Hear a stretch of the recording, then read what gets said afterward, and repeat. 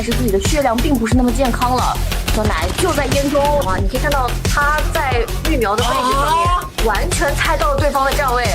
呱呱绕了一个大圈回来，把人清了一下，抓到劣势复活点了。呱呱，看看怎么打，转起来。肯定哦，被抓太那个了。队友旅店带走，下面双杀，居民不敢来了，他就打3个。我的天哪！他白房也是 no no， 实战这个点埋的太好了呀。作为打手枪的选手吧，哇哦，亚瑟 This is important. Once Kazuko Legacy gets the flood in here. ออกมากาโต้จะเข้าเป้าเป็นเด็กระยะไกลแบบนี้มันอยู่แล้วปาดมาได้กาโต้ไปต่อแล้วดูต่อเซตเทคใน Peter Fluency once more here towards the bomb side. A bomb, so you better watch out. Their timing and their coordination. Trickling in one at a time. They have got that partnership. They've got those duos pushing in together. Setelah hardpoint ketiganya, Aimer coba untuk masuk dan satu operator kill. Nah, soalnya udah setup duluan ya. Sayang sekali ya, Clock ini mengeluarkan ulti yang sangat poin sekali. Demorge will come in. Yado's skirt AD under his name. But till then, whatever the West Point Marvel Okies have been able to do, Javen has been able to deny. 问题不大，火焰还在我们手中，小心 unlucky， 一定要小心 unlucky 这个歼灭者，一个补了。是的 ，Mac 这里你把狙怎么操作呀？你操作不了的吗？什么？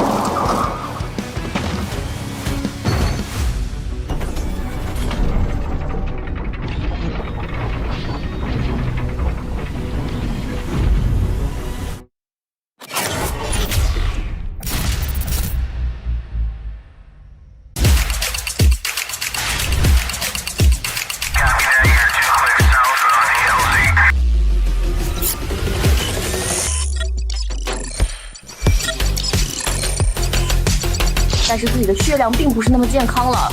酸奶就在烟中啊！你可以看到他在育苗的位置上面，完全猜到了对方的站位。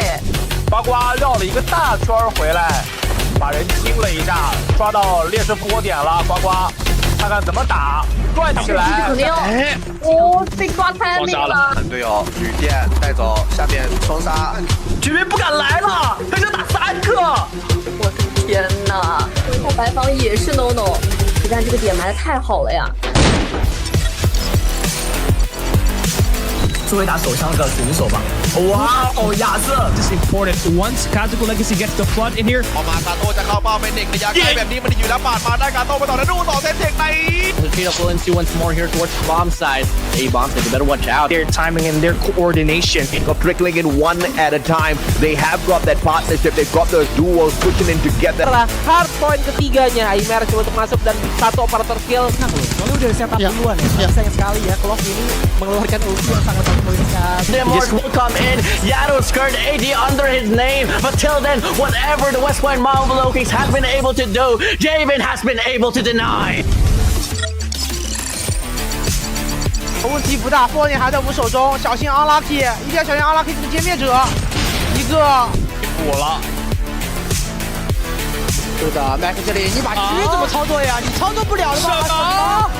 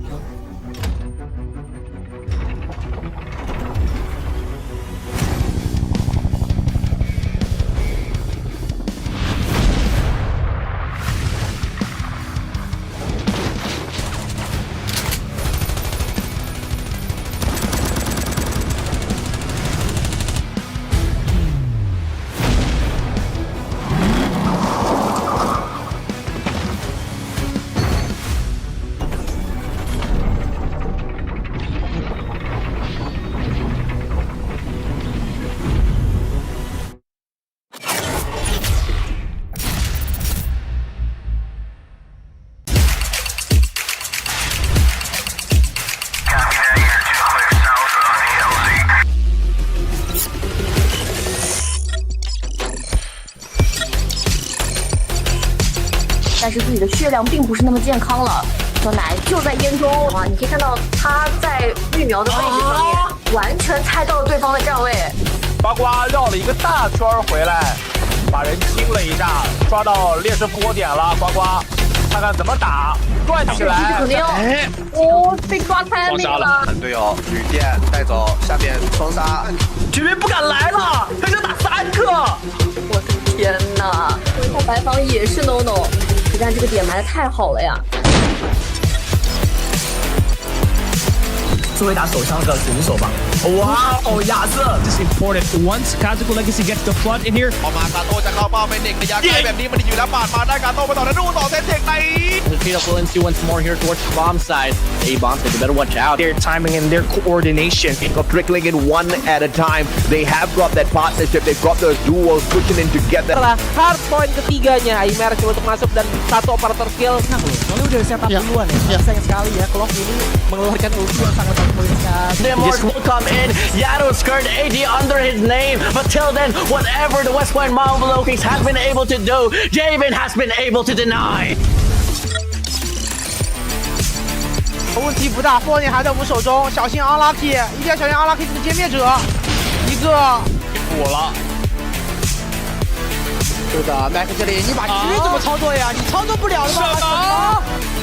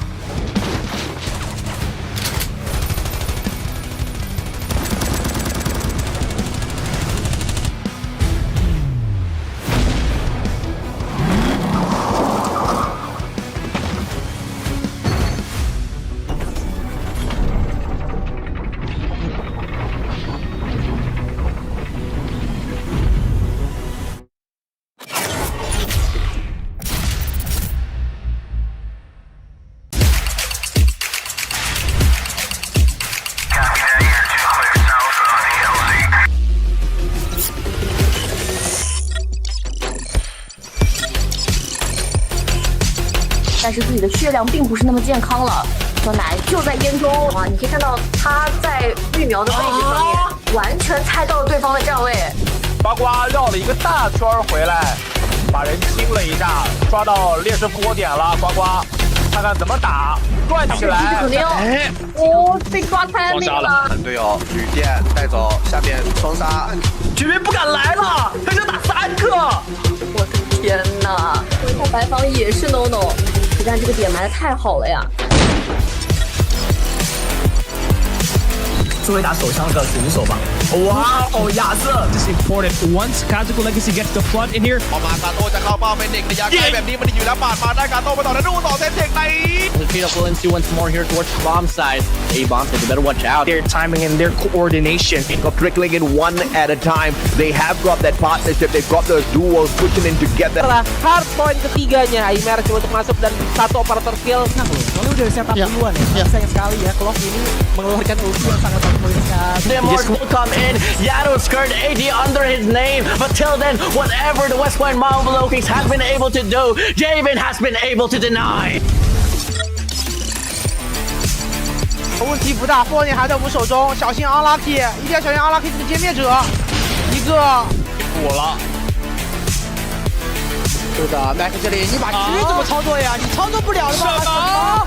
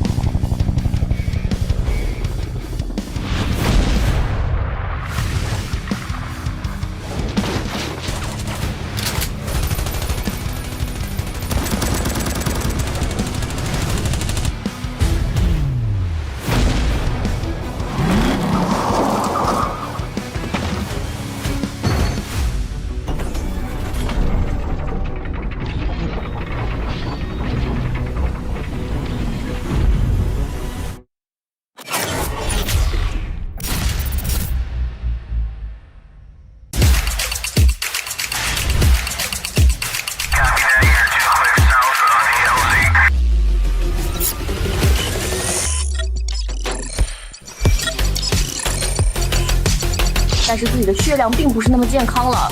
酸奶就在烟中啊！你可以看到他在育苗的位置上面，完全猜到了对方的站位。呱呱绕了一个大。Ladies and gentlemen, welcome to the show. This is Call of Duty Mobile Summer Invitational 2023. 12 teams from different regions broken into 2 groups. Battle for the chance to be champion for the season. And today we are going to see Group A. And on the caster's desk, I am Neptune and WPML. Together with me is the one and only WardeN, who will look at you and lock you up if you look at him wrong. Well, I do have a mistake for you all. I mean, I do owe you all something, and that is my eyebrows. Unfortunately, I cannot shave it, not until I get my passport renewed, but rest assured, once ever I do get it renewed, these 2 things will be straight out of the way. But Neptune, glad to be back here on the deck with you. It's been such a long time. I think the last time we casted together, it was during the run for CDFI. Yeah, it's been a long time. I mean, imagine one full season, and we're talking about summer and fall, since we last casted with each other. But I'm really excited to be here in the desk with you right now, and really love the hair. I would love to have that hair, but so far I'm wearing the gray at this point, so it would be a contrast to what I have currently.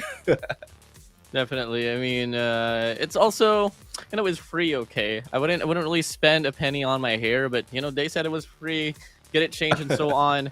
Now I don't know what's with me and my hair, but this one's gonna go off. This one's gonna change color simultaneously. I don't know. I really don't know what's about with myself. But anyways, enough of this. I mean, Neptune. Yeah. Another CDSI day. 3 series inbound here. I wanna hear your thoughts. What's gonna be the game that you're eyeing for today? Well, I would say I'm excited to see this group because for the few days that I've been casting, I've been looking at Group B. So Group A this time, I'm really excited to see the Garena region like up front and personal. It feels different when you're watching it as a spectator and compared to as a shoutcaster. So I really love to see everything that's going to happen right now, and as well as how how it will be turned around, because so far, based on the statistics or based on the number that they pull in on the groups that we have in here, it's pretty much identifiable who might be able to win each of the series, but I want to be surprised if they can turn it around. Yeah, I mean, definitely. I mean, it's going to be a tough run here overall for that side of the spectrum. But, I mean, all eyes on the first game as well. Q9 up against the West Point Mamba Lokings. This is the first time that the Lokings will be facing a true Goliath in here on the CDM region. When we're talking about Q9, which is known to bag titles here on the CDM region. So, I think it might just be the West Point Mamba Lokings struggling just a little bit here, because just judging from experience all the way down to the polishment of Q9, I think it might just stop them off. And keep in mind, on the Group A itself, specifically, the West Point Mamba Lokings and Almighty is tied up on the point department now. And whoever wins, if ever West Point Mamba Lokings wins this one up, I think they might just be able to put a convincing run for them on the knockout stage, because I think seeding also matters once they move over to the next stage of the competition. Exactly. I mean, you don't want to be going the long route to head over to finals, and that would depend on who you'll be facing as well. So unless you're really confident with your skills, then you can go in take a few punches, take a few losses, and then move the longer route through the competition and still end up as a champion. But as we look right now in here, we'll look at the teams coming in from each region. We have King Zone, Q9, MTG, AG, DYG, E-Star, and that went very, very fast. But let's look at the groupings. Again, this is the Group A that we're going to see right now. And as WardeN mentioned, Almighty and West Point Mamba is all tied up right now on the second place with 10. So that would depend on what will be the result of the games today as to who will be moving up. But if we look at the lineup, probably later will be shown on the lineup of who will be challenging who, then I guess all the viewers out there will have an assumption as well as to who will be moving up a little bit further into this game. Again, I want to be surprised. I want some of the teams to really move up and deny all the data that we have, so that we will see a little bit of I would say, awakening for some of the teams, and even they will be intimidating the other teams who's undermining their strategy or their tactics. Definitely. I mean, in terms of impact games throughout this day, at least, Standpoint Gaming up against wait, if I'm not mistaken, I'm sorry, Standpoint Gaming against Almighty. I don't think it's going to be the most impactful run here for AMT. Disregarding whatever happens, I don't think it's going to matter at all. Really eyeing out for that game number 1 all the way down to that game number 2, actually. Yeah.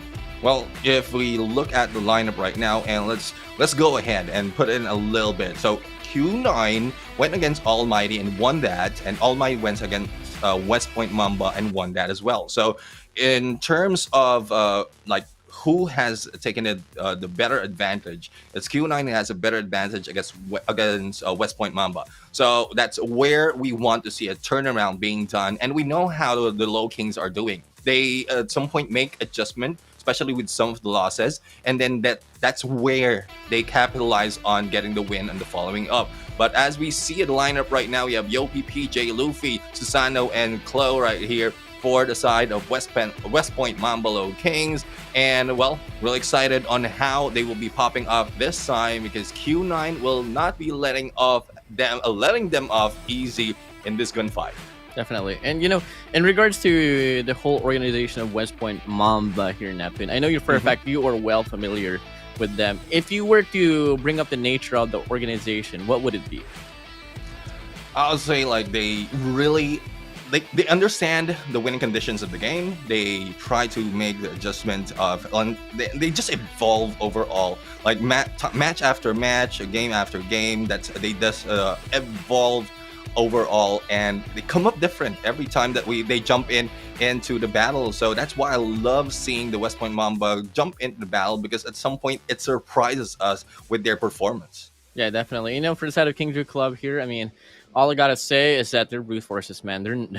They're not a team that you should be messing with, and you can totally expect that you can offer a complete and polished and processed team here, especially against the West Point Mamba Low King. So it's going to be interesting in how this one's going to play out. So before we do head straight into the game, obviously we do have to go for the gunfight segment. And I think if ever we do head straight there, I think it's going to be PJ and Yopi for the side of the West Point Mamba Low Kings. And on the contrary, it could be Uling and Sun.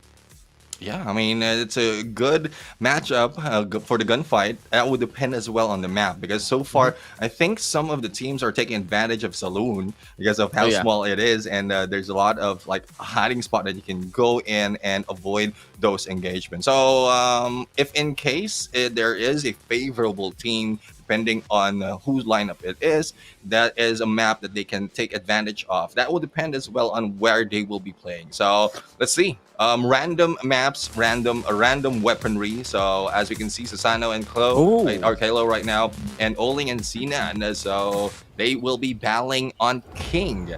And well, another interesting map that they are playing the gunfight. I think this is probably one of the best 1v1 maps there is. So love it. Now, Uling and Zinan for the side of Q9, Susano and Chloe, as you did say. And so far, it's been the first round here. It's a pretty passive approach here for Q9, while on the contrary, West Point Mamba Low Kings looking to get an angle. Yeah, the angle. Hopefully it will pay off for them, but Oling just takes advantage of Chloe, and it is now 1v2. I'll see where Susano will be playing this, and might be surprised. Didn't look that corner, and backstab happens, and Zinan as well as Oling takes the point. So it is Q9 Club, Chingju Club taking the first point. West Point Mamba just waiting for them to fire back. Fire back now. Good run for them. 2 more to go to get the sweep off, and now West Point Mamba Low Kings still showing the same nature as they did on the first run, but it's going to be them getting the first blood. Uling left alone. In dire situations like this, you'd expect a player like him to clutch things up, as now he takes down Susano. Chloe doesn't go for the trade, and he does finally puts himself into the scene. And now we do see the Low Kings bagging their first round as well. I love the trade-off in these games, especially in gunfight. Though there's a lot of like advantage that you can take if you win this, but trading them off, it means that they're making those adjustments just from this match. And we're just talking about 2 players from each team. What more if you have a full squad? But Sinan right now has been surprised Chloe from that peak. And with information right now, this can be utilized by Q9 to pull the team onto the other side, but Susano will be going in and will be taken down by Oling. Another point will be taken by Q9 Club. Another point that's going to be match point now for them. 1 more to go to be able to pick off the sides and get off the advantage here. So exactly what Q9 is really anticipating to do. Really playing this one passively. And once again, very aggressive approach here for West Point Mamba Low Kings. Really different for Q9. And as we can see, they're looking to go for a double chow now, and they do take down Zina. Now it's Uling once again left alone in a 1v2. 1v2 situation. Clo right now, and there goes the hit. No surprise right there. A trade-off is expected, and it is now down to the line. Anyone can take this gunfight and take advantage of the map right here. But Fennec right now will be utilized, and well, though it is a close range weapon, based from what we've seen in the other engagement, like it can go a long way. They can get the distance and still fire straight point against the opponent. So well, we'll see on how much distance they will take not to be caught red-handed. Bowling, getting away from that smoke, probably a little bit of surprise as well. Thinking that it might damage him, but he don't want to be surprised if anyone peeks in through that smoke. Chloe had a good advantage against Sinan, but based on what we've seen earlier, he has been surprised so many times in that area, so he don't want to be caught once again. Definitely. So far, the longest round here for gunfights that we've seen in this competition. And we do see Chloe making a lot of noises on top. Uling is just right around. The laser pops through, but Chloe with an SMRS will shut him down. Now it's a 2v1. Xenan, can you get the clutch? He's going to go for the capture. Chloe drops the capture down. right now. Go for a slide. And Q9, they win by the capture. 3-2. Q9 gets the advantage. Oh my goodness. I mean, I don't know how they missed that.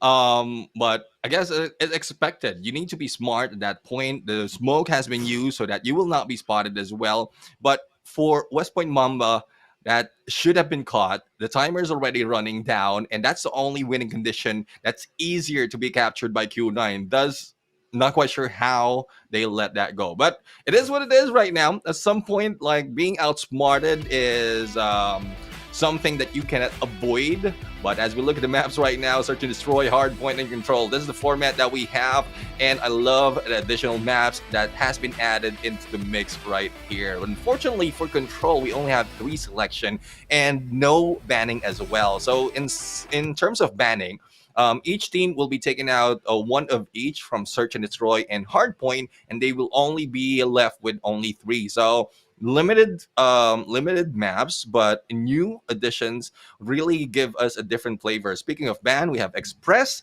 and firing range for SND, Hardpoint, Apocalypse, and Hacienda. And like, they really hate Apocalypse in the Hardpoint stage, but I'm disappointed right now, like, not seeing Express as an option for search and destroy, because we've seen a lot of great gunfights in this map. Yeah, definitely, man. And in terms of disappointment for maps as well, I'm pretty disappointed that Arsenal hasn't been played. Correct me if I'm wrong, right? But I don't think it has been ever played here, at least for this group stages. Now, I do hope, and I think we're bound to see if Arsenal be played on the knockouts, because it's going to be a best of 7, if I'm not mistaken, all throughout. So that's going to be pretty wild. But for now, it's going to be... Or, you know, I don't want to get too ahead of ourselves, because maybe it's going to be the time for us to see Arsenal get played out at this very day. This might be the case. I mean, that might be the case. Arsenal right now, because of how long we've been running in this CDSI, some of the teams might have already practiced in that map, because initially that will not be an option because of how... I don't know how much time they have preparing before the CDSI, but if you put in something new, like a map, and you were caught by surprise by other team who really are well known or who are familiar with that map, then you will definitely get lost. But this time they have a chance to really study and understand how they can take the rotations, even spawn on Arsenal. So we'll have to find out if that is the case at this point. But for those asking earlier, I saw in the comment section, I think the attachment from the gunfight is random as well. So don't be surprised if you see a red dot in some of the weaponries right there, especially in the Fennec. So that is something that gives a little bit of twist for some of the players right here, and when they start and get the advantage in choosing a map. Actually, I think there was one player from the CDM region where he was actually using a red dot on the Mythic Fennec Ascended. So I don't know how to feel about that one, but I don't think it's going to be the most practical one, because I think if ever you do rock the either the red dot or the holographic, it does add more aim shake compared to the iron side of the mythic. So not gonna be the most practical, but I don't want to take it away from that player itself. I mean, he's there playing, he's there competing for a reason compared to me being on the caster's deck, you know? Yeah. I mean, it's like that's one reason why the attachment is a good thing as well, because you can put in like what works for you. It doesn't need to be what other guys are using will be the same thing that you have, unless you can get a hang of it. But at some point you can also customize it based on your game style, based on how your usage. And yesterday we were talking about, like me and Wasabi were talking about how some of the players are holding their phone, and I can't quite remember which one was it, but they were putting the phone on the table and playing like it was a tablet. So again, it depends on your play style. A lot of factor can change your game style, and attachment is no excuse. Yeah, attachment is totally not gonna be an excuse. Now we are seeing a preview of the players themselves. Got Uling, HS Lin, Zenan. Who do we have next? We do have our boy Sun as well. We're just waiting for the last player to connect. Sun, are you okay? It's okay, my boy. It's okay. You gotta caffeine up, my guy. Got a long match up ahead against the West Point Mount Below Kings. And last but not the least, we do have B.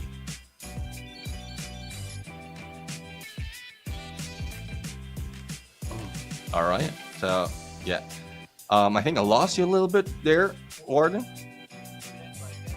All right. I think we lost each other, but it's okay. It's okay. It's okay, Neptune, because we're gonna be meeting each other once again, reunited. I mean, literally reunited. I think it's been like what? I think like 9 months since we haven't casted with each other. It's been a while, brother. Yeah, it's been a while. Like if it would be 9 months, that would be for the times of GM3, if I'm not mistaken. Yeah. So like it's because I would know, because like we just had a baby, and that's about the same time that that Iconic Garena Master was happening. So there's a lot of, I think we had a sneak preview of which map they will be playing, because if I'm not mistaken, from the side of Q9 they were like having an Express on oh no, they had Express banned already, so I don't know which one is that. But I love the scene as well earlier, wherein they have a map on a monitor, and they have a clear view on what rotations that will make. But again, I'm pretty sure you guys are excited in the comment section right now on what will be happening in this game. We are excited as well as to how this match will start and end. But like in TV, we don't have that much of control of what's going to happen right now. So all they have to do is wait and make sure that you take advantage of this time to like and share the stream, because a lot more will be happening, not just CDSI, but in the near future. So make sure you're updated with all of those. Definitely, man. And I have this very specific question to your Neptune. How many children do you have? Like after the baby, that's my third. So okay, so I got something for you, brother. You got your wife, you got your children, you got 5 players in line now. You guys are ready to compete for Call of Duty Mobile. Well, until my youngest can hold a device, yes, I guess we are. Because like for those of you who don't know, like me, the wife, and my second daughter, like at some point we do play the game. We do play multiplayer, and like I even put it in the stream at some point that I was playing with them. So they also love the game. They also understand like what are the winning conditions, but not so much in the competitive. It's more of a bonding stuff and things that really improve our communication, me and the wife's communication. So hopefully you can try that as well for those of you who haven't tried it. Wait, that's such a hard thing to try, brother. But oh well, I mean, someday might consider, but for now, a bit too young. Again, I'm like in comparison, similar to what I said with Wasabi, WardeN right here is a lot younger than I am. So it's only WardeN is only a few years older than my eldest daughter. So imagine my age right now. And I don't want to spoil the beans. Probably we can put a giveaway, something to guess my age, but for those of you who really knows me, you might understand what I'm talking about. But this time, Search and Destroy will be played in slums, and we'll have to find out which of the team is going to take a win. It is Q9 who's taking the attacker's side at this game. Battle of the snipers here. It's all going to be going down to who can get the first pick-offs with the scopes, and really good respondent here for West Point. Mamba, I mean, they're avoiding the early altercations, breaking the timing, and that's going to be Q9 not really finding anything out. And look at the stack play that they're putting here on this Bravo side. Might just be a good respondment as Q9 is also leaning towards this direction. Yeah, this guy from West Point Mamba, PJ, might hit them with a surprise, especially with the angle that he's taking. And it's a good position that they have, not really showing any signs that they are in the area. And Kalo or Chloe was able to take down Sun right now. Chloe might get for a double, but missed that shot. And he has been waiting, but no! B will be flying right now. He won't be able to sting anyone. And Lin right here takes down Chloe. But it is a 3v4 situation still favoring West Point Mamba. Let's see on how will they react. It's crazy how much impact Chloe has been able to put up now on the Search and Destroy. Keep in mind, on the primary rotation for West Point Mamba, he's only active on the run for Hardpoint. Sano out from them. And with him showing great life here on Search and Destroy, this is totally a stunner for me to see now. With 2 kills accumulated, that's going to be Son and B out of the equation, forcing it down to a 3v4 as he did lose his life in the process. With 30 seconds left on the clock, Q9 has to make a move. Yeah, they have to make a move. Let's see if Luffy will let go of that gum. Yopi takes down Lin in that gunfight. Now, it is a 2v4 situation. Sinan might have a good view trying to... and this is a risky move right now. I mean, there's several times that you can try to peek. And PJ was able to take down Oling, but Susano has been taken down by Sinan, but PJ finished it off. Now, it's 1 point for West Point Mamba. I guess this is retaliation from the gunfight that happened earlier. And this is good, I would say, because if you're heated up because of how you missed or dropped the ball in that game, and they might use that as motivation in this match. It's something about Q9 though, is if ever I was to bring in one specific mental gameplay against Q9, is that never get too complacent. Yeah, you gotta try to change things up continuously inside a game, because Q9 is so quick to adapt in terms of making different plays. But unfortunately, it's gonna be a good read here for the West Point Mamba Lokings at the first hand. Susano will take down Uling. Swift shot, swift kill, making it a swift 4v5 as well.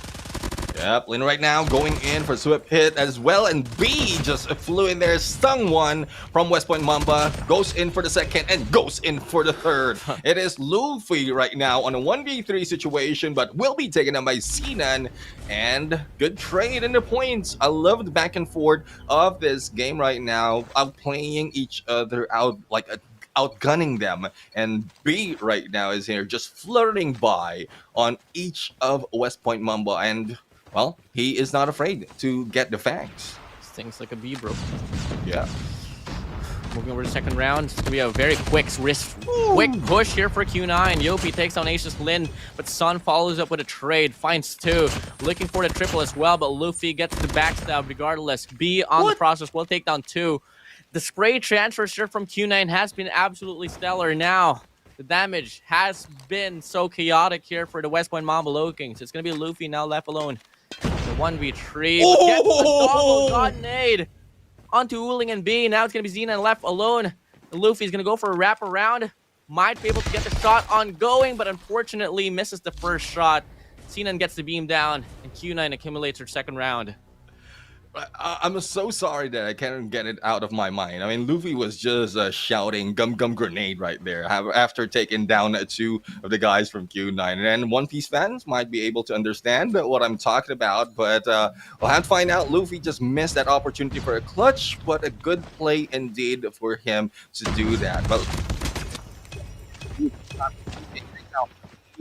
and well, the multiple frag already. The plant has been done with Lin surviving that nade. Oh, big clash coming through here on his B bomb side, and it's going to be West Point Mamba Lokings coming out on top. Uling through the smoke. Will take down Yopi.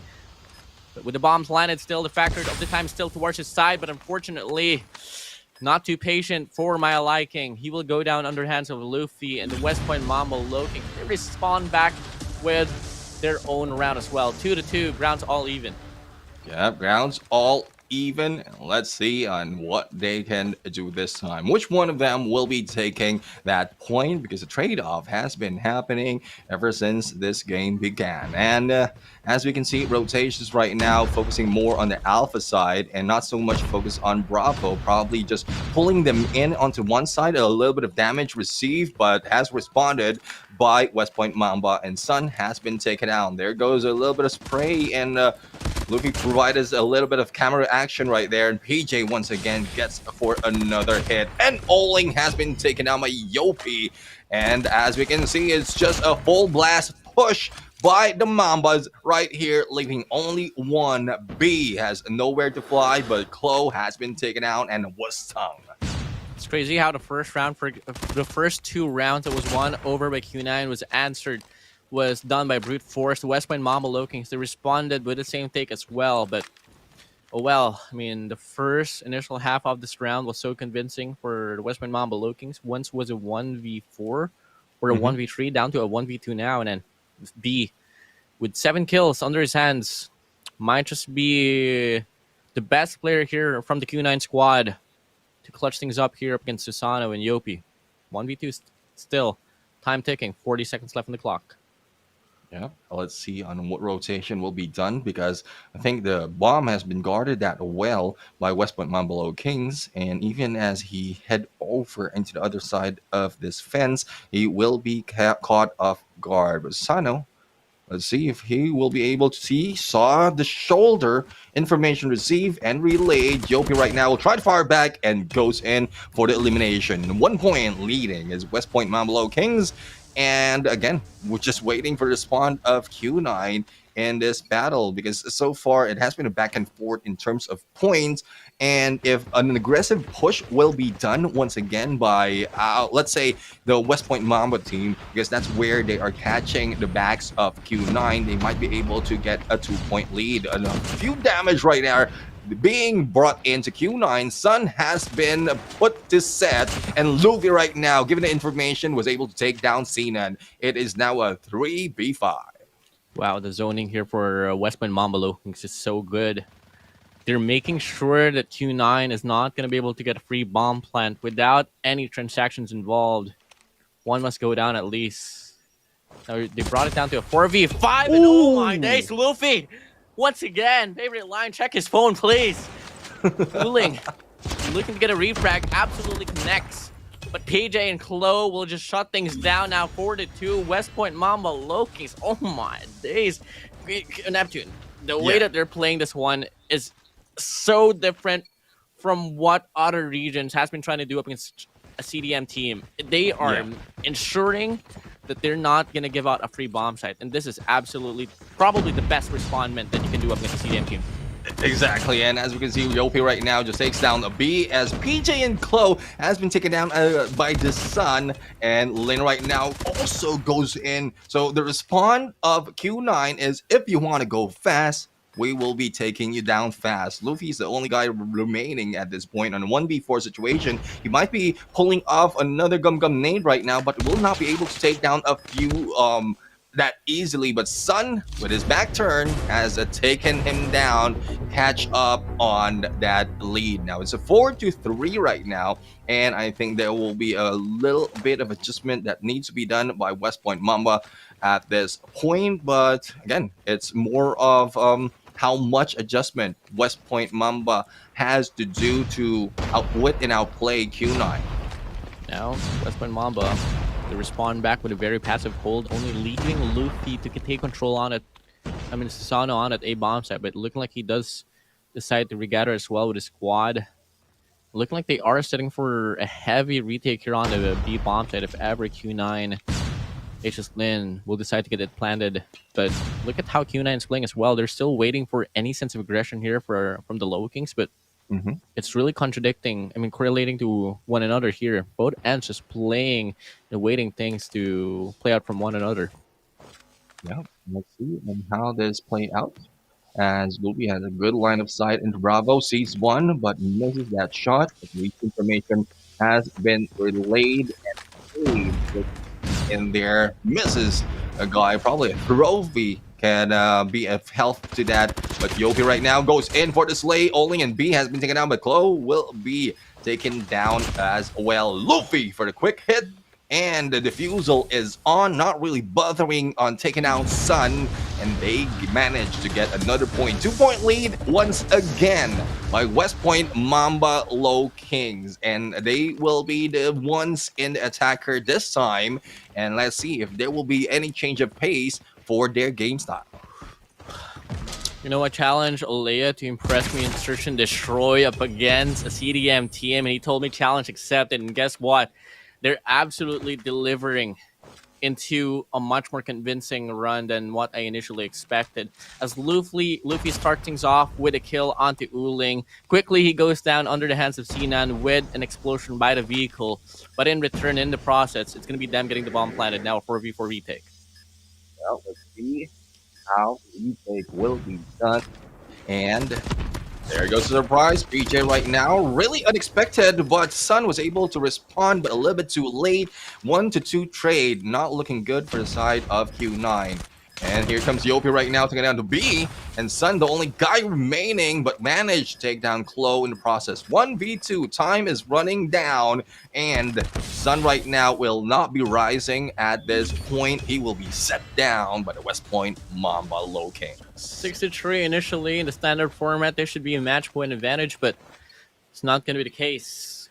Now we are seeing them pull away with a Search and Destroy. And keep in mind, Slums is probably one of the favorites in terms of Search and Destroy for the CDM regions, for West Point Mamba Low Kings to show this type of dominance. It's pretty impressive, but it might just be a turnaround here on this round. As HS Lin will find two. Sun in the process will take down one as well, leaving the scopes alone here for the Low Kings. Luffy, Susano, what can you do?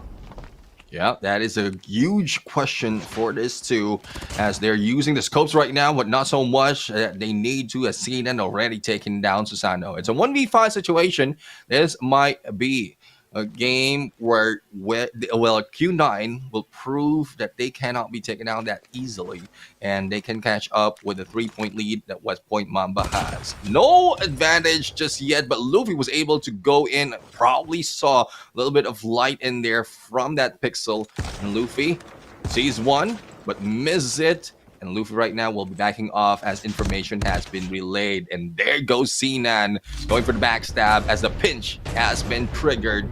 And a 2-point lead. Q9 trying to catch up. Yeah, Q9 pulling away, lowering down the lead. This is going to be a pretty nice reset for them to offer now. Let's see if ever they have a bit more adversity this time in this round, or diversity at least, because they got to change things up. Can't play the same game twice, and looking like West Point Mamba Low Kings in the process. They tried to respond back with a passive-aggressive approach, but it's not going to work out at first. Sun will take down two. Chloe in the process will take one before he goes down, but is it going to matter? Absolutely, yes. The damage is so spot on here for both of the squads. Susano, Chloe now against Aegis Lin, Uling, 2v2. Big gunfight. Big gunfight is about to happen as well. Into this side, Oling has a good visual as the nades being thrown. Susano will be taken down. Bomb is ready on the ground. And Chloe needs to back off. Don't want to be greedy in getting that bomb. There's plenty of time for him to crawl himself up. But Lin right now might be caught by surprise. A backstab will be happening, missing, but managed to follow it up. 1v1 situation, but not so much can be done as Oling just waited for him to peek.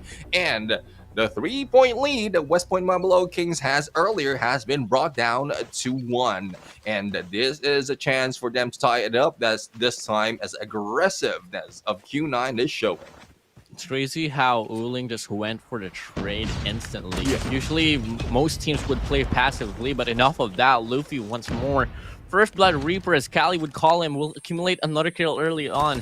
It's not going to be HS Lin out, but is it going to matter? Absolutely a big trade-off here from both ends of the squad, but at this moment, it's going to be the West Point Mamba Low Kings pulling away, having the numbers to their side. Yeah, they have the numbers to their side. They pull back a little bit so that they will not be caught off guard. And as they wait for a chance to go into either of Alpha and Bravo, I'll find out if they will be able to get the information that no one is in Alpha just yet. The mid lane has been taken by Oling, and good advantage for him to see anyone coming through those cracks. But Yopi right now just waiting for like the patience of Q9 to run down, because they are just backing off right here, not really giving that much of attention in running in and going for the plant. But as the timer goes down, this might be the chance for them to go and head on against Q9. The chance looking like it's going to be a commitment here on a B bomb site. Sinan just right around, taps the bomb, information relayed. Uling bites the rotation, but Yopi takes on Sinan. Now Uling gets a refrag onto Yopi. A 1v2. Luffy, Susano all down to the scopes once more. Against the scope as well. Master scope won't last no longer here for Uling. Luffy shuts him down now. West Point Mamba Lokings, they retain back the double round lead. Yep, double round. And probably a chance for them to take the 3-point lead that they had earlier and reach match point. That will depend on how well Q9 will be responding. They will be slowing down this time because that tactic is not working anymore. Again, if you're using aggressiveness into 1 point, you can do it, I guess, back to back. But the third time, you will need to change a little bit because you will be caught off guard once the rotation as well as your positioning has been identified. And speaking of identifying, Susano has been identified right now and already being taken down. Oling still on fire. And looking at the other side, barely made that shot and is now moving to the direction to where West Point Mamba is. And Sun right now just put the Sun in there, and Oling follows it up against Loopy. It is just a rollover. And here for the side of Q9, as West Point Mamba has been put into hold, no movement happening because there's nowhere to go. There goes the point being taken back by Q9, and it is back to a 1-point lead by West Point Mamba Lokings. It's crazy to deal with a team like Q9. You go for default, you're gonna get picked off 1 by 1. You play aggressively, it might just be the better chances, honestly. Yeah. But at the same time, if you want to go head to head, it's still not gonna go to your favor, as they are so mechanically gifted in this game. As we can see, brute force will be the answer here for the West Point Mamba Lokings, but clearly the kills going for the 9 of the Q9 club. Sun finally goes down under the hands of Luffy, but unfortunately 2 kills has already been accumulated. Edge's Lin takes on PJ as well. Now it's once more, it's going to be Luffy and Susano here in a 2v4 situation. Just Q9 about to even things up. Yep, and if they do, it will be difficult for West Point Mamba. There goes Hinan taking down Susano after Luffy was able to go for that hit.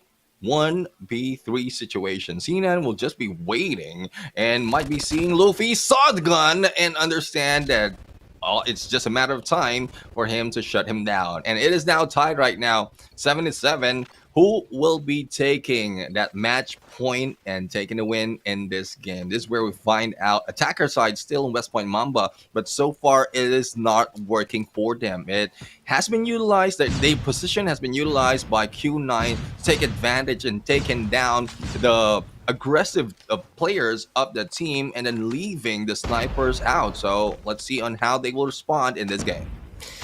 This is a big possibility for an overtime. As we can see, both teams on match point. But now look at this. Big blitz play here for Q9 will come in. Ooh. But they get shut down by Yopi on a tree spray for him. 15 kills in total in this lobby. The most so far, second to the most at least, behind Sun. Yep. But that's going to be a big one here for West Point. If you're on the side of West Point Mamba Lokings, you love to see that. Yeah, I mean, imagine was able to go and take down even, like, I guess that was just 1 mag that was able to take down 3 out of Q9. So let's find out if there's anything more that Yopi will be able to do in here, or will the numbers just be spread around to the rest of the gang. Chloe right now just waiting, but listening as well as to a few of the sound cues, and Oling surprise Chloe as Yopi, or after Yopi has taken down one of the teammates in Q9. Oling right now is waiting for that perfect time to take a peek and take down the one, and PJ has been brought down to his knees. And let's see how the 1v2 ends right now, because it's down to almost 10 seconds and defusal might be happening. The peek has been done, but the getaway also has been managed by Luffy. Good bait and switch here for West Point Mamba Lokings, giving them down the match point advantage. Here we go, 8-7 now. If ever the trend under FAD stays the same, it might just be Q9 Club here responding with another round, hence forcing an overtime, but they're going to get through it first. I think the best respondment that they can do is just play this one safely, passively, and just rely on the retakes. Because clearly, in terms of head-to-head now, West Point Mamba Lokings has been pretty convincing as well. Yeah, exactly. I mean, especially for how they managed to take down a few of the players from Q9 as quickly as a one hit has been done. So let's see if that will be the case this time. Will they be taking a point? And Susano will be taken out with a God Nade coming from B.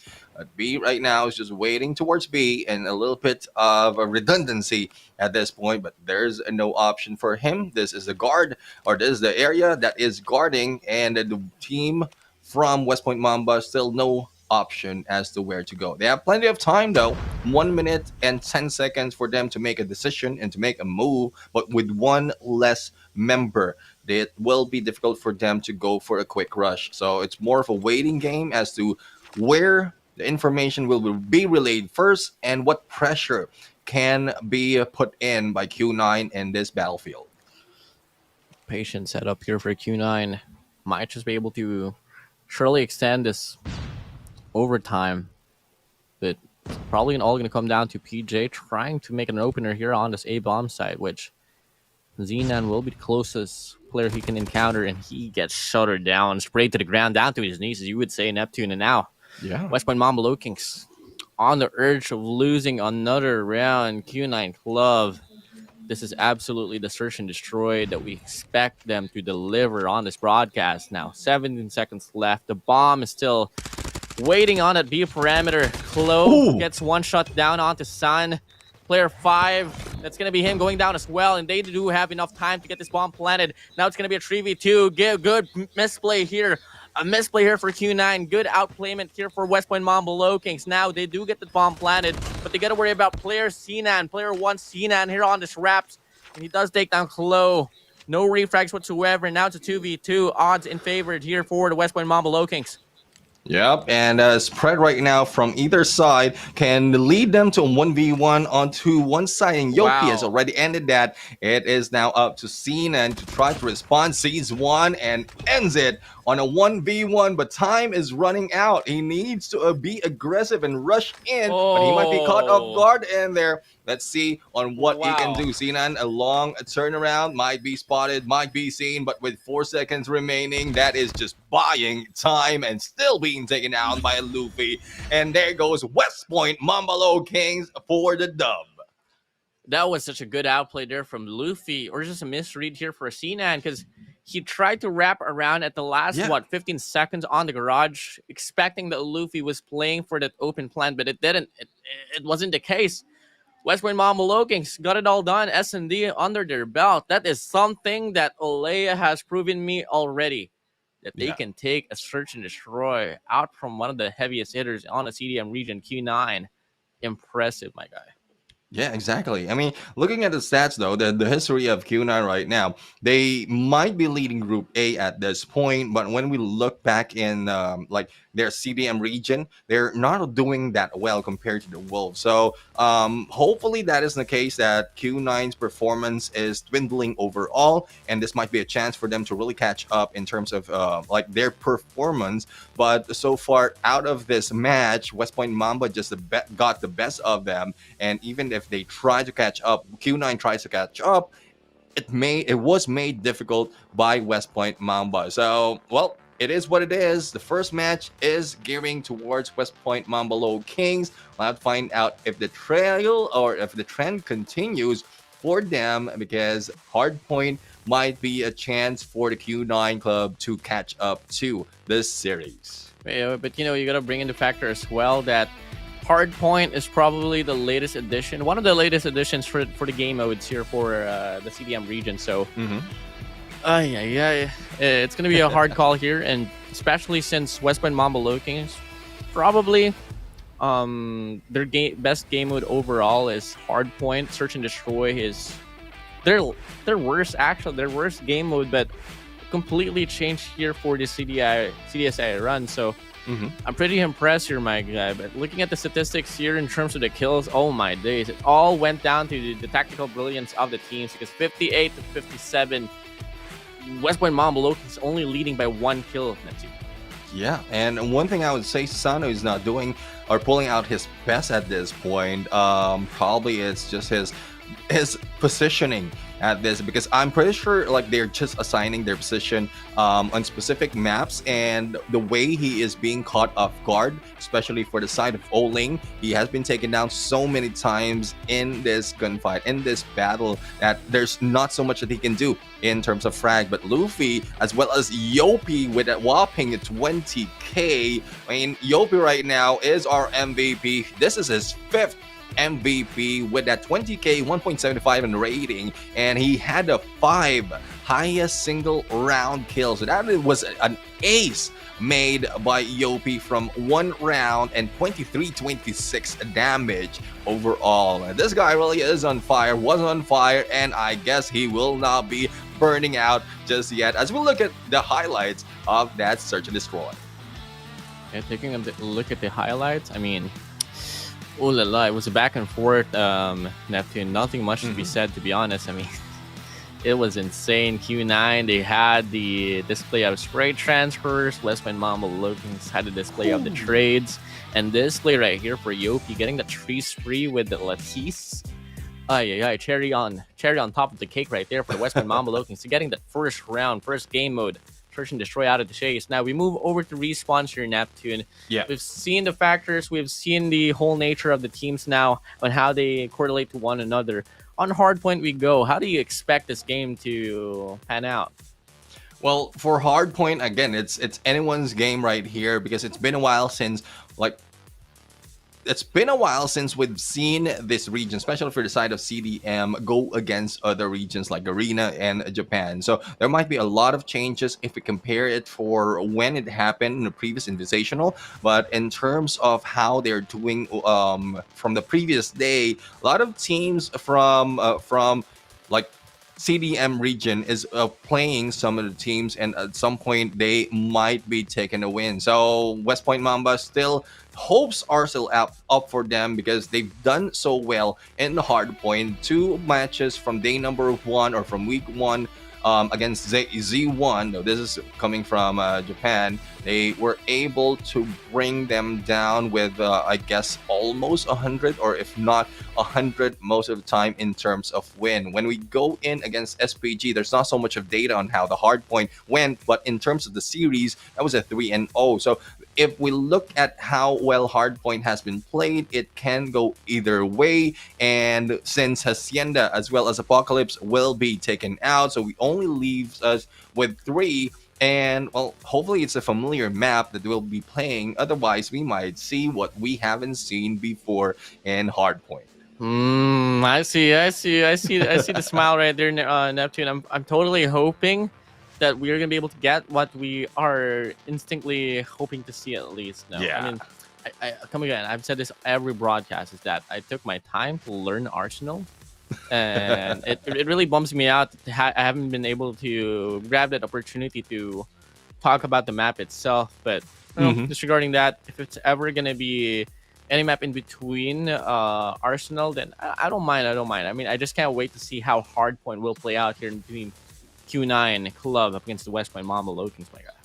Yeah, exactly. And well, let's see. There's a few prediction right now on which map will be played in Hardpoint. Summit is being put down in the comment section. So that has been a familiar map, especially in the CDSI. Yesterday, we've seen, I think, several teams already taking Summit and that Hardpoint, and a few more from when Group A has been playing. And it's a familiar map, as well as a winning condition has already been brought in, especially on the how Q, like the P1 and P2 is can be chained, and then they can also carry it over to P3, wherein some of the teams who have not been doing the same or well in the first hard point in that map can really take and catch up into the lead. So there's a lot of different takes in terms of winning, especially when they jump in hard point for that summit. But anyone else who have any suggestion in which map or a prediction on which map will be played, apart from those who's watching from a different broadcast, because I don't like the spoilers, but it is the summit right now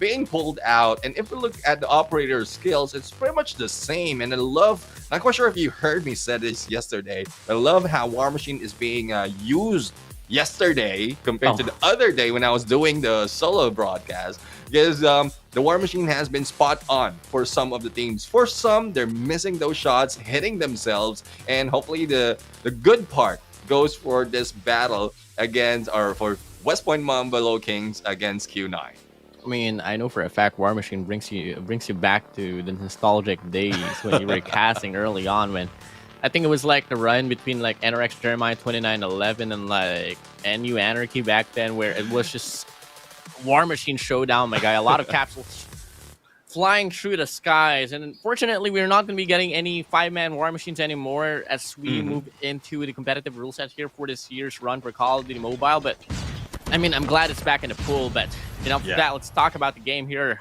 Hardpoint on Summit. Hardpoint number 1 will be the topic for this one now, Neptune, as we do see the first initial break. West Point Mamba Kings holding this one down. Yeah, the break has been done, but the slays is being done a little bit better for the side of a Q9. And this might be the advantage that they will be waiting for, despite of not really stepping into the hill just yet. And this time they are gathering points with a 7-point that West Point Mamba Kings has taken, easily being overtaken by Q9 Club. But it's back and forth in this control room battle. Sun right now just takes down 2, but will be taken down from the side. And this approach of Q9 has been caught red-handed by West Point Mamba, and with PJ on the KRM, they will be stopping them in this door. So on the other side as well, a lot of engagement happening, and Luffy with that CBR really slaying a lot. So there's no question as to how well Luffy is playing this game. Regardless if it's in a snipe, regardless if it's on an SMG, he can still put in a lot of slays in the game. Oh my god, you gotta see the sensitivity of Luffy at some point, man. He's playing on like 38 base sensitivity. This guy has to like swipe 4 times before he can make a 360 degree turn. But overall here, West Point Mamba Kings, UP and PJ on the KRMs. Sano and Chloe with the Phoenix, they have totally adapted to what the meta is currently at here on this Call of Duty Mobile run. PJ on a 2-3 with a KRM, looking to get the triple as well onto B, but it's going to be Yopi getting the kill regardless. Now we can see that Q9 Club, everything is just going haywire for them. Yeah, I mean, it's been a while that we've seen a lot of people utilizing the KRM in competitive scene, and I guess with the rise right now of damage being put in by this weaponry, it's no surprise. But even in the other tournaments, not just this Invitational, a lot of KRMs will be pulled out in the battle, not just in Hardpoint, probably Control as well, tied up with some of the snipes being utilized. But as we can see, you might not be seeing me smiling, but War Machine gameplay really brings back nostalgia, as well as a little bit of a smile in my face because of how it started the tournament scene in Call of Duty Mobile.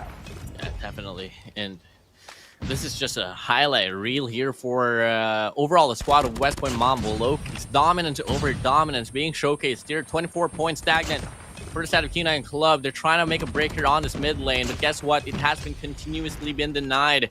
Overall, investments here, raw mechanical gunfights, West Point Mamba Kings, absolutely excellent. The only thing that they lost out is the spawns, but is it truly going to matter? Absolutely not. It's only going to be scrap time being battled out for, and finally Q9 gets to break, but only for like 16 seconds left on the clock.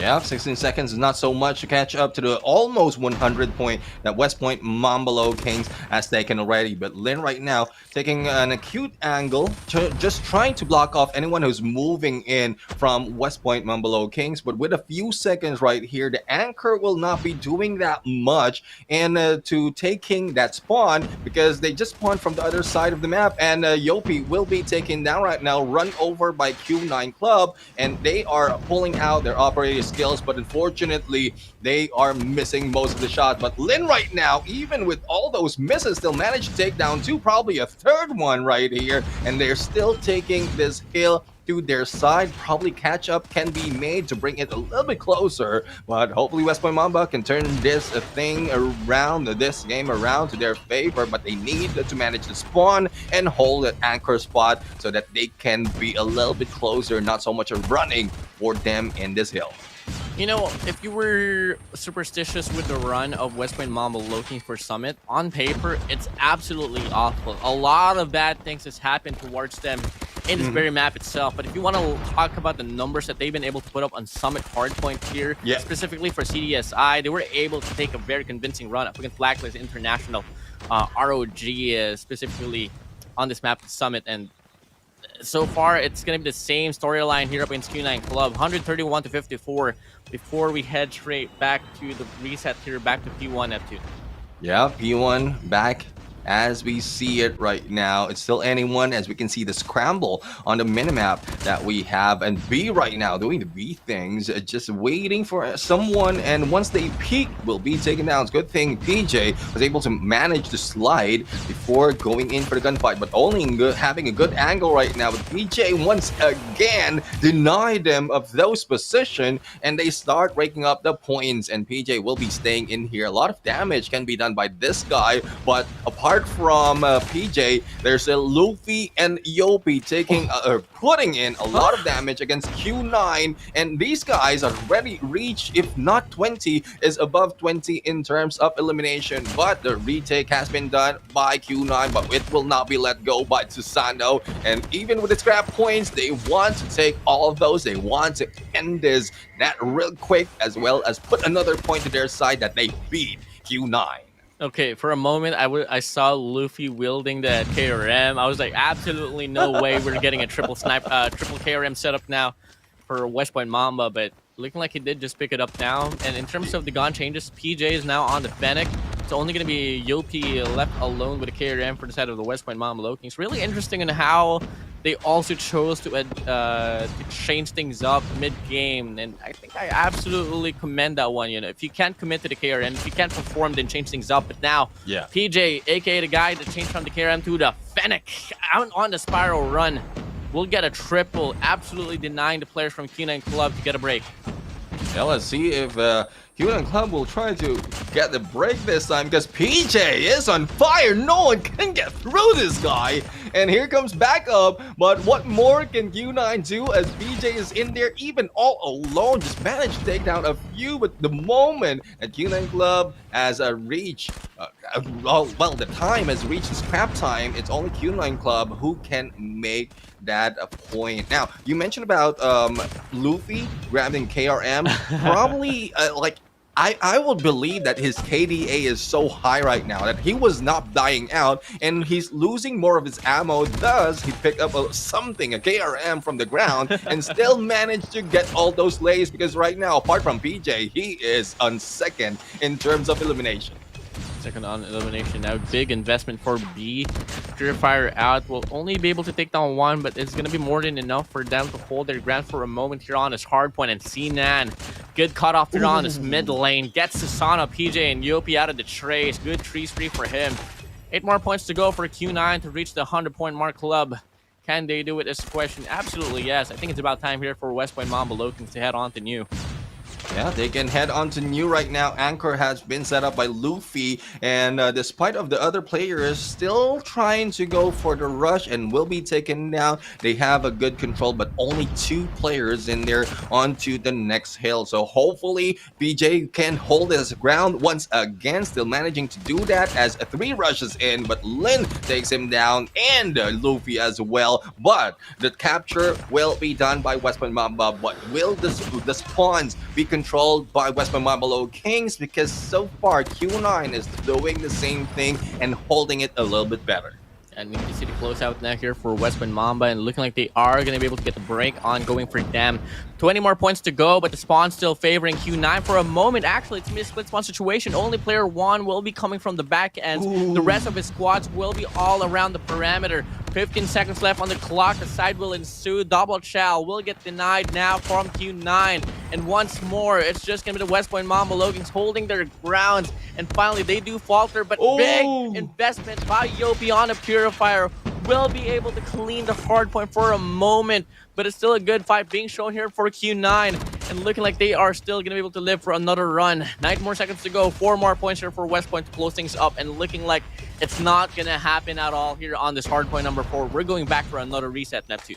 Yeah, another reset, but as we can see the setup being done by West Point Mamba Kings, it's only a matter of 4 seconds that they can take a win, and it's a far stretch for Q9 Club to catch up, because as we see it, 250 has been reached. West Point Mamba Kings gets their 2nd point in the series, and quite a surprise. We jump into statistics earlier, wherein they were at the bottom if we compare them of Q9 Almighty and West Point Mamba. But this is what I love. They just break the numbers, they just turn things around, and despite of what the odds are saying, they just bring themselves up. Bring themselves up, man. Really good run here for West Point Mamba Kings. 2 points accumulated for this run, specifically on the series overall. Now, if ever they're going to be able to come out with like a 3-0 here up against Q9 and take control convincingly for them as well. If I'm doing the maths correctly, it might just be them possibly on the number 1 side of the on their very group itself, not unless Almighty obviously will, not until, if ever Almighty is not going to be able to score anything up against their game later on, which is pretty unlikely. We might just be able to see West Point Mamba Kings dabble on the 1st to the 2nd spot to the top of this bracket here in Neptune. Yeah, but one thing I would say is for the side of All Might, I'm looking at all the matches that they have. They always have one of those map losses. So correct me if I'm wrong, from day number 1 against Q9, they only have 1 win. For the side of that, I'm referring to those that they're winning in terms of series. Against Blacklist, they had 1 map loss. It's a 3-1 in terms of numbers, in terms of points. And then against Z1, they even have 1 loss as well. So if this number is correct, they, like West Point Mamba, might be taking advantage of this day to beat the number 1, leaving Almighty behind by 1 point. And that is if the trail or if the pattern continues. But so far, speaking of pattern, I mean, the pattern of slays that has been done by 3 of the guys for the, or let's make 4, because as we can see, Chloe was able to reach that 30 as well, continues on. Susano right now, not quite sure what's happening with him, but it's not into, well, it's doing well, but it's not the best that we've seen Susano has played. So hopefully it turns out in this control mode. But going back to stats that we were talking about earlier, like, when we look at the wins and losses, it's West Point Mamba who doesn't, like, it shows that it doesn't have that much against Q9, but the gameplay says differently, as the 10 highest streak has been taken by our MVP. This is his 5th MVP count with 1.43 on the rating. 40K! That is 40 on the slays, and PJ just showed his, especially on how he held that catwalk and most of the areas that he's holding, like no one can get through him until he spent everything of his bullets. Definitely, man. And You know, unlike the Search and Destroy, yes, for sure that Q9 was able to accumulate like 131 points in the game. For the most of it, it was just Westpoint Mamba Lokings on the driver's seat, cruising and leading the whole game. And most of the highlights was just rightfully owned by them. And nothing else to be said. I mean, I need to see a different Q9 here on control, because if not, it might just be trembling down here on this group stages. But, you know, I want to bring this one up, you know. Q9, before this day started, they were on top of the group. And guess what? Even if they lose this whole series, it doesn't really matter, because they are still advancing to the next stage of the competition for the knockouts. One thing I can tell you all is that I wouldn't be so surprised if we're gonna be seeing a different type of Q9 on the knockout stage. They are a totally different beast when they reach the playoffs, so you better watch out for that one. But for now, this match, this series specifically, it's gonna be the Westpoint Mamba Loking showdown. Yeah. And they've already gotten 2 of the maps. We're now heading to control. We're in, well, it's more of raid that is favoring in terms of selection of map. But yesterday we've seen a lot of crossroads. So probably crossroads might be happening this time, and we'll have to find out if that is the case, because there's a huge disparity in terms of game style if you compare raid and crossroad strike. So crossroad strike, the winning condition is not more on the defensive anymore. It's more of the attackers that is taking advantage of that map for the winning condition. So we'll have to find out if they spotted that and chosen that as a map. That will depend on which of the teams will be selecting this map for this control mode. Yeah, definitely. I mean, Crossroads hasn't been the most pleasant as well here for, I think, both of these teams specifically. But correct me if I'm wrong, but I know for a fact Westpoint Mamba Loking struggled a lot up against the Almighty. Although it was a game that could have went to their favor, it totally didn't. So I think we need to see a readjustment for that one. Although they have good reads, they have good intentions in terms of like aggression and so on. The problem that they face is, what do they do next after their predecessor has a respondent of what they've been continuously doing now? In all hopes, in trust, in Alea we trust.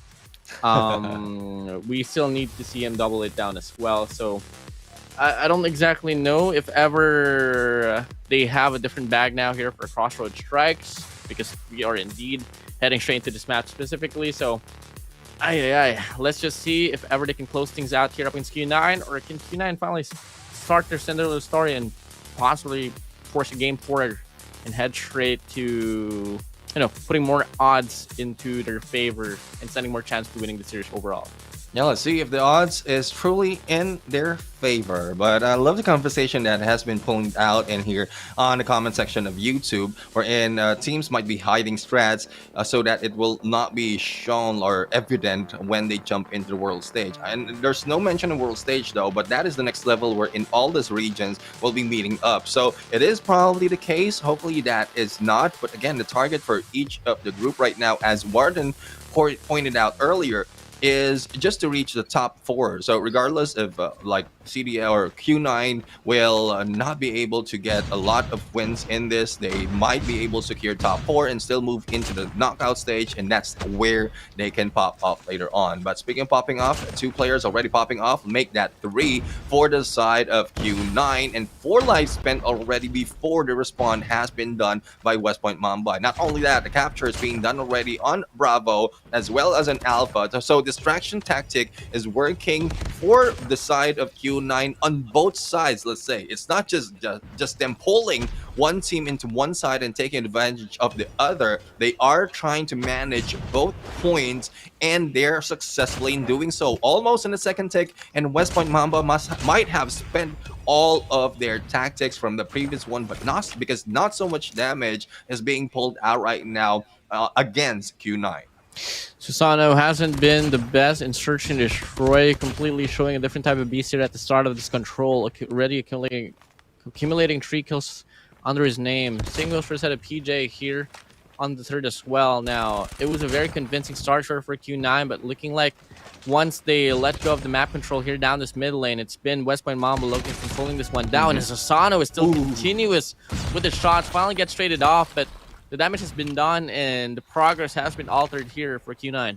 Yep, Kuna right now is trying to progress as well on this Bravo. And, well, this is a smart move for West Point Mamba, just in case they're thinking to let go of Bravo and just funnel them into Alpha. Because it's very difficult to manage 2 points, especially in this area, because you can be caught off guard. And as you can see, we have a very close fight in terms of the life department. But as we have Alpha, the only point that West Point Mamba will be guarding, they can get a good position and take down the teams. As we can see right now, it's down to 5 lives remaining, and Luffy is the guy who is making that happen. Not only Luffy though, the rest of the team who's spreading their selves in onto this map. And as you can see, it's already down to 2 from the 5 earlier without losing any of the life. Now 1 life remaining for the side of Q9, and despite of what Q9 did in the capture, it has been turned around by West Point Mambolo Kings. B right now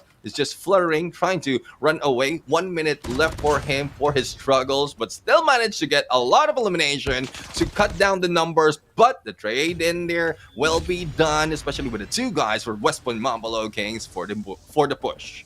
First round accumulated. West Point Mambolo Kings. PJ had a slow start, but now ending that very round with 10 kills under his name.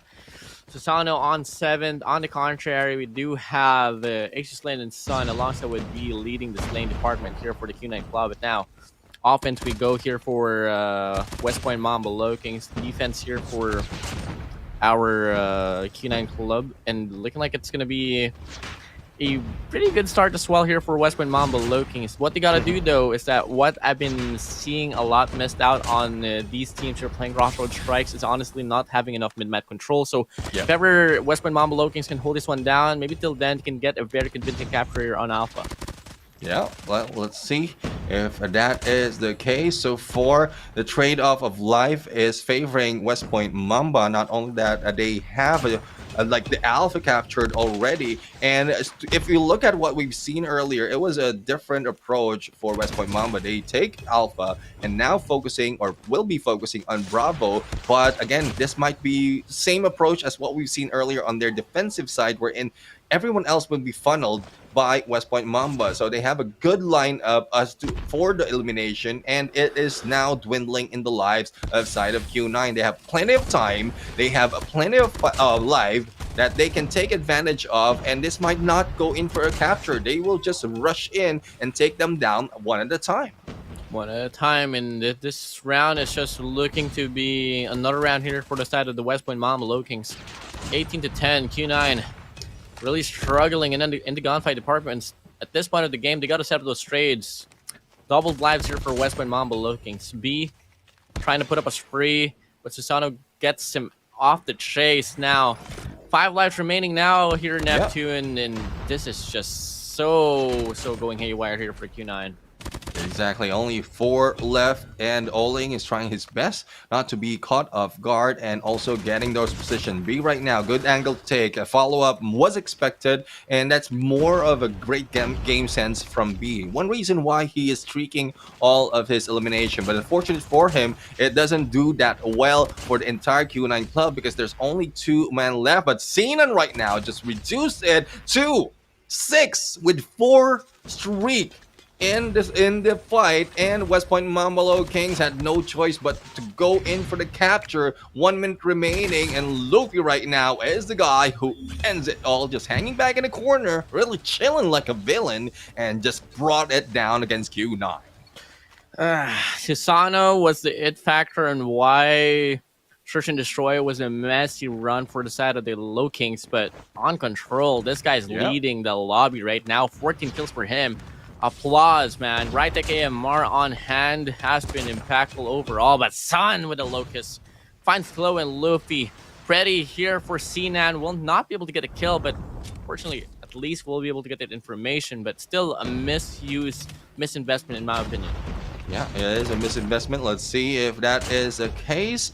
And Bobby Plays putting out a 3-0 in the comment section. Hopefully that is the case right now, because out of the map that we have, or this map, this game, it is just West Point Mambolo Kings just running over Q9 match after match. And the double capture is already being done by Q9 Club, and the life department is still a little bit too close. 1 minute into this round, and Sano is now moving up, going in for the rush, probably controlling this area. And to the other side, the rest of the teams, but investment on Purifier misses one opportunity, will be backstabbing there because of that mistake. But still, battle continues right now. Bravo will be captured right now by Q9 Club, but the life will be spent for the side of West Point Mamba. And again, that is probably because of a PJ right here going in for spree.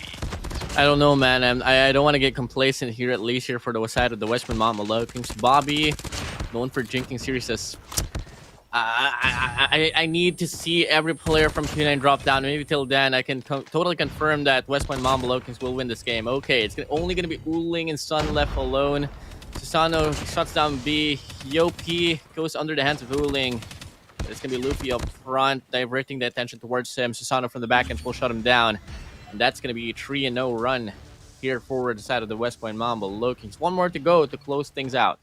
Yeah, well, Bobby is referring to the series. We are getting close to that 3-0 because it's match point already for this control mode. So, well, a lot of has been thrown in the comment section right now about Bobby's curse, and he mentioned that it has already been broken. So I guess there's a chance for him to prove that, and it is also West Point Mamba Kings proving that in here on the gunfight that they have. They've taken the 2 respawn lead already, and Alpha is being captured as we speak. There goes first take, and PJ Susano doing their best in this gunfight. Claw right now pulling out the claw as well. So a little bit of redundancy and the wordplay, but as we can see, it's just damage after damage being done by West Point Mamba Kings in this game. They got the capture, they got the slays ongoing as well. They also have the map control. Everything is just so well played out now from the Low Kings. 14-24, 10 life lead, make it 11. Now they got to capture onto Alpha as well. Only need to worry about Bravo. But I think they're just going to play this one. KDA, 9 life remaining here for Q9. And I'd be surprised if ever Q9 can still force another round. And I know for a fact it's not going to be that case. And looking like West Point Mamba Kings is trying to win by the capture already. They can't get that player to hop out of the point. And yes, indeed, West Point Mamba Kings will win 4-0. Last final round by the capture. GG will play a 3-0 run. No more Bobby Curse.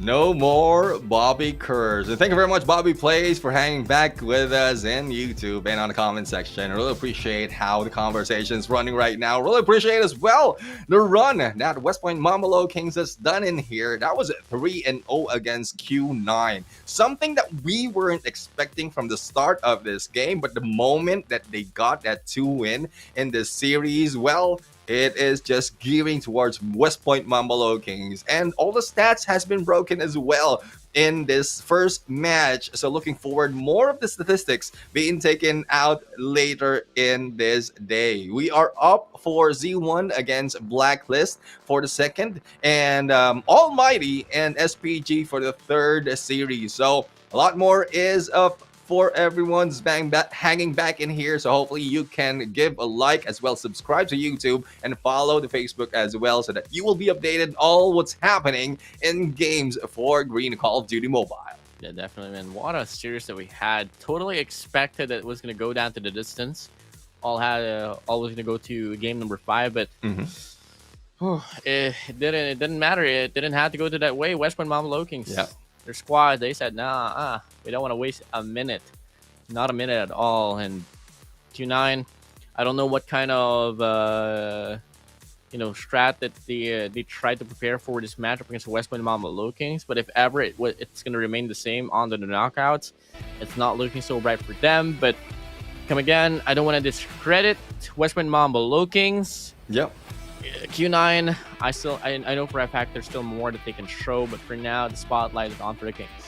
Yeah, the spotlight is on them right now with 118 against the 83 eliminations that they have done in here. And if this is a comeback for the side of Susano right now, just going in for a lot of elimination. But as we can see, PJ is the guy still taking the lead. He will be the MVP in this game, probably Susano. I mean, we'll have to find out. KD rating is more of gearing towards Susano. Imagine 2.17, and this is where he really proves off why, or like, if that is a performance from the previous match, he might be the one guy who will stake in the MVP to their side. But let's take it on the other side as well of Q9. It is B, who's been from Search and Destroy, I guess, even on a Hardpoint, been doing well in this game. So let's see. Probably a question is what's happening with Q9 Club right now, because again, we didn't expect a 3-0 from them, but we're happy that West Point Mamba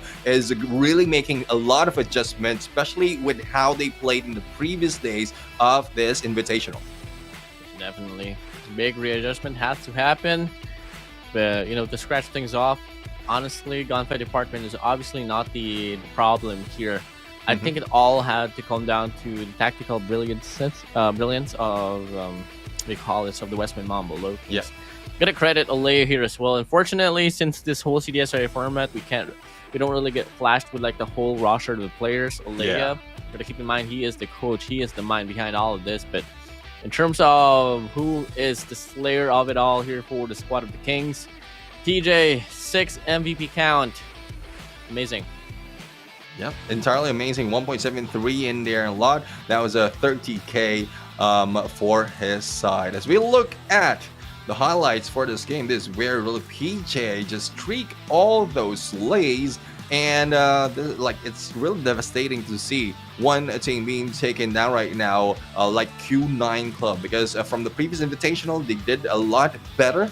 And well, again, like I mentioned earlier, compared as well to probably previous season of the CDM side, they were a little bit on top. But when I think it was a championship for their side in China, that they ended up in the 4th. So we'll have to find out if this really is the decline of performance for Q9 Club, or is there something happening in the back end that we don't know of. They might still be securing that top 4 and moving into knockout stage, and that is where they pull out all the guns that they have. Yeah, definitely. I mean, this is applied to every team that will be moving over to the knockout stage, because that is exactly where every serious wins matter. So if you get eliminated, you're surely going to be out of the chase. So Q9, they still have a lot more to change stuff. They haven't been, you know, they were on top before this day happened.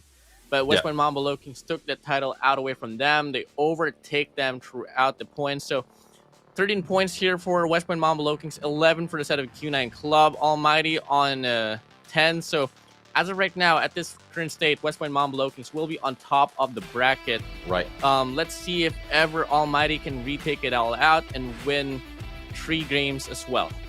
Yeah, it's possible, because that's I think that's one point of conversation before we hop on to Control, and they might be tying it against West Point Mamba by the end of this day. But that will be our 3rd series for this day. Up next would be Z1 and Blacklist, and as we are seeing right now, Blacklist is in their number 4. Is there a chance for Z1 turning this around? Well, we are hoping that C1 will be able to get a few more in terms of the map wins. Not that I am against Blacklist, but because I want to see those teams that are not really being looked up at will be moving a little bit. And the same goes with when we started West Point Mamba, because we put in the statistics, we're in like Q9 was beat Almighty, and Almighty beat West Point Mamba. And if we just look at that, it's West Point Mamba who has less least in terms of probability. But this time we were proving wrong. I want to be proven wrong once again, if in case it's just based on the statistics. And well, C1 might be doing that right here. But again, Blacklist is a team that is quite different this time because of the addition of new players, or not really addition of new players, but a comeback of a few players to their side. And again, addition of one more that they can utilize to their advantage. So We'll have to find out once we go in onto the next series. Currently, the first one really was heated and also been taken by West Point Mambolo Kings to their side that easily, I would say. One thing that I love about the West Point Mambolo Kings is that they were able to prove my statement wrong, is that they're not going to struggle a lot in search and destroy. They were able to stand their grounds on hardpoint and control. It was totally expected, but you know, enough of the Q9 and West Point Mambolo Kings. Up next, Neptune, as you did say, it's gonna be Blacklist International ROG up against Z1. But before that, we're gonna be having a short break, so we'll be right back.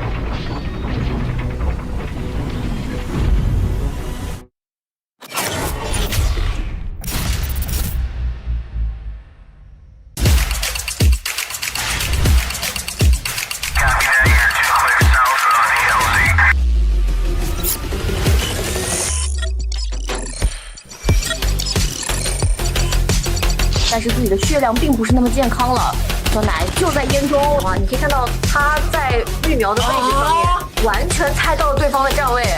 呱呱绕了一个大圈回来，把人清了一下，抓到劣势复活点了。呱呱，看看怎么打，转起来。哦，被抓开那个了。队友旅店带走，下面双杀，绝对不敢来了，他就打3个。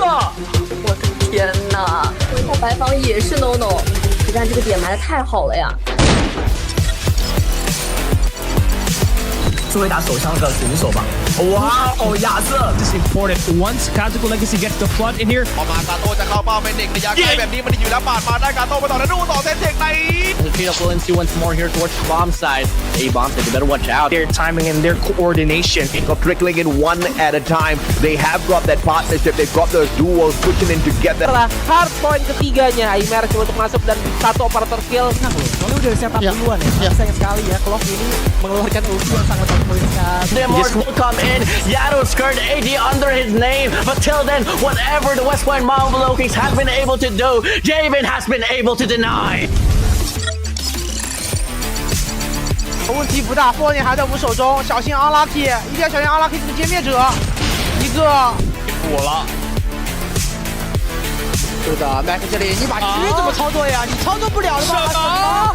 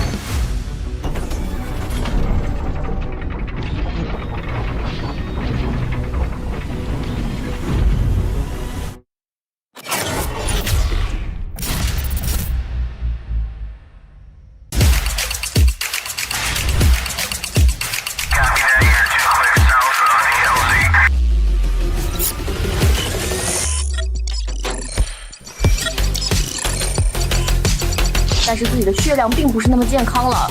小奶就在烟中啊，你可以看到他在育苗的位置上面，完全猜到了对方的站位。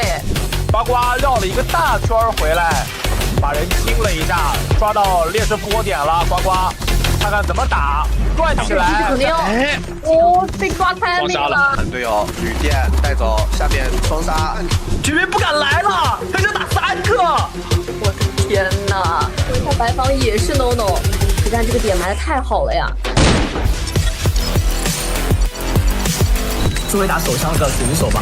哇哦，亚瑟 This is important. Once Tactical Legacy gets the flood in here. ออกมาการโต้จะเข้าเป้าเป็นเด็กระยะไกลแบบนี้มันอยู่แล้วปาดมาได้การโต้ไปต่อแล้วดูต่อเซตเทคใน Retreat of LNC once more here towards the bomb side. A-bomb, so you better watch out. Their timing and their coordination. Of trickling in one at a time. They have got that partnership. They've got those duels pushing in together. Setelah hardpoint ketiganya, Aimer coba untuk masuk dan satu operator kill. Tenang loh, soalnya udah setup duluan ya. Sayang sekali ya, Clock ini mengeluarkan ulti yang sangat poinnya. Mark will come in.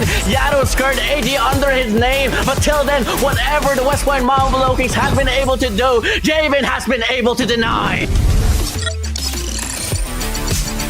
问题不大，波点还在我们手中，小心 unlucky， 一定要小心 unlucky 这个歼灭者，一个补了。对的 ，Mac 这里你把狙怎么操作呀？你操作不了的吧？什么？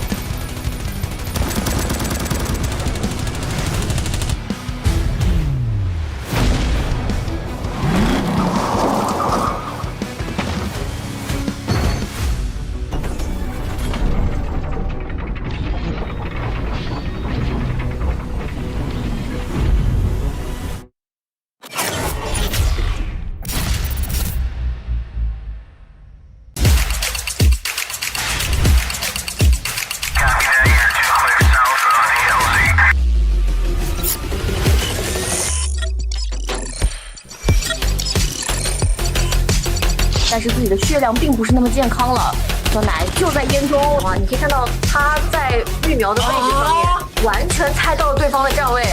呱呱绕了一个大圈回来，把人清了一下，抓到劣势波点了。呱呱，看看怎么打，转起来。肯定哦，被抓开那个了。队友雨电带走，下面双杀，居民不敢来了，他就打3个。我的天哪！一下白房也是 no no， 但这个点埋的太好了呀。作为打手枪的选手吧。哇哦，亚瑟 This is important. Once Tactical Legacy gets the flood in here. ออกมาการโต้จะเข้าเป้าเป็นเด็กระยะไกลแบบนี้มันอยู่แล้วปาดมาได้การโต้ไปต่อแล้วดูต่อเซตเทคใน Retreat of LNC once more here towards the bomb side. A-bomb, so you better watch out. Their timing and their coordination. Of trickling in one at a time. They have got that partnership. They've got those duels pushing in together. Setelah hardpoint ketiganya, Aimer coba untuk masuk dan satu operator kill. Tenang loh, soalnya udah setup duluan ya. Sayang sekali ya, Clock ini mengeluarkan ulti yang sangat poinnya. Mark will come in. Yado's skirt AD under his name. But till then, whatever the West Point Marble Oakings have been able to do, Javen has been able to deny. 问题不大，4年还在我们手中，小心 unlucky， 一定要小心 unlucky 这个歼灭者，一个补了。是的，麦克这里，你把狙怎么操作呀？你操作不了的吗？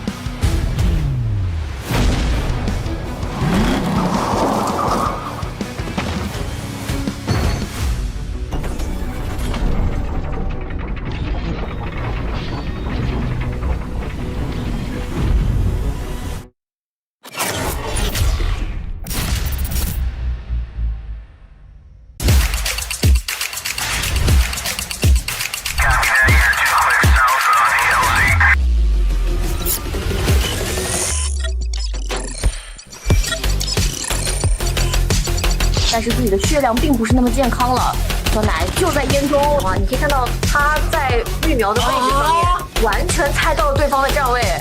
呱呱绕了一个大圈回来，把人清了一下，抓到劣势波点了。呱呱，看看怎么打，转起来。肯定哦，被抓开那个了。队友旅店带走，下面双杀，居民不敢来了，还想打3个！我的天哪！看白方也是 no， 但这个点埋的太好了呀！最会打手枪的选手吧！哇哦，亚瑟 This is important. Once Kazuko Legacy gets the flood in here, พอมากาโต้จะเข้าเป้าเป็นเด็กระยะไกลแบบนี้มันอยู่แล้วปาดมาได้กาโต้ไปต่อแล้วดูต่อเซนเทคใน Straight up LNC once more here towards the bomb side. A-bomb, so you better watch out. their timing and their coordination. Got trickling in one at a time. They have got that partnership. They've got those duos pushing in together. Setelah hardpoint ketiganya, Aimer coba untuk masuk dan satu operator kill. Nah, kalau udah setup duluan ya, sayang sekali ya Clock ini mengeluarkan ulti yang sangat mengerikan. This will come in. Yado's skirt AD under his name. But till then, whatever the West Point Marble Kings have been able to do, Javen has been able to deny. 问题不大，4年还在我们手中，小心 unlucky， 一定要小心 unlucky 这个歼灭者，一个补了。是的，麦克这里，你把狙怎么操作呀？你操作不了的吗？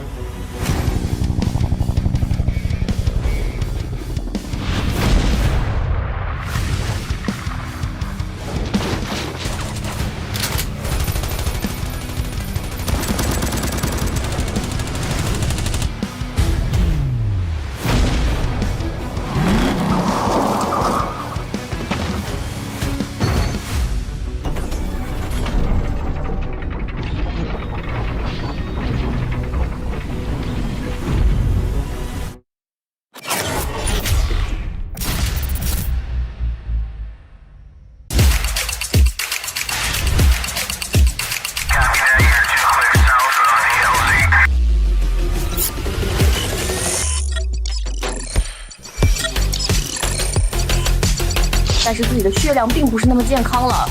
小奶就在烟中啊，你可以看到他在育苗的位置上面，完全猜到了对方的站位。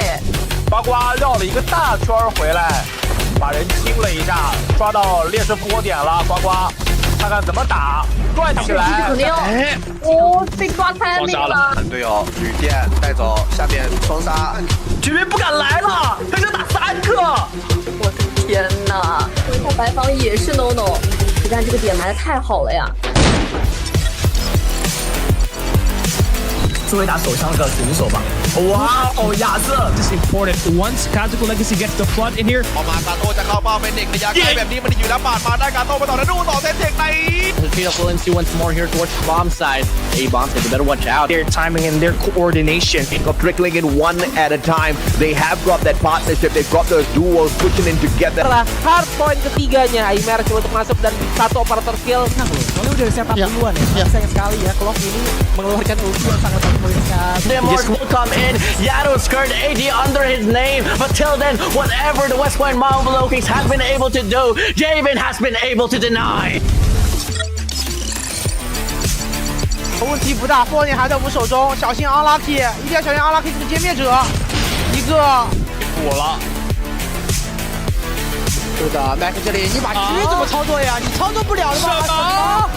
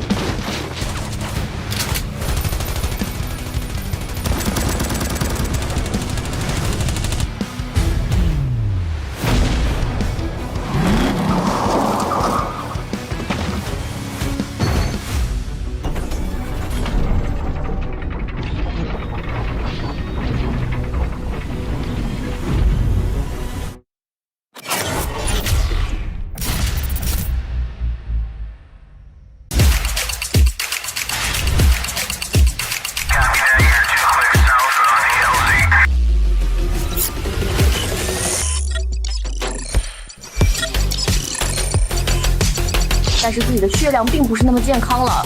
小奶就在烟中啊，你可以看到他在育苗的位置上面，完全猜到了对方的站位。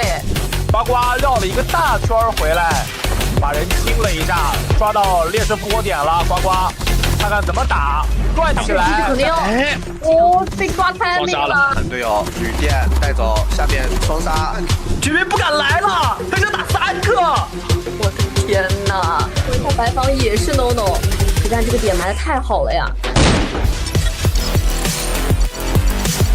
作为打手枪的选手吧。哇哦，亚瑟 This is important. Once Tactical Legacy gets the flood in here. ออกมากาโต้จะเข้าเป้าเป็นเด็กระยะไกลแบบนี้มันอยู่แล้วปาดมาได้กาโต้ไปต่อแล้วดูต่อเซตเด็กใน The trade of Williams once more here towards the bomb side. A bomb side, you better watch out. Their timing and their coordination. Of trickling in one at a time. They have got that partnership. They've got those duos pushing in together. Setelah hardpoint ketiganya, Aimer coba untuk masuk dan satu operator kill. Soalnya udah setup duluan ya. Sayang sekali ya Clock ini mengeluarkan ulti yang sangat poinnya. Demork will come in. Yado's skirt AD under his name. But till then, whatever the West Point Marvel Kings have been able to do, Javen has been able to deny. 问题不大，4点还在我们手中，小心 unlucky， 一定要小心 unlucky 这个歼灭者，一个补了。是的 ，Mac 这里你把狙怎么操作呀？你操作不了的吧？什么？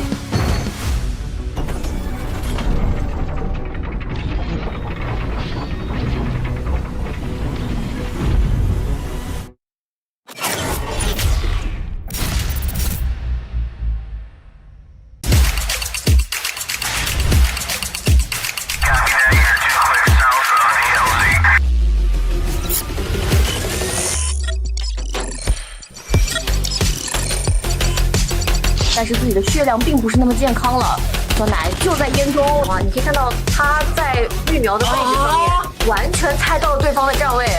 呱呱绕了一个大圈回来，把人清了一下，抓到劣势波点了。呱呱，看看怎么打，转起来。肯定被抓开那个了。队友旅店带走，下面双杀，居民不敢来了，他就打3个。我的天哪！一下白房也是 no no。实战这个点埋的太好了呀！作为打手枪的选手吧，哇哦，亚瑟 This is important. Once Kazaku Legacy gets the flood in here. พอมากาโต้จะเข้าเป้าเป็นเด็กระยะไกลแบบนี้มันอยู่แล้วปาดมาได้กาโต้ไปต่อแล้วดูต่อเซตเด็กใน Repeat up Williams once more here towards the bomb side. A-bomb, so you better watch out. Their timing and their coordination. Trickling in one at a time. They have got that partnership. They've got those duos pushing in together. Setelah hardpoint ketiganya, Aimer coba untuk masuk dan satu operator kill. Nah, soalnya udah setup duluan ya. Sayang sekali ya, Clock ini mengeluarkan ulti yang sangat memungkinkan. Demors will come in. Yados. Welcome back for more Call of Duty Fall Invitational action. Invitational and WardeN here alongside with me. It's going to be the Neptune. Yes, indeed, we are still your casters for today. Neptune, we were served with a very stellar performance from the side of the West Point Mamba Lokings against Q9 on the first series. It was dominance over dominance, something that we totally didn't expect. A 3-0 win by the Lokings to take Q9 out from the series, not from the groups. They're still on top. They're alongside the top 4. But, you know, enough of them. Up next is going to be a pretty big one, honestly. Blacklist International, ROG up against Z1. If Z1 can pull off 3-0 and could steal the series overall, it might just make our heads question the statement on regarding if Blacklist International can advance to the knockout stage. Yeah, it might give us a question of what is reality at this point. Because so far, if we look at the numbers right here, though, against this team of Z1, we have Dolaki, Can CX, Kaz, Rachel, and Senmani. So they got the win though, but they also got 2 losses. So if we look back in what happened earlier, it's quite of a mix-up in terms of numbers and what's happening all over the place in this Invitational. But Blacklist, Jabin, Rage, Skurd, Yato, and AG right now. So we're not seeing a Yobabs in the mix right here. And probably it's one reason as well as to why they are not performing as much as what we expect from them, because we know from the introduction of the 2 players of Yato and Yobabs, there's a few things that really adjusted for them, making them win a lot of the games. But going back to my point, looking at the numbers, it really trashes out all the calculations that we have, all assumptions that we have for the team. Thus, it's anyone's game right here, especially as we don't have so much information on what will be the result and adjustment on what they done before this day has opened. Yeah, definitely. I think Blacklist International is guided by a coach named KBR. From the back end, Z1, I wouldn't be so surprised if it's the same brainiac behind the team Z1 with Vault. So, you know, I think in terms of like preparation, I would absolutely expect them to be well off prepared, because if not, I mean, it'd be a punch to the face, honestly. I mean, this is a very detrimental match. This is where it's all going to get defined who will be the 4th placer for the group itself and who's going to be advancing to the knockout stage. So Neptune, Z1, Blacklist, yes, for sure, Z1 hasn't been able to win any series at all, but they are on the 5th spot. So let this gunfight determine whether who will be able to get the advantage here for the map series overall. As we do start things off for gunfight, it's going to be Delaki and Can for the set of Z1, Rage and Yato for the set of Blacklist. Yeah. Advantages at some point is one good thing, but from what we've seen earlier, I cannot get over of the battle of West Point Mamba and Q9, because Q9 won the gunfight and then they had advantage of the map. This time we're talking about that, and I don't think it mattered depending on how you can address or you approach a specific game. But let's see if that is the case this time. Rage receiving a little bit of damage right now, down to less than half of his HP. There's a little bit of pause right now, and apologies for the broadcast, but this continues on. And let's see if Rage will be able to go for the backstab right now against this guy from Z1 and Yato right now. But the trade-off will be done. And let's see, the 1v1, Rage has a little bit of disadvantage because of the HP, but if he can outsmart or outplay Dolaki, that will be it. But unfortunate for him, it is Z1 who gets the 1st point in this game. Z1 getting the 1st point. Good adjustment for them. Really good start overall. Let's see if Blacklist can retain back around for them, or are they going to falter 2 rounds in a row as we start things off. It's going to be the Man of War Showdown. Strafing run skin. Love it. Beautiful. Now, we do see Rage getting tagged up on top of the tower. Yato on the other side of the map.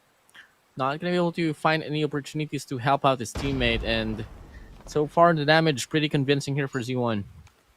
Yeah, damage, especially to the side of Rage right now. He might be caught off guard. There goes Can, going for the hit. And Olaki followed it up and is now 2-0. Match point for this gunfight, and the winner of this gunfight will have an option or the selection for taking advantage of the map. So let's see if that will be Z1, and if Blacklist will be able to get back and get the points and take the win. Probably a good comeback indeed on the gunfight and taking advantage. Or does it really matter to either this team? Because I'm guessing that they're expecting the worst in most of the gunfight that they have, and regardless of which map, which mode they will be playing, they will give it all their best. But let's see if at this time Blacklist will be able to give it all their best. They have a good opening against Can right now, but Range, I would say, hopefully he doesn't get tagged up, because I think that's one reason why Blacklist is not winning this gunfight, because he gets tagged easily and information has been relayed early into the game.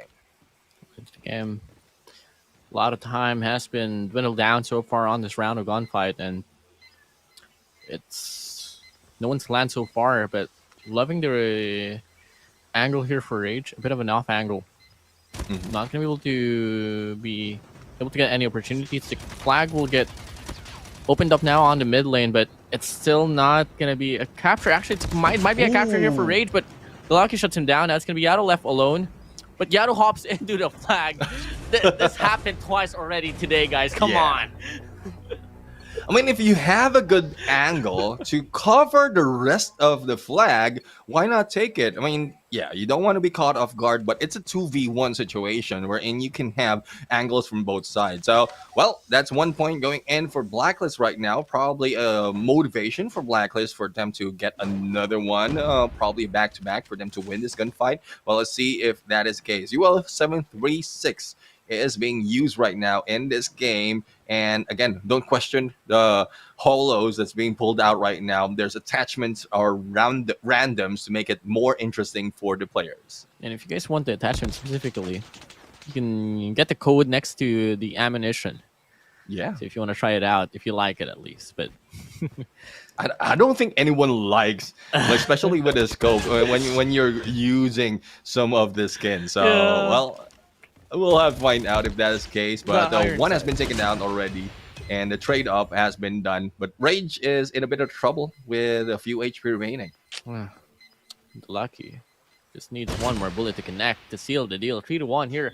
Z1 will win the gunfight. So against all odds, they are going to be able to win the side advantage, but not yet surprising here. No, I mean, not yet exciting. At least it's only going to be one factor that can somewhat slightly determine who will be able to get the advantage. But in terms of like the whole games, I don't think it's truly going to matter here in Neptune. But you know, at least it's a good start. And if ever, let's say, Z1 is hoping for a series win here up against a Blacklist, I mean, it's the first step said and done. So props to them.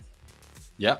Well, when we look at the series, they haven't won yet out of the 4 matches that they played. But in terms of map, they did put in a little bit good play. We mentioned earlier when they went against West Point Mamba, they got 2 of the maps from day number 1 of phase 1.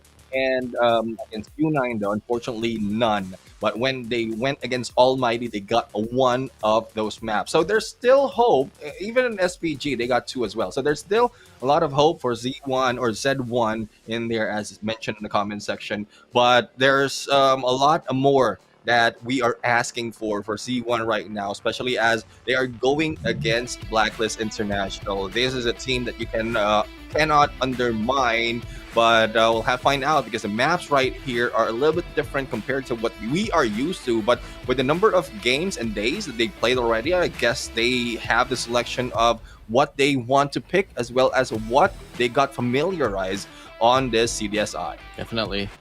Really wide and broad choice of maps here for the CDSI map pool. And keep in mind, guys, if you guys are longing to be competitive players as well, this is the map pool that will be played throughout the whole world stage here for this year at least. Now, in terms of the ban, Express and Tunisia will be out of the chase. Blacklist on Tunisia, Express on Z1, and Hardpoint. Summit, really good choice here for Z1.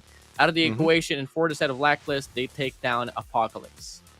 Yeah, I guess they've looked into the history of the Garena region on Summit and really don't want to play in there. We've seen that earlier on how it was been played by West Point Mamba and even from the previous day. So they just don't want to play in there and the hard point. But going in to search and destroy in a bit, we're going to find out where the map will be as well as to how it's going to start, because it's more of the initiation that gives motivation to their team to like snowball into a win. But at some point it can only get as far as midway, because once the sides has been switched, that's where a lot of adjustment is being made. And with adjustment, we need to make sure that we point out that the adjustment has been made on search and destroy apart or compared to the 7 target previously. It has been brought up to 9. So longer runs make it easier for the other teams if they want to come back later on,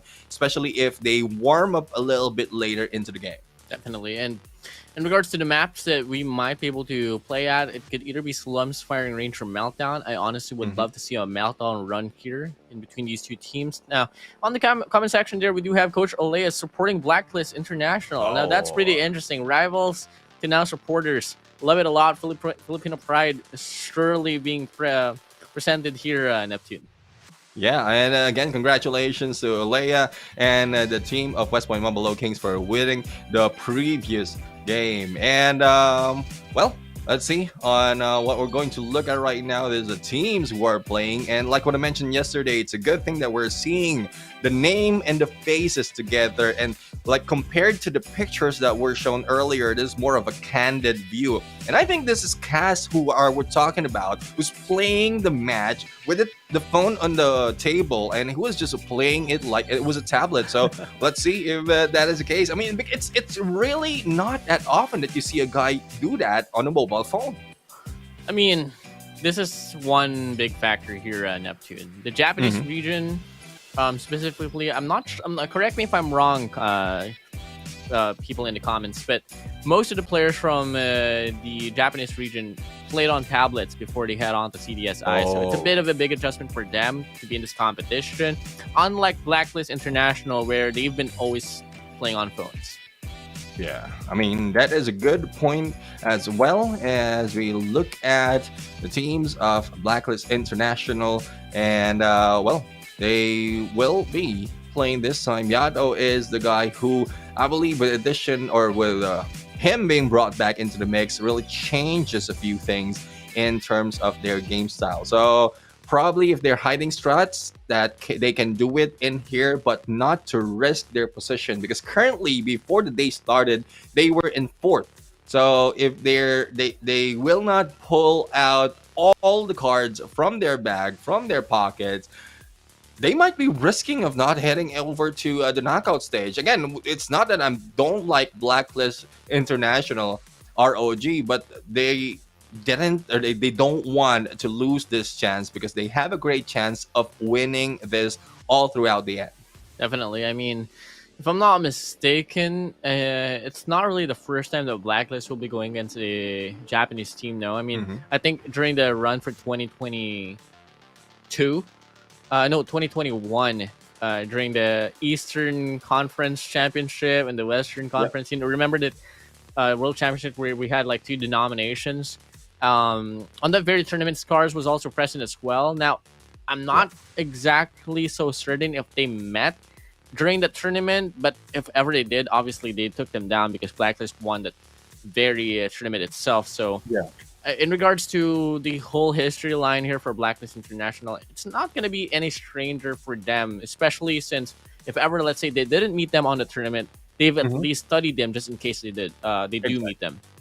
Exactly. I mean, that's a key factor that teams are making under adjustment, especially if they're facing a lot and not just the usual names, the usual brands that we have in here. There's a lot of study involved, and I guess having, especially with Leia in here on the comment section, I guess having a coach who can do that for them or help them do that for them, and then relay it towards the threats they're doing, and really do a lot of changes right here. So, well, there was a conversation right here. I know I pulled up a little bit. There are high starter strats hiding being done right here, and again, it's not that it is not possible. It is. There's still a probability. There's still a possibility that it can be done, especially for some teams who want a good storyline in their comeback. And who wouldn't want to be the heroes coming in from the slump and then moving back up in there the champions, especially if they're confident on their tactics. But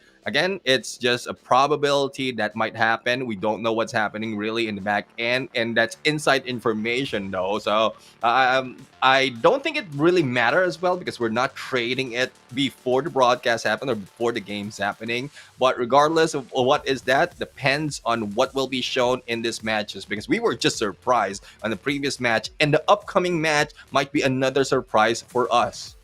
Definitely. It could honestly be a surprise. Now, you all in the comment section, just calm down. Let the players, let the teams play, because honestly, anything can truly happen.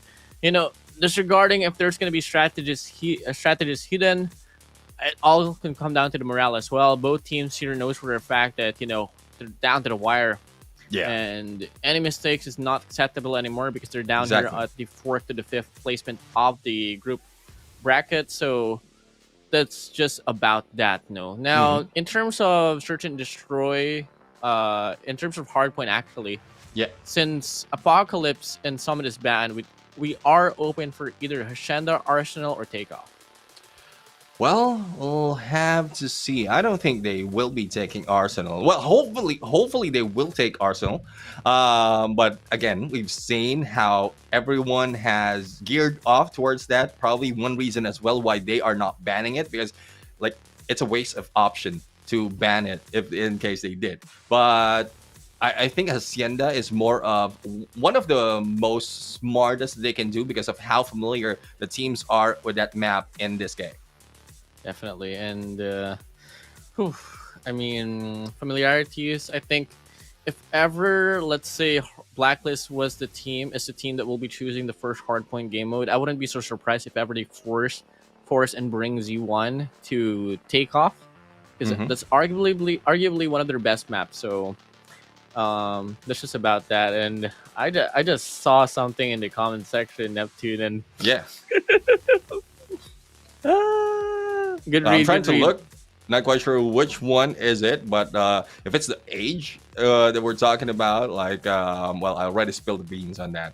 But anyways, for those of you who's watching, again, we are waiting as well. If you're like impatient on what's happening, again, the comparison of what we have right now, to be specific, what we are experiencing is like we're watching a television show and an ad is coming in. So we don't have any control to skip it compared to what we have in the usual device or whatever platform you're watching. But at some point, like even in the platforms that you're watching, you're being asked to wait for a few seconds, but this time, like here, it's more of a few minutes. So be patient. The battle will be happening in a bit, and once it's done, once it's shown, then we'll have to find out who is going to start it off good.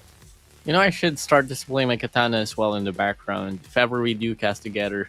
Because I remember back then, actually as well, I think it was during CDFI where you were wearing like the Florida shirt. Yeah. And I did exactly the same thing as well, and we're matching, brother.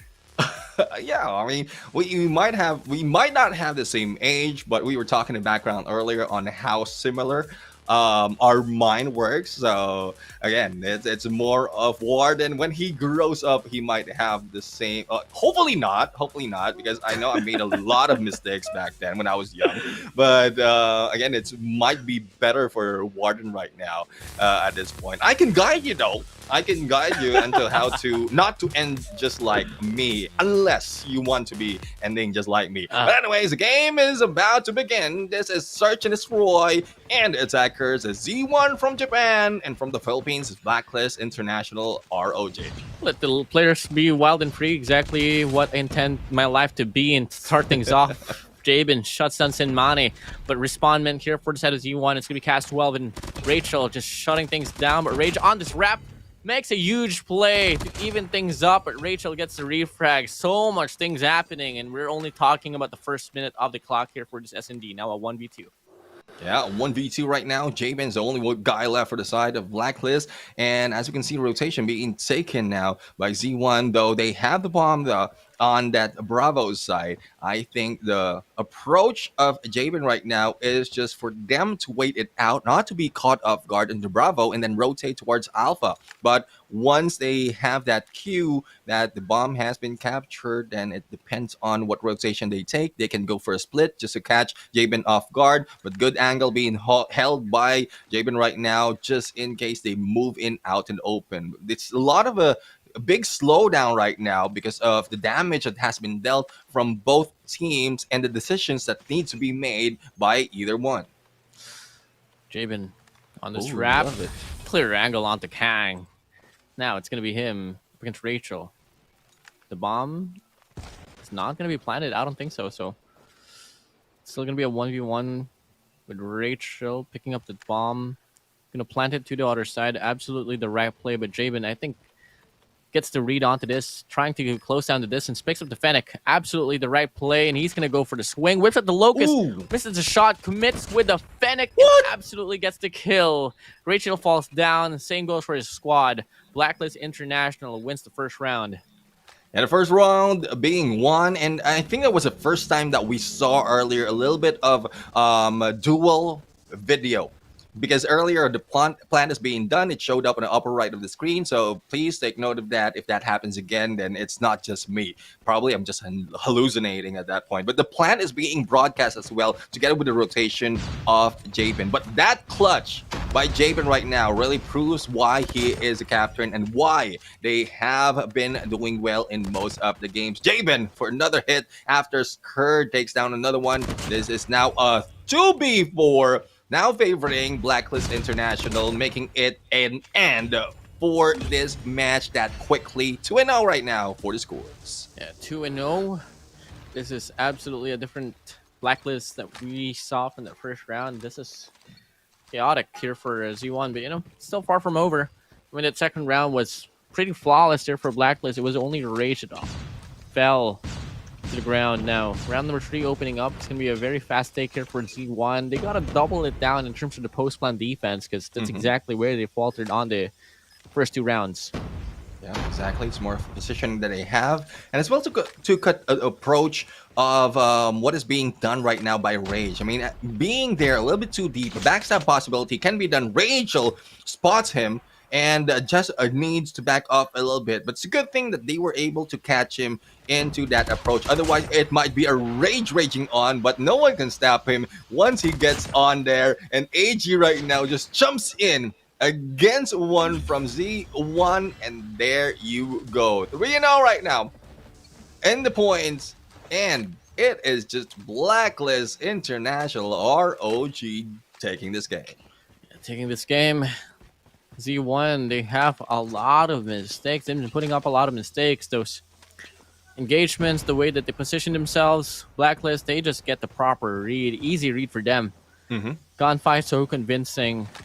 I think really this whole run here, the segment right now that we're seeing for Z1 will not be the best call that they put up from the last 3 rounds, because playing default up against Blacklist is surely not going to cut the chase. Skurd will take on can with a nade.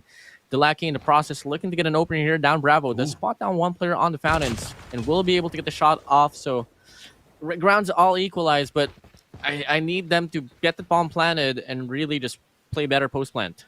Yeah, but I love the patience of Dolake right there. He sees the foot, but don't want to get on just a damage and just like opted for a headshot. And that's what he did when the peak has been done. But so far, still a 4v4. A standstill right now has happened in the rotation. And this guy, Rachel, is doing a little bit of scouting right now. And probably might seize one and takes down Yato into the mix. Might be falling in for a trade, but that is not happening that quickly. There goes Dolaki for the trade. Oh, no, it's now a 2v3 favoring Z1. And Dolaki right now goes in for the quick plant while everyone is distracted with the damage that's felt by Blacklist. Been in this situation before, and Blacklist was able to come out on top. But different storyline here for Rachel, though, holding down this angle with a Fennec, which it's going to be Javen crossing, peeking just a little. Rachel sprayed down, gives off his information, his location at least, per se, and it's going to be Javen to be able to capitalize off the double. Rachel Sinmani under his name now. The Lucky left alone in a 1v2. It's going to be AG just shutting him down. I told you, we've been in that situation, and it's just going to be Blacklist just winning it out. 4-0 now. We go here, Neptune. Yeah, that's a minor mistake that has been done. You don't want this to be stepping out in the open right there. At least you will be taking an angle and also having some cover in the side. One reason as well as to a lot of players are proning into that statue area. Now with the numbers advantage, there's a lot of angles that can be taken by either team to catch you off guard, and that is what Z1 has experienced against Blacklist. But Kaz right now going in for a quick plan to make it a little bit different, and with Trophy saving him from nades coming in from the heavens. I think this might by chance for Z1 to take one round in this match. As we can see, Rage is still in there. Krig 6 in hand, will not be able to go for a double, but Yato right now finds another one. Rachel and Dolaki takes them down, and Skurd will be eliminated. And we called it a little bit that with that early plan as well as quick rotation, it is Z1 who can take another point, but I don't think that will fall or Blacklist will fall for another hit just like that. Oh, finally a round here for Z1. Good start. Can they retain it up? Come find out. And this is exactly what they're going to be doing now. Quick approach here on Bravo, but unfortunately they lose Can in the process, giving an early 4v5. And look at this wrap here for Blacklist. It's going to be player 2, 3, and 5 here on this wrap, and looking like the Lackey will be able to get the read, but Rage gets the refrag. A very big pinch will ensue here for Blacklist, but it's going to be a 50-50 battle regardless. Now, we do see a 2v2. Bomb planted. 25 seconds left in the clock. Yep, the bomb has been planted, and the side that Z1 is taking is the other side that they should be having. Rachel right now, good backstab capability. There goes a takedown against Rage. Pulls back a little bit, 11 seconds in the clock right now. Let's see what decision will be taken at this point. The defusal or the takedown? No more time. Blacklist, though, winning the gunfight, but still losing that point. Z1 makes it 2, and the lead right now cut down to 2 as well.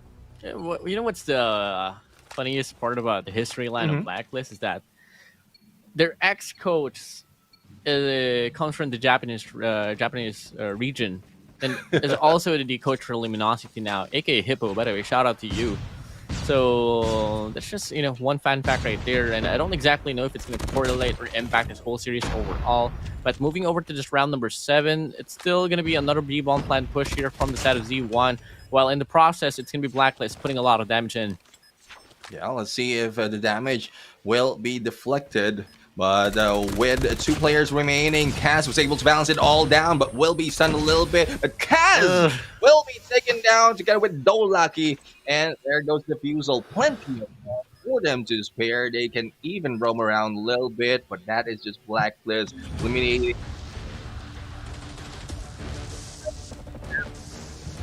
We might be seeing a little bit of change later on, because we've seen that once a plan has failed for Z1, they make a few adjustments and they get a few more points. Though the lead is huge, I would say 3 point is huge, because it's difficult to catch up that quickly. But if they make a little bit of that adjustment after plan, they back off, probably go for different rotation, they might catch Blacklist International in here in different angle. Let's see if that will work. And still heading over for that Bravo, but Can right now goes for the initial take. Initial takes, shuts down Rage. We do have a player cutting here some money on the mid lane as well. If Scourge slides in, Dryly, he's going to go down, and absolutely, yes, some money connects. Can wins the double for this round. It's going to be Yato and Jabin left alone, clutch things up with only 20 seconds left. This should be another round for the side of Z1. 15 seconds left. 2v5. Not much you can do. Finally, Z1 retaining back another run. Well, let's see. And this run will be taken by Z1. Well, I don't know. Probably they are really adjusting as we expected to be. But let's see if the case will still be the same, because so far the run for the attackers has ended for C1, and we are now moving in for Blacklist International on the attacker side. They will be going in for the rush. Still, Bravo might be the target for this team, but through the smoke, they will just fire back. But unfortunately, the trade is not favoring Blacklist International, and they will be left with only 1. AG right now is able to go for the takedown, but against 3, let's see on what or how he can respond. I love what I'm seeing now for the set of Z1. Could be going back-to-back here. Nonetheless, AJ, S&D specialist of Blacklist, can clutch things up.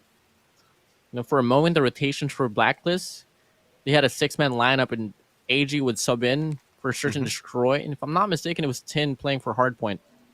So, just about that now. AG, opportunity granted onto Rachel, will not be able to follow up with a spray. And now that's going to be Z1 lowering down the lead by 1. 5-4 we go. This is a fight now that I'm loving to see.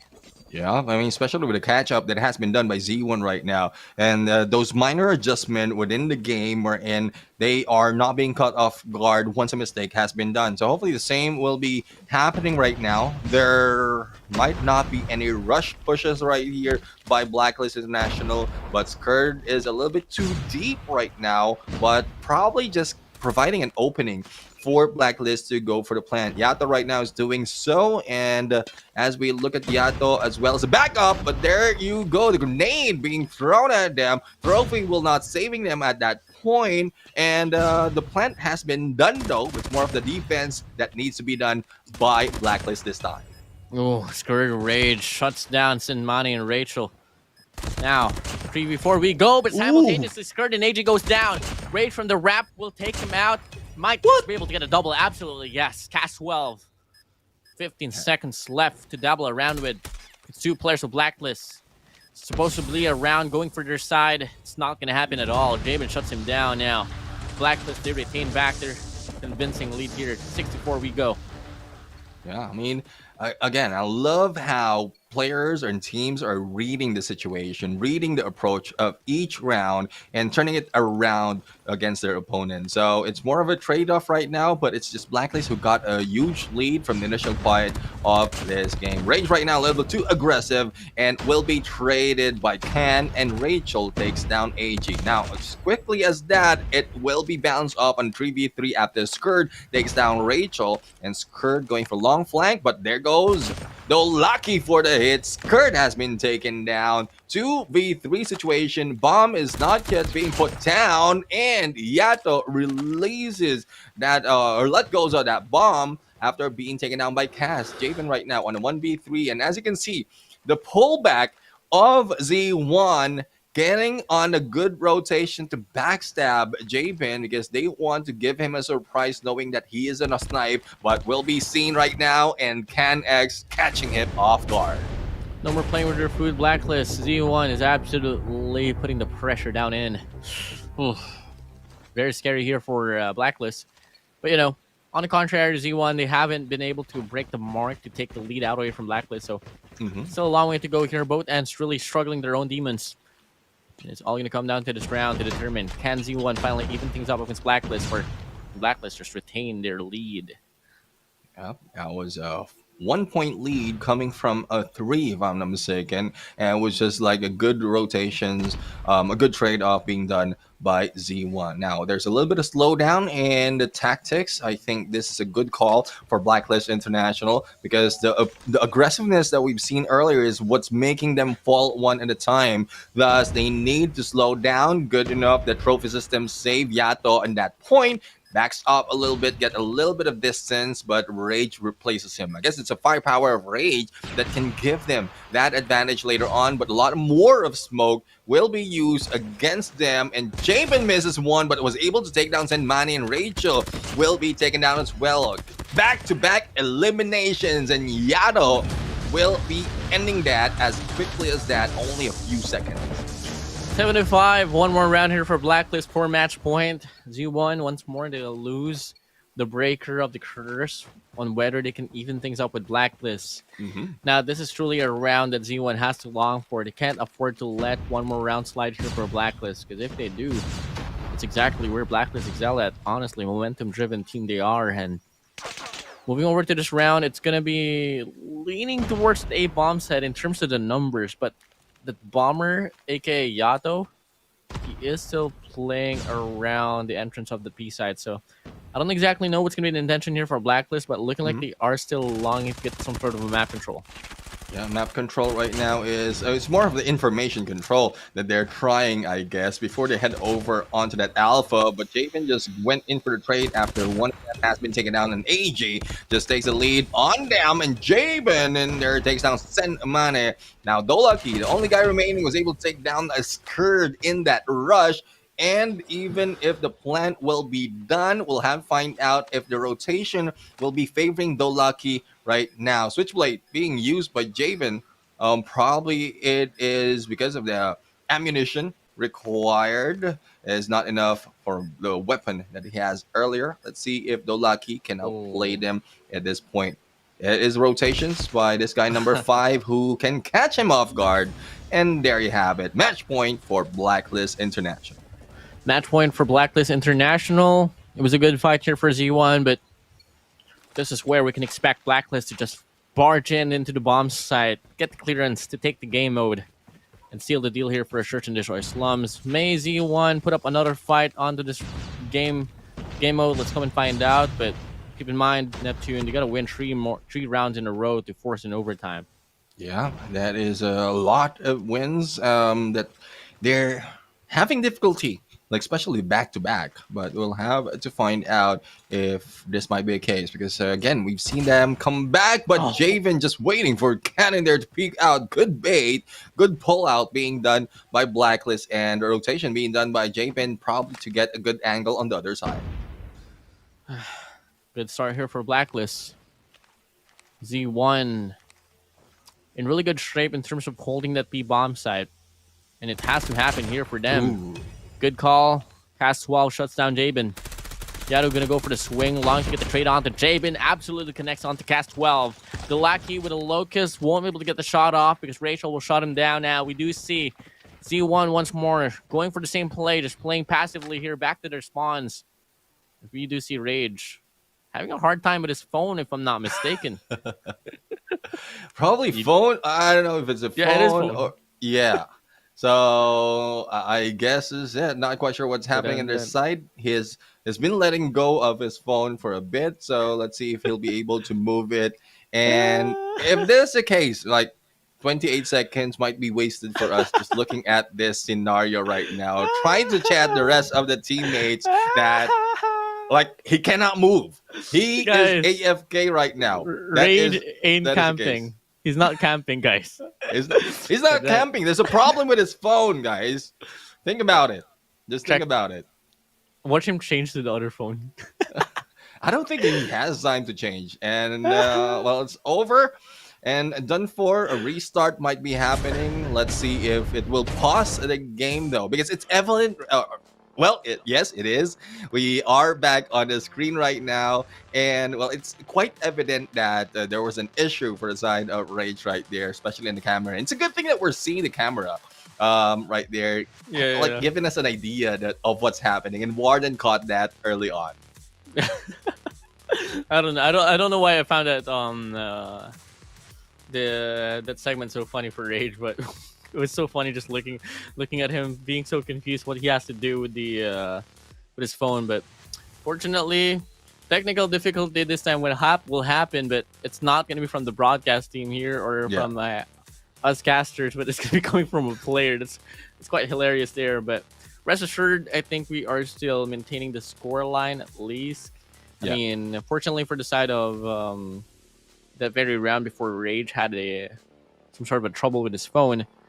Z1 was already up in the numbers on that very round as well. So it was a 3v1 situation that Rage had to deal with.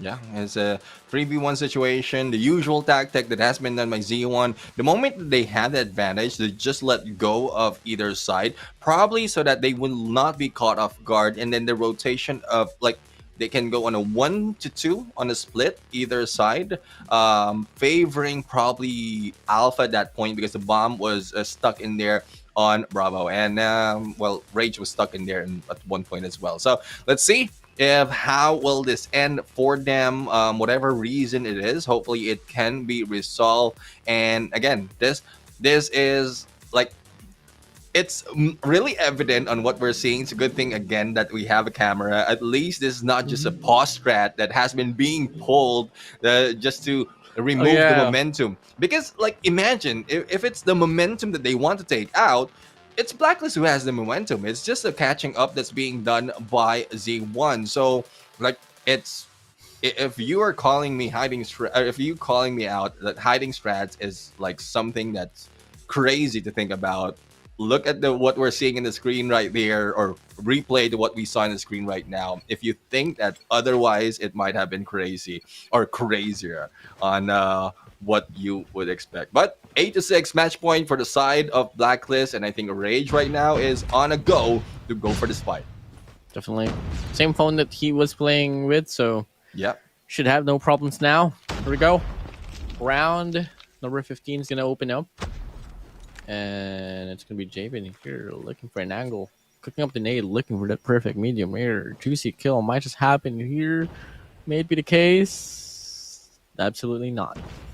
Yeah, I mean, if you're smart enough, you let go of a trophy system not to be caught off guard. Because I was just surprised why a lot of teams are being caught by a nade. But Zenmani right now, good push onto that angle to get that initial frag. And Jabin right now might go and get for the information gameplay once he let go of that nade. The lucky. Not having a good angle though, but once someone peek, he gets the kill, and another one. Yano and Skirt and Jabin. 3 guys being taken down, left with Rage right now. Now, Rage is still moving, guys. Don't worry, Rage is still moving. It's not lagging or anything, but he is against 4 guys from Z1. Rage. This is the first shot. Can you get the second? No more. And look at the passiveness of C1, man. Yeah. I don't know if this is overkill in terms of like the passiveness, but I appreciate and I applaud the whole safetyness that they're trying to offer. He's gonna go for the swing. Not gonna be able to get the kill. 8-7 now. Z1 forcing another round here and one more round for overtime. Yeah.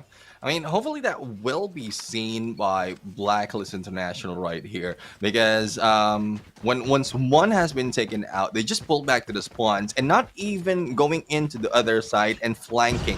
So that's one thing that you can anticipate, though the angle has already been caught before you get the plant on probably Alpha or Bravo, but at least you will have a chance to go and like take the rotation against pulling you to their spawn. So there goes a quick plan being done by Yato. This time they went over to the Alpha side, and we'll have to find out if this is a game. But oh, the foot has been seen, but will not be taken down. But there goes Zenmani taking down Rage and AG right now for a double. It is a 3v4 situation. Can might be taking it for a 3v3.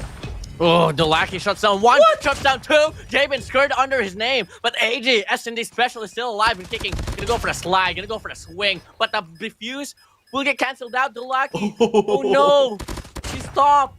He didn't stick it. That was such a blunder for Z1 Blacklist. They're gonna be able to come out with the win for Search and Destroy. So unfortunate. Yeah, I guess that's a miscommunication right there for the side of Z1, because if the communication is that his damage, like Blacklist has received some damage, it will be known that he will be backing off and not going for the rush. But unfortunate for them, he did back off. The fuse has been paused, and at that moment, it is just a win for Blacklist. But again, it's still a good run for C1. They didn't they were not left out in the dust in terms of scoreline. They had an opportunity to go in for that overtime, but just missed one step for them to take the win. If only he didn't cancel the diffuser, man. He could have gotten it, man. Fortunate. But AG proved himself right at the second time that he got an opportunity to clutch things up here for this S&D. So GG, well played. So that's just going to be it. Search and Destroy, said and done. We're going to be moving over to Hardpoint now, and this is going to be probably one of the strongest, if not the strongest game mode that Blacklist can offer here up against Z1.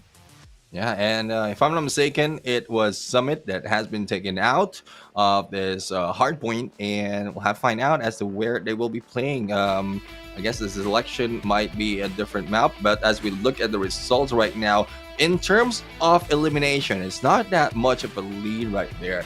It's more of outplaying the other teams that has brought in I would think the balance between these two in terms of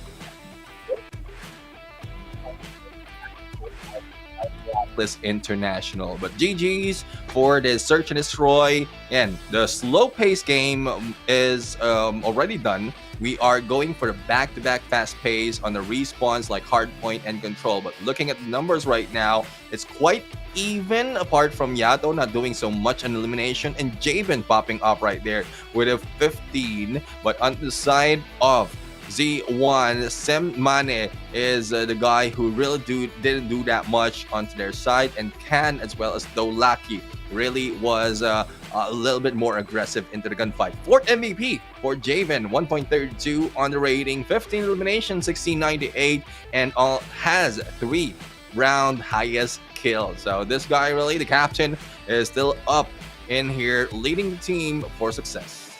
El Capitan Javen, 3 spree and 1 single round kill, 4 MVP count. The guy, honestly, I don't know. I mean, for a moment, he had a title of being called the J-Bot because he was really struggling quite a lot. But man, call him J-God here. From the performance he showed during CDFI down to the CDSI, my days, it's totally a different beast that we saw now. But overlooking this play right there from Do Lucky, he is insane with the Locust. It's just so unfortunate that this very segment right here, Do Lucky, he let go of the bomb, giving AG just a chance to slide in and seal the deal for the S&D. And I don't know what kind of impersonations you all are asking for, but kind of comment it again, guys, if you guys are longing for some sort of impersonations. I don't know what WardeN can pull off, but I don't have so much in my bag to pull out as well in terms of impersonation. You have some, though. I do have, but it's pretty much the same as my voice. I just changed it a little bit, and AJ, don't get offended. But anyways, for those of you who are in here, thank you very much for dropping by, especially for those coming in from the Japan region. We are now heading into the next map, or the next mode, though, which is Hardpoint. And again, if I'm not mistaken, Summit has been taken down. It's more of a choice of Hacienda, or looking forward to Arsenal, though. Again, hopefully we can be given a chance to see an Arsenal Hardpoint game, and let's see who will be struggling on that map. Oh, let's see. I mean, overall, I think Z1 will just falter here on this run for Hardpoint. I mean, it's a good choice for them to ban Summit, so that's already 1 strike out here for Z1 at least. But I think Takeoff being part of the pool, same goes for the side of Arsenal and Ashenda. I don't think Blacklist will have any struggles at this specific maps here in Neptune. Yeah. Well, if it might be, if the case may be, was Apocalypse taken out from that map? So yeah, it makes sense, because I was looking at the stats of Z1 against SPG, and they won, though close, they won that Hardpoint on Apocalypse, and it was turned around on Hacienda. So probably if the selection would be favoring a Blacklist, it might be they will be bringing the gunfight in Hacienda. So we'll have to see if that is the case, but let's expect if the selection would be favoring Blacklist, it will be in that map. It's gonna be a hard call here in Neptune. I mean, I'm just okay. I, being a Filipino, I love Blacklist a lot, no? But at the same time, Japanese, I mean Z1, they had this name when they entered this tournament as the second best team for the Japanese region, all because that Vault formed the best player, took the best player from Scars and Vox, combined them into one. I totally believe that, you know, Z1 has the same capabilities as well. It's just all going to come down to not even the mechanical department anymore. I think it's just all going down to the strategies that they have to pull off. So if ever they have the best map readings here out of the 3 maps that we're bound to probably play in this Hardpoint, maybe till then that we could see them put up a fight against Blacklist. After all, Blacklist is arguably one of the strongest teams in this competition right now for the CDSI, specifically for the Hardpoint game mode itself. Yeah, I mean, we'll have to see if that's the case. Then, for those of you who are in here, hopefully none of you is getting impatient, because I'm pretty sure you have plenty of time. Guys, if for those of you who are not coming from the Japan region, and if you're waiting for the battle to happen, hopefully while waiting, you can spend the time Googling what the Japan region is saying, so that we can also understand what they're saying right here. And just also continue the conversation. Because as much as I want to see and read what they're saying, I couldn't. So hopefully you can give us a little bit of help out there, and it can get you a little bit entertained as well. Because from what I read earlier, the Japan viewers out there are giving so much support from both sides. I'm hoping that's the case. So it's not just one-sided though. So that brings in a lot more in terms of building this community of Call of Duty Mobile. Definitely. Now, here we go. We're going to be moving over to a game out of takeoffs. And looking like the whole composition here will pretty much be identical. No changes at all. So it's going to be a mirrored matchup here in terms of the operator skills. No gravity vortex though for the set of Blacklist. I'm kidding, Blacklist. Well, again, it's one option for them really to cut off the approach, especially in this map of takeoff. And well, it's I guess it's been a while. Was it? We've seen in the CDSI though, we've seen a Hardpoint and a takeoff, but again, this can be taken advantage by Blacklist. But I'm really surprised, is really similar as you are, why they are not pulling out the grab vortex, especially on the money hill on if I'm not mistaken, like P3 or P4. Yeah. So that can be utilized to the best advantage if they want to catch up or probably increase their lead. So same goes for C1. They can capitalize on that as well, but we'll have to find out if the rotations will still be the same, because I'm pretty sure adjustments has been done by either team to take advantage of each other's game style. So here we go. Takeoff it is. Blacklist up against Z1. Factors laid out. Let's just hope these two teams exactly know what they got to do to beat one another as this game opens up. Neptune, Hardpoint number 1. Might just be a very scrappy hill, not unless good map control that we can see from the seaside ends of the map will be shown by either of the teams. So maybe till then we can get a convincing Hardpoint number 1 from either Blacklist or Z1. Yep, good information being relayed to AG right there. Getting 4 or 3 already an elimination, and the rest of the gang right now is going in position. Blacklist taking a few more points to their side, and they are not aggressively rushing into the hill. They want to get information first, and as to which angle they can hold while they are staying in the open. And that is what's making this P1 in this takeoff map a little bit too dangerous to approach that quickly, because it's really out in the open. Thus, the smoke really help for them to gather a few more points. But speaking of points, C1 is not getting that much, and Blacklist is the only team that is getting so much advantage in here, as well as their preparation into P2.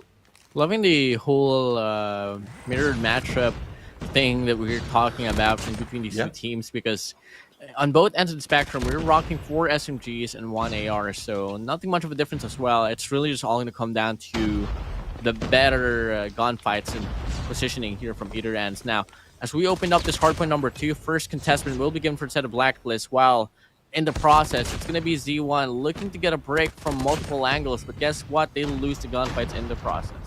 Yep, Yado is the guy who has been assigned to go and clear up the mid lanes, and unfortunate for them, even if they have the advantage of their rotation, they are letting go of a few points to the side of Z1. Yato right now moving in 100 stairs, sees one being taken down, will not be rushing. Yato and Rage has been taken out, but still J-Ben is trying to make a good angle so that they can get into this hill, probably distracting everyone on their place to be able to go for the backstab. But Skur didn't go in onto the window that's being taken down from the scaffolding, but AG right now into the rush, goes in for the slay for the double, and J-Ben being taken down though, but the time or scrap time taken and pulled back by Blacklist right now. Preparation into the next hill being done by Yato, and let's see if this plays well for them. Might just be able to play well, but they got to worry about the 3 players wrapping around from the seaside here for Z1, and looking like the spawns will get flipped out, but good zoning here for Skirt with a claw.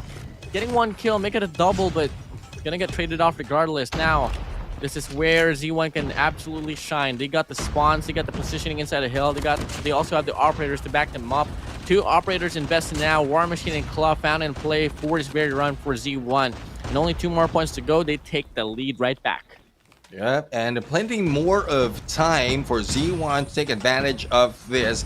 And one thing that we saw earlier is the War Machine being utilized as the gatekeeper operator skills for this hill. Let's see if that will progress well, but the takeover might be taken by Blacklist right here, but Senmani says no, still continues on with the remaining 10 seconds in this hill before they go rotation on a quite near hill from this point, from this game. Now, Cast 1, good rotation right now to look for an opening. Rachel, good read against Yato, but as Blacklist is already stepping into the plate right now, it's more of which angle Z1 can take to contest this hill. And Mane right now steps in, will be taken down, and with the Sparrow, AG might take this advantage and clear this up. Gets one hit marker onto Delaki, finishes it off with a kill. 73 to 60, 13-point lead here for the side of Z1 might just get diminished. And as we can see, Z1 is defined on the blue side of the map. Jabin with an Annihilator, shutting one player down up front. Looking to get a double as well, but instead he just puts the pressure enough for Z1 to hesitate to make a pusher on the front line. Three-man pusher will come along. Yato shuts down one, looking to get a double here onto Rachel. Will not be able to get a follow-up, but is it going to matter? Absolutely not for Jabin. He gets on a 2 spray before he goes down. Damage has been done. The lead so on here for Blacklist. Yeah, good trade onto the lead right now, but we are cycling back to our P1, and earlier it's not that scrappy really for the side of Blacklist, and with their lead right now, after that rotation, after that cycle, they might be able to reach that 100, but I think with investment that has been done by either team, I would say either team, but it's only Senmani that has on the Z1. The Blacklist has a lot more in terms of invested score streaks and operators to their side. So Blacklist might want to utilize a few of those so that they can get a few more in the points.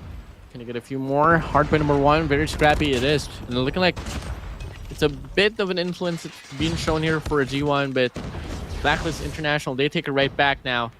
Spawn side for Z1, not going to be the most promising as well if they are aiming for the rotation for P2, all the way down to the right side, red side of the map. It's going to be Blacklist just holding things down here, left, right, back, center. Rage still going on a 5 spree. And looking like it's going to be Blacklist pushing a little bit too much on the right side, hence forcing Rachel to spawn on blue. But is it totally going to matter? Absolutely not. 82 to 111. Close game as it is, but with Blacklist on the driver's seat and with almost complete set of operators, they might just be able to steal away and pull away another hill. Yeah, I mean, Rage right now is on the rage, but this time on the rotation, it is AG who wants to step in the plate. It has been let go. Sparrow has been released right now, giving advantage to Blacklist, and there's no push just yet. Cass might be in there heading. Information read with that Pretty, and a takedown against Rachel can be used by Blacklist to their favor. Skur just hanging back from the stairs and taking his corner, and with as little as that, just blocking the approach of Z1. One guy, I believe that was Yato or AG, who's just hanging back in there, not giving any information so that they can recover it that quickly to their side. 134 to 88, 13 seconds remaining onto this hill. Early rotations can be done, and it's being done by both teams, who will grab the next one. I think it's going to be Z1 winning this rotation here for this P number 3, but they got to back it up with the gunfights. Can shuts down one, though lacking the process alongside with Cast 12 as well, winning the gunfights. This is absolutely huge for them now. Blacklist, define 2 the medical spawns. Looking like they are aiming to wrap around 2 players on the top ends of the hard point, and they might be able to accumulate the break here. 1 player spawns close in, and I think it's going to be Z1 losing the grasp of this hard point, not until Senmani steps up, and looking like the spawns will get retained here for Z1, so still going to be a promising run here for them. They got to avoid the next 3 waves, though, if ever they are longing to even things up here, Neptune.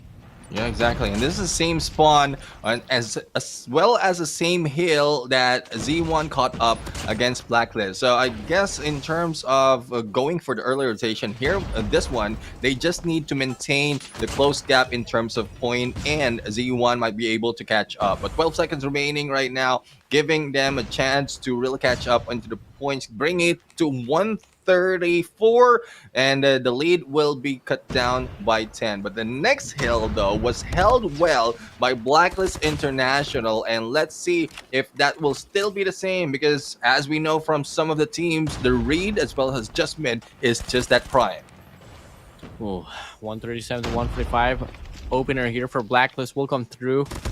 Rage gets a proper read on to Rachel, and now 2 players will be on the front lines here for the side of Z1. Look at every player from the squad, and I don't think it's going to be them getting a break soon enough. Look at the crossfire that Blacklist is showing up.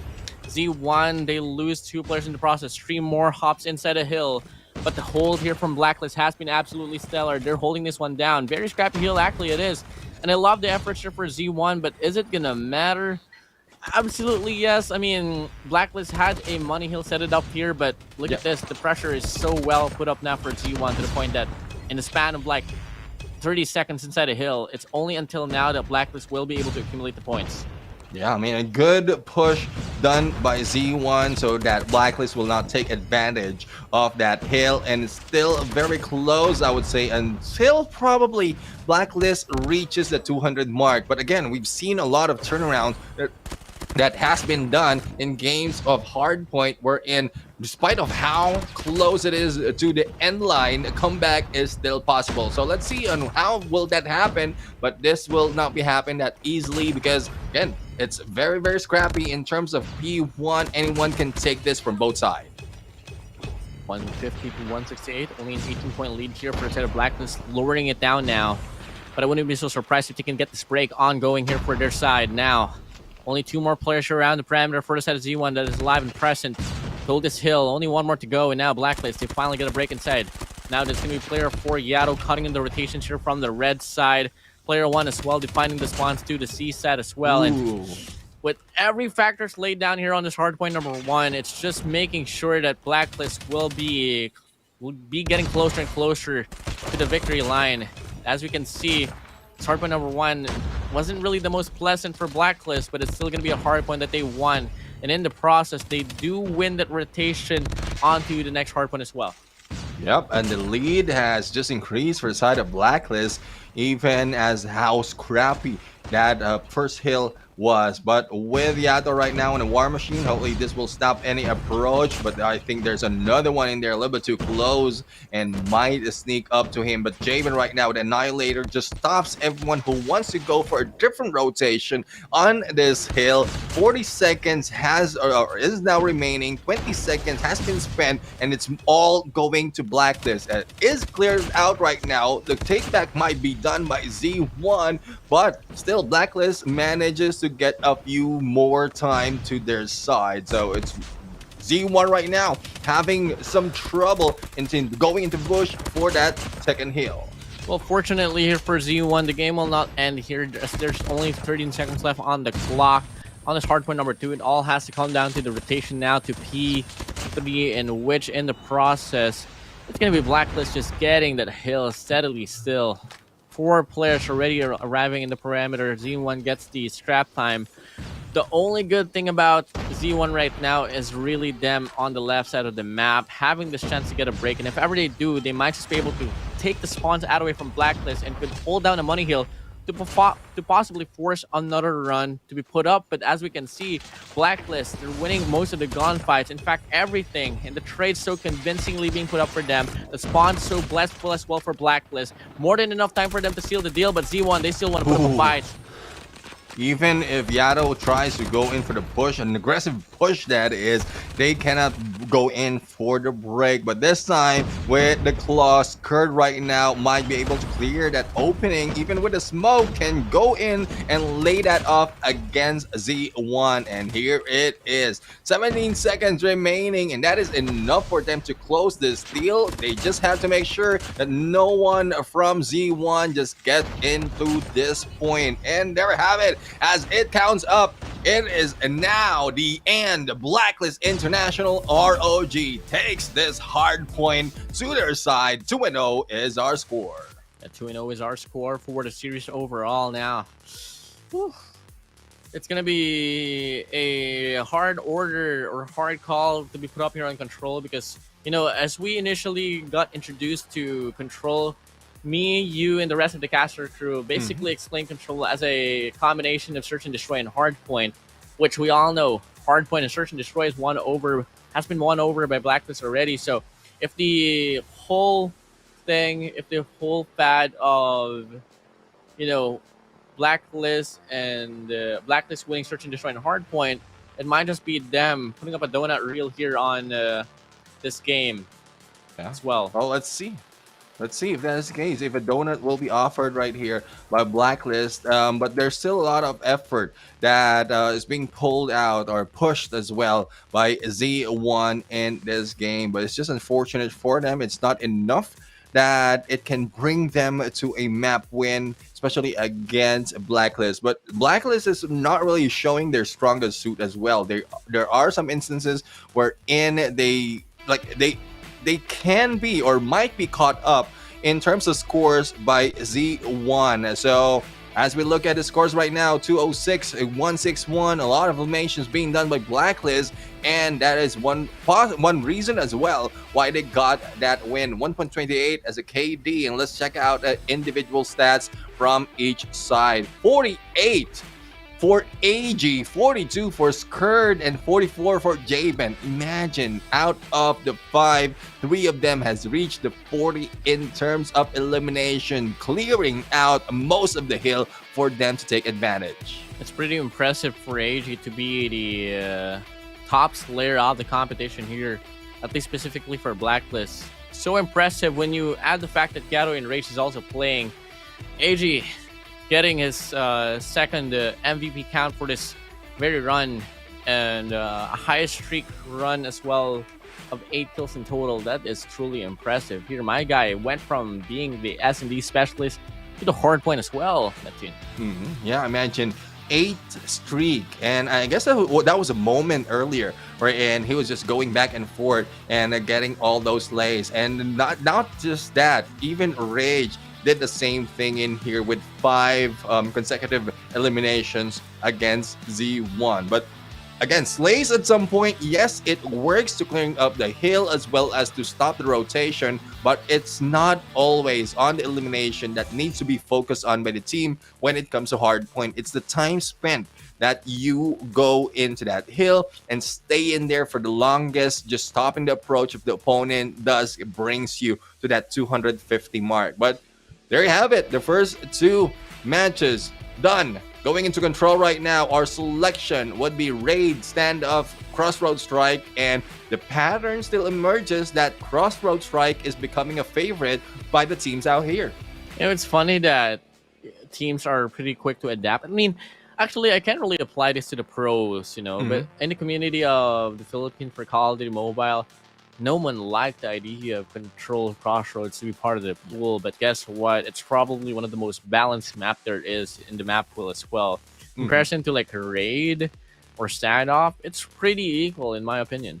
Yeah, I mean, one thing that we saw is, well, a lot of teams in the other maps, apart from Crossroads Strike, is trying to make adjustment in their gameplay so that they can twist the defensive winning condition of Control to an attacker's side favorable control mode. So in this map, it's just there's not so much effort that the attacker's side can take the win. Thus, the balance of the mode itself is more gearing towards the defense, and then the map is gearing towards the offense. Thus, it's just fair from either side to get a win. Probably one reason why a lot of teams are taking this map to the playing field. Definitely, and I think we can truly expect more diversity as the time passes by, as the talents get filtered out. But now, it's going to be pretty interesting on the map of choice here, Standoff. Now, the last time we saw Standoff, not specifically the last time, or it was the last time, Q9, no, West Point Mamba Low Kings was able to take this game out away from Blacklist International. But if we were so-called to compare the power ranking of West Point Mamba, Low Kings, and Z1, I'd be kind of totally off, because we all know West Point Mamba Low Kings, as of this moment, is on top of the leaderboards for the Group A. Now, if, in all honesty, on paper, I think Blacklist International might just be able to steal this game mode out away in possibly like a 4-1, 4-2 fashion.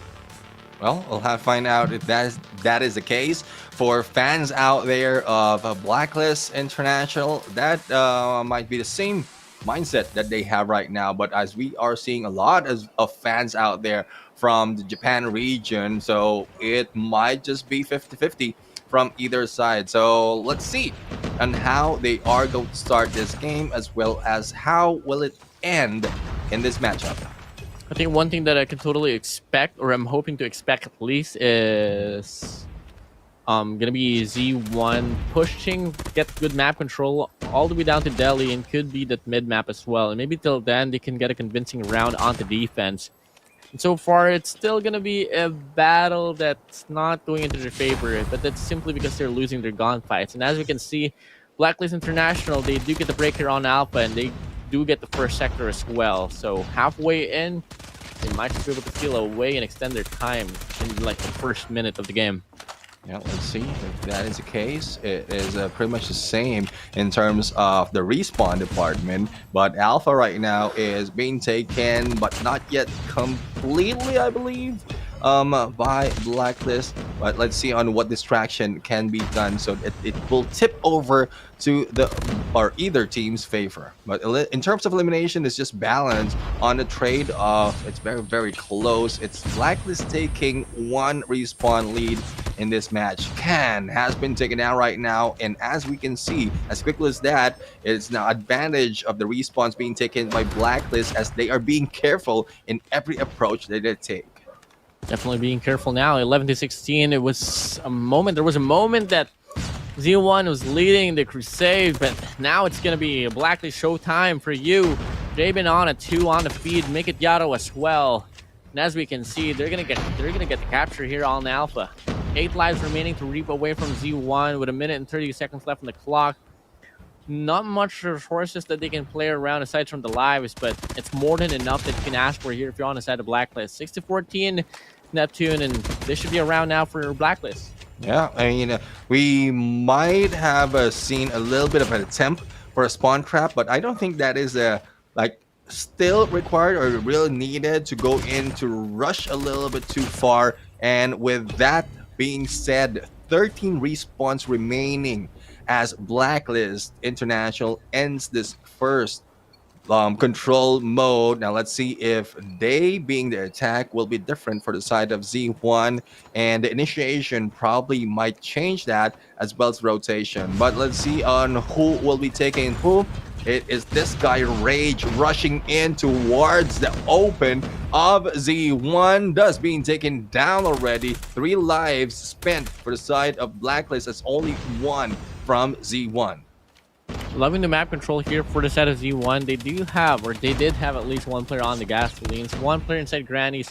It does get shouted down as well. Now, whoever I point out has been falling to the hands of Blacklist, and man, they gotta double it down in terms of the gunfight department. A cleanup here on Alpha will ensue. And as we can see, player 4 Yato trying to extend a push here on the mid lane will get caught off. So a bit of a misplay here for Blacklist, but they were able to show at least how much dominance they can offer in terms of gunfight department now. 22-21, at least some sort of a good progress here for Z1 on this Alpha point, but is it gonna matter? It's so hard to call here, Neptune. Yeah, it's difficult to call here at this point, and it's pretty much the same scoreline towards, like, in terms of the ticks captured as well as the current respawn, and this is where it was turned around by Blacklist to their favor. And I guess the same is going in despite of how the tables or the sides has been switched, but as we can see, a little bit of balance right now being done by Z1. Yato right now goes in for the approach. Not so much of a pattern in terms of rotation. They just want to block everything, every entrance that Z1 wants to take right here. And Z1 is trying to respond, but they are now left with 28 seconds and 1 tick to go. They can let go of Alpha and then just funnel everyone else for the side of Bravo if we talk about the strategy that Blacklist can. But as we can see, they stop him on that last stick, and AG right now triggering a spawn trap, but it will not work this time. Well, 4 more lives, 14 seconds left. It could be the time or it could be the deaths now. Oh, Rachel, send Mani, Delaki, make it Rachel and Delaki left alone. With 5 seconds left on the clock, should be just another dominant round here for his head of Blacklist International ROG. And that's how they roll, man. Yeah. Oof.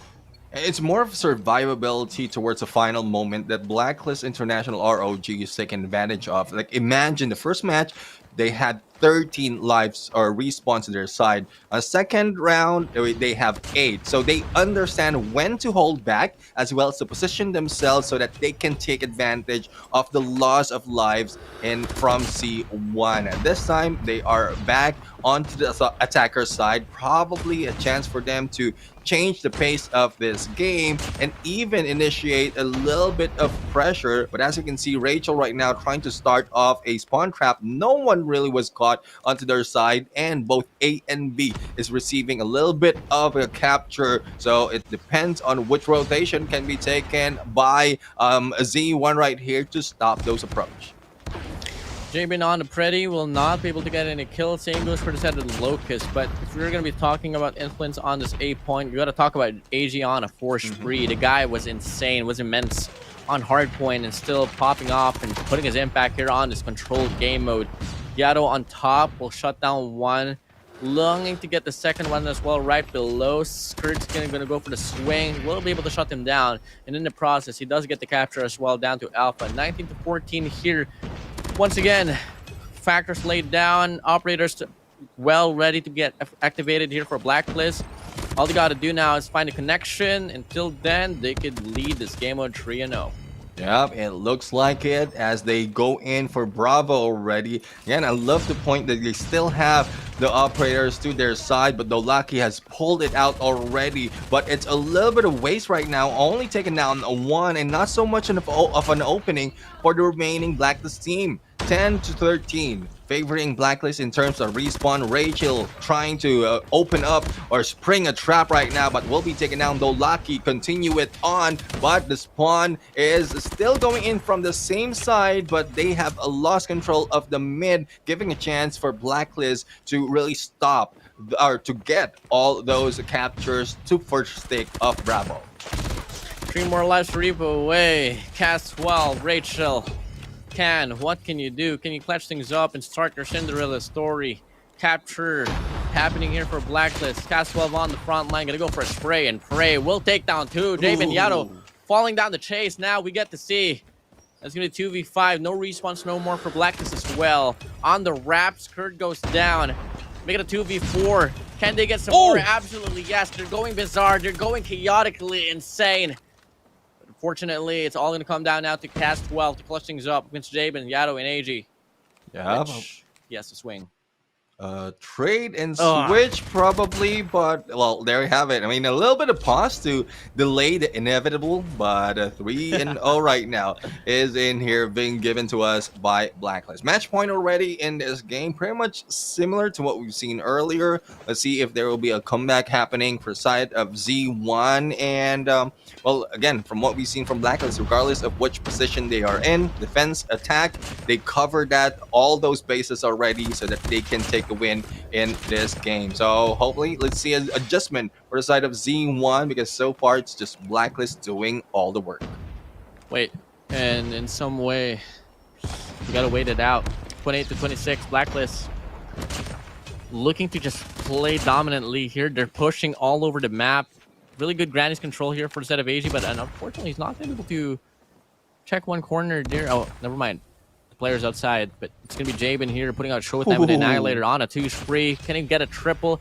Absolutely yes. Looking for some more, and I think this series here is just scratched out away from Z1. Not unless something miraculous can happen here, and I'm a hopeful guy. I'm hoping something miraculous can happen, but Blacklist, being the Dream Crushers, just won't let it happen. Exactly, and they're triggering a spawn trap right now. Earlier it was just started by 1, and then the rest of Blacklist just went into the mix. Good backup though in terms of the side of Z1 to get away from that trap, but it's a little bit too late because of the lead that has been taken in terms of the respawns by Blacklist. Yato right now going in for the backstab against Khan, but with 12 eliminations or respawns remaining for the side of Z1, it's just a matter of time unless they just hold back a little bit and far back a little bit stronger. that a little bit stronger. War Machine Purifier found in play, but is it gonna matter? They do take down one. They're stunning a card capture here on Alpha. The life is not too set apart anymore. Only a 5 life lead here for Blacklist. But it's looking like it's just gonna get extended furthermore. 4 more lives. 3 more players remaining here overall for the side of Z1. And looking like it's gonna be a sweep once again here in this match of CDSI. Blacklist International, ROG, shutting the dreams down here for Z1. 4-0 win here on Control. And 4-0.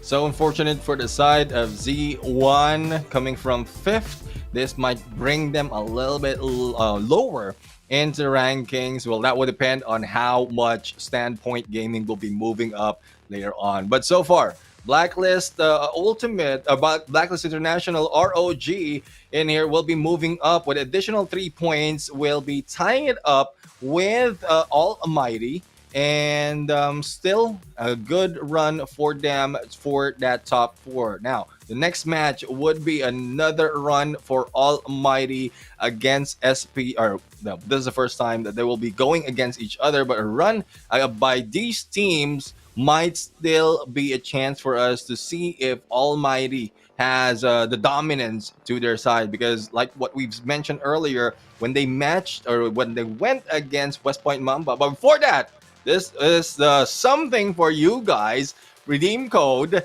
and hopefully you can capture this, take a screenshot. Hopefully you have a good angle for me, because I'm pretty sure this is the best angle that the WardeN is getting. Thus, he's just facing that way. So,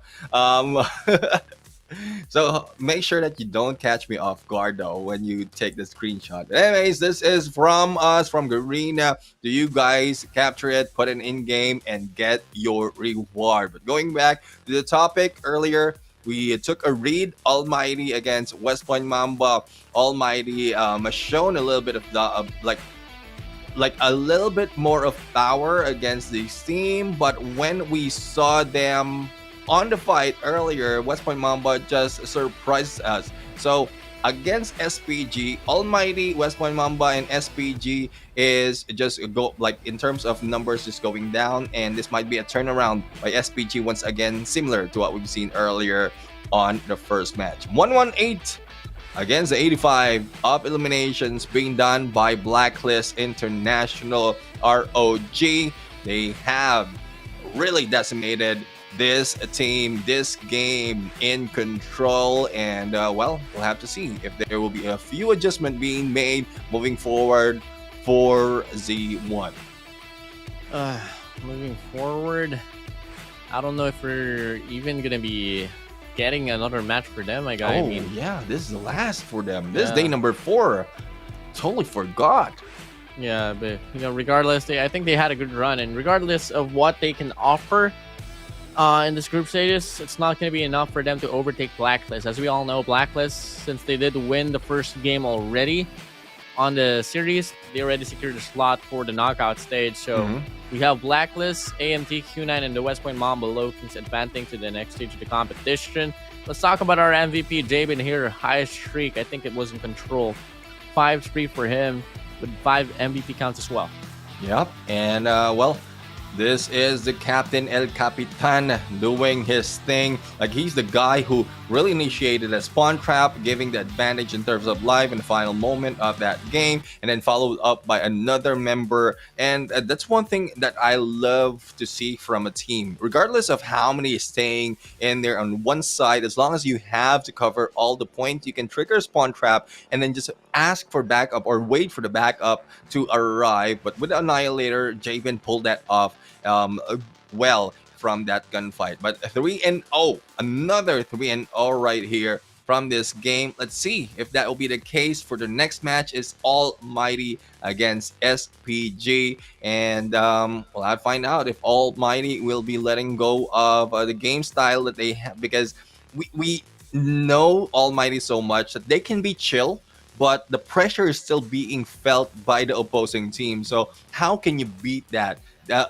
easily without getting a lot of pressure from Almighty? But looking at the standings right now, I guess you read this correct.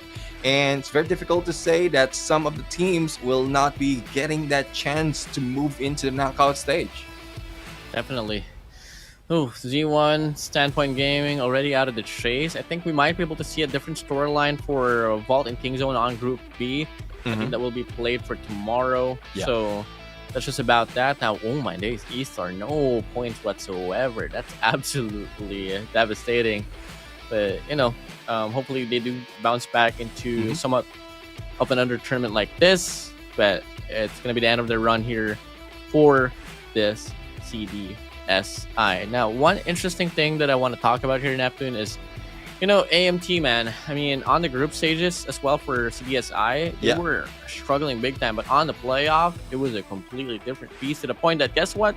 We all know for a fact that they won that whole tournament. Exactly. And that's one thing that we are expecting from this team of Almighty, though they are showing a little bit of weakness. And that is one reason as well why we cannot get away from the idea of hiding strats. Probably not entirely hiding strats, but letting go of a little bit, like not really pulling all the strings, not really pulling out all the tactics that you have on some of the games, because the target is not number one. The target is just number 4 or top 4 to head over to the next one. And then once you are just like getting that goal or trying to reach that goal of number 1, that's where you pull out everything from your bag to really challenge and get all the points that you need on to the finals. So we'll have to find out if that is the case at this point. But thank you very much. Appreciate all the comments out there with what we have seen in this game. Regardless if one team is losing, and it was a very difficult sight to see a 3-0 donuts in most of the game, but support is still moving in there from all over the region, especially from Japan, who's just introduced on the Invitational just like this.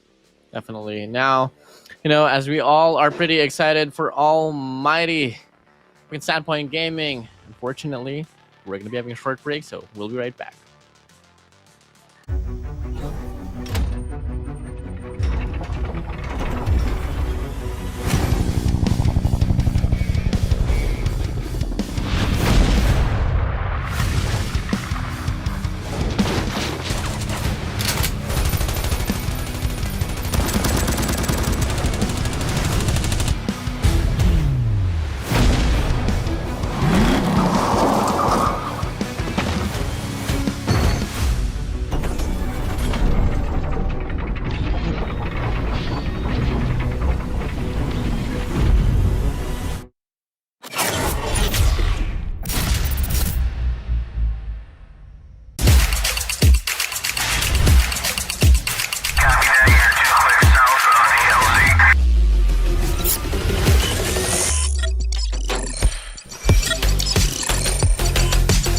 但是自己的血量并不是那么健康了。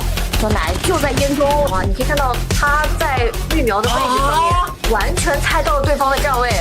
呱呱绕了一个大圈回来，把人清了一下，抓到劣势复活点了。呱呱，看看怎么打，转起来。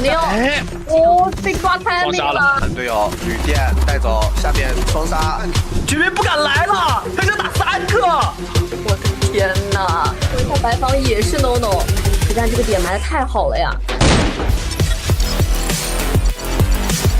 作为打手枪的选手吧，哇哦，亚瑟 This is important. Once Kazuko Legacy gets the flood in here. พอมาคาโต้จะเข้าเป้าเป็นเด็กระยะไกลแบบนี้มันอยู่แล้วปาดมาได้คาโต้ไปต่อแล้วดูต่อเซนเทคใน The trade up Williams once more here towards the bomb side. A-bomb, so you better watch out. Their timing and their coordination. Trickling in one at a time. They have got that partnership. They've got those duos pushing in together. Setelah hardpoint ketiganya, Aimer coba untuk masuk dan satu operator kill. Nah, soalnya udah setup duluan ya. Sayang sekali ya, Clock ini mengeluarkan ulti yang sangat The Morg will come in. Yado's skirt 80 under his name. But till then, whatever the West Point Marble Kings have been able to do, Javen has been able to deny. 问题不大，火焰还在我们手中，小心 unlucky， 一定要小心 unlucky 这个歼灭者，一个我了。是的 ，Mac 这里你把狙怎么操作呀？你操作不了的吧？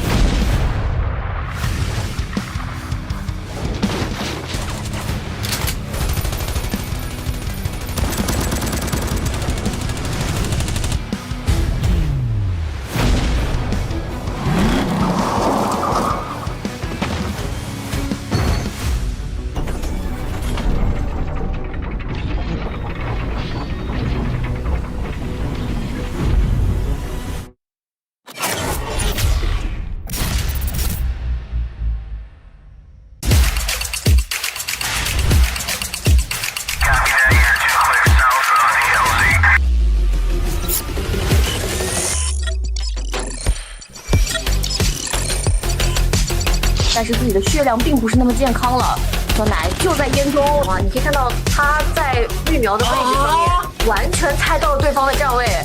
呱呱绕了一个大圈回来，把人清了一下，抓到劣势复活点了。呱呱，看看怎么打，转起来。哦，被抓开那个了。队友旅店带走，下面双杀，绝对不敢来了，他就打3个。我的天哪！说一下白房也是 no no， 但这个点埋的太好了呀。作为打手枪的选手吧，哇哦，亚瑟 This is important. Once Kazuko Legacy gets the flood in here, ออกมากาโต้จะเข้าเป้าเป็นเด็กระยะไกลแบบนี้มันอยู่แล้วปาดมาได้กาโต้ไปต่อแล้วดูต่อเซตเทคใน The trade up Willency once more here towards the bomb side.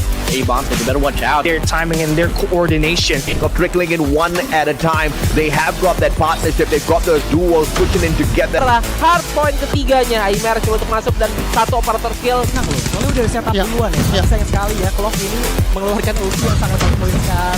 This will come in. Yado's skirt AD under his name. But till then, whatever the West Point Marvel Kings has been able to do, Javen has been able to deny.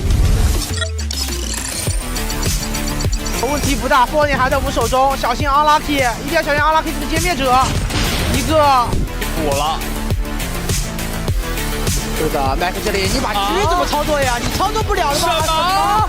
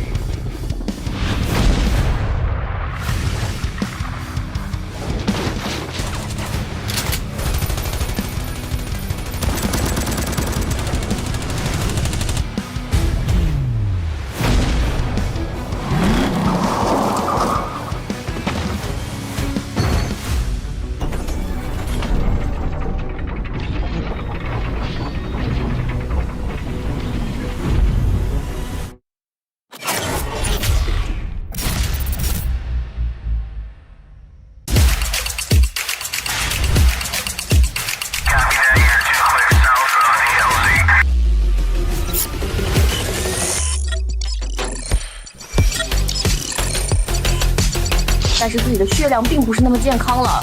小奶就在烟中啊，你可以看到他在育苗的位置上面，完全猜到了对方的站位。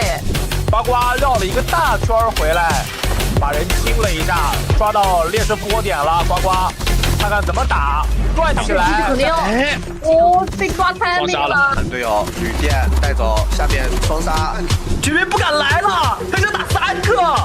我的天哪！说一下白房也是 no no， 但这个点埋的太好了呀。作为打手枪的选手吧，哇哦，亚瑟 This is important. Once Kazuko Legacy gets the flood in here, ออกมากาโต้จะเข้าเป้าเป็นเด็กระยะไกลแบบนี้มันอยู่แล้วปาดมาได้กาโต้ไปต่อแล้วดูต่อเซตเทคใน The trade up Willency once more here towards the bomb side.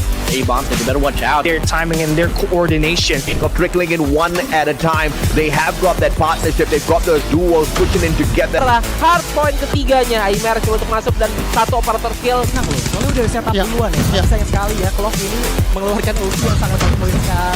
This will come in. Yado's skirt AD under his name. But till then, whatever the West Point Marvel Kings has been able to do, Javen has been able to deny. 问题不大，波点还在我们手中，小心 unlucky， 一定要小心 unlucky 这个歼灭者，一个补了。对的，麦克这里，你把狙怎么操作呀？你操作不了的吗？什么？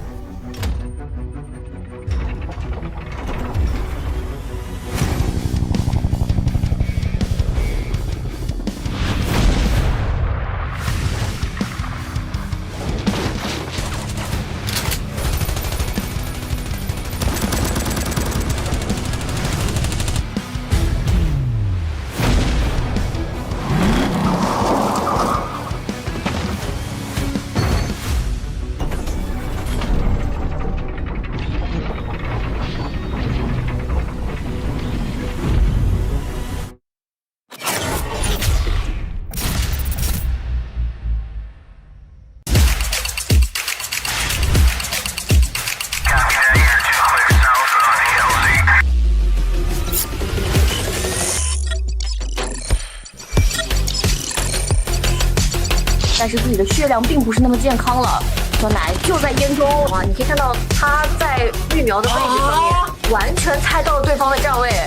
呱呱绕了一个大圈回来，把人清了一下，抓到劣势波点了。呱呱，看看怎么打，转起来。肯定哦，被抓开那个了。队友旅店带走，下面双杀，居民不敢来了，他就打3个。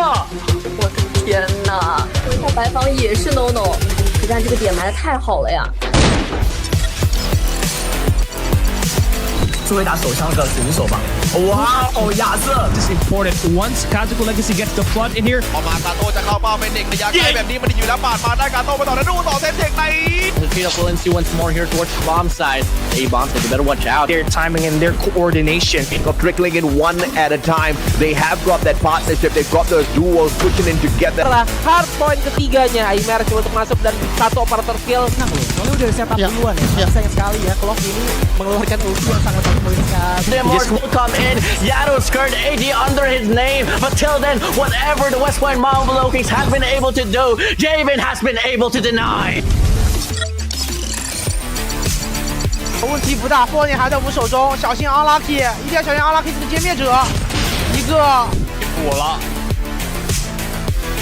对的，麦克这里，你把狙怎么操作呀？你操作不了的吗？什么？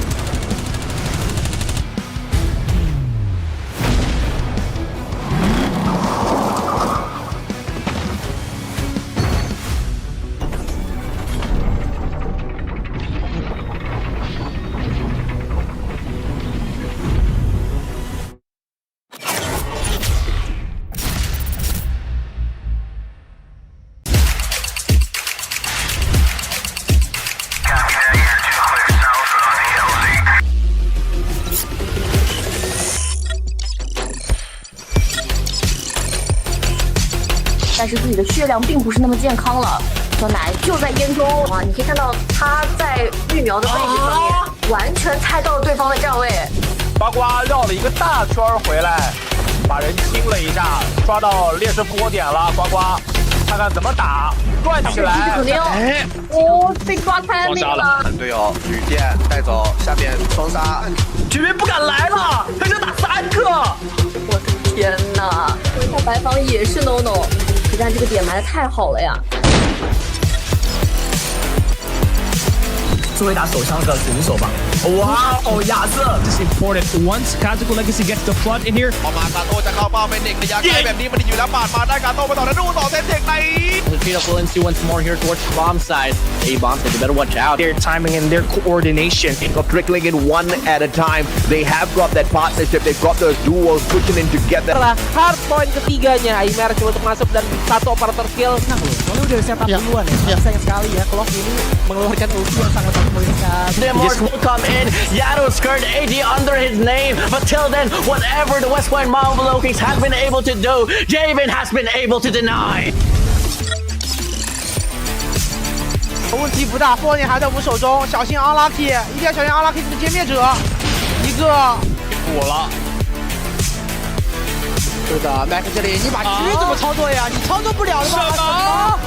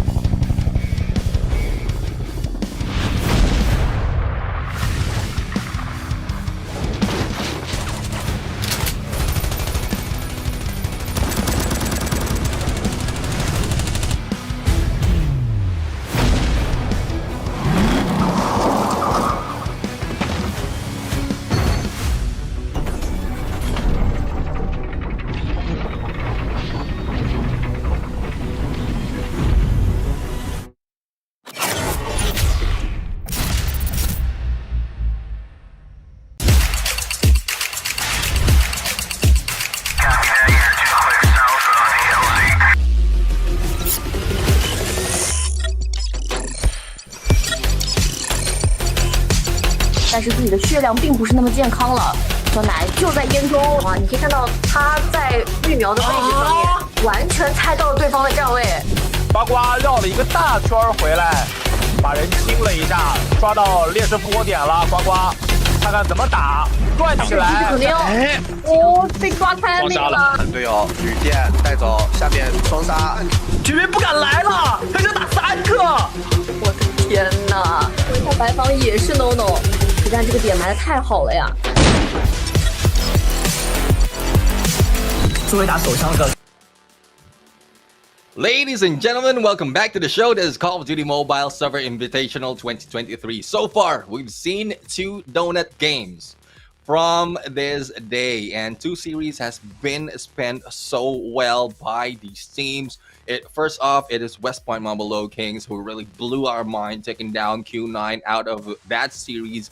with 3 wins. And Blacklist, International, ROG taking down Z1. We were expecting that much. We're also expecting a few more adjustments being done by C1, but it didn't really pay off to their side, as Blacklist International just took 3. Now, we'll have to find out if the same story goes for the next match, Almighty against SPG. Still on the caster's desk, Neptune and Garcia. Together with me is the one and only WardeN. Thank you. So let's see Neptune Garcia and oh my. Last and final match here, Standpoint Gaming, Almighty. I don't know if we all know the history line of Standpoint Gaming here and Almighty, and it's been a rough run here for Standpoint Gaming, and I don't think it's going to change anytime here. Almighty. We've heard a lot of theories about them and all, but at the same time, I don't think it's going to happen anytime soon here. So let's talk about the lineup that we have. Latest edition is going to be FDX, and the rest will be the core Almighty that we know with Heaven, Incendio, Shut Up, and Earthbend J.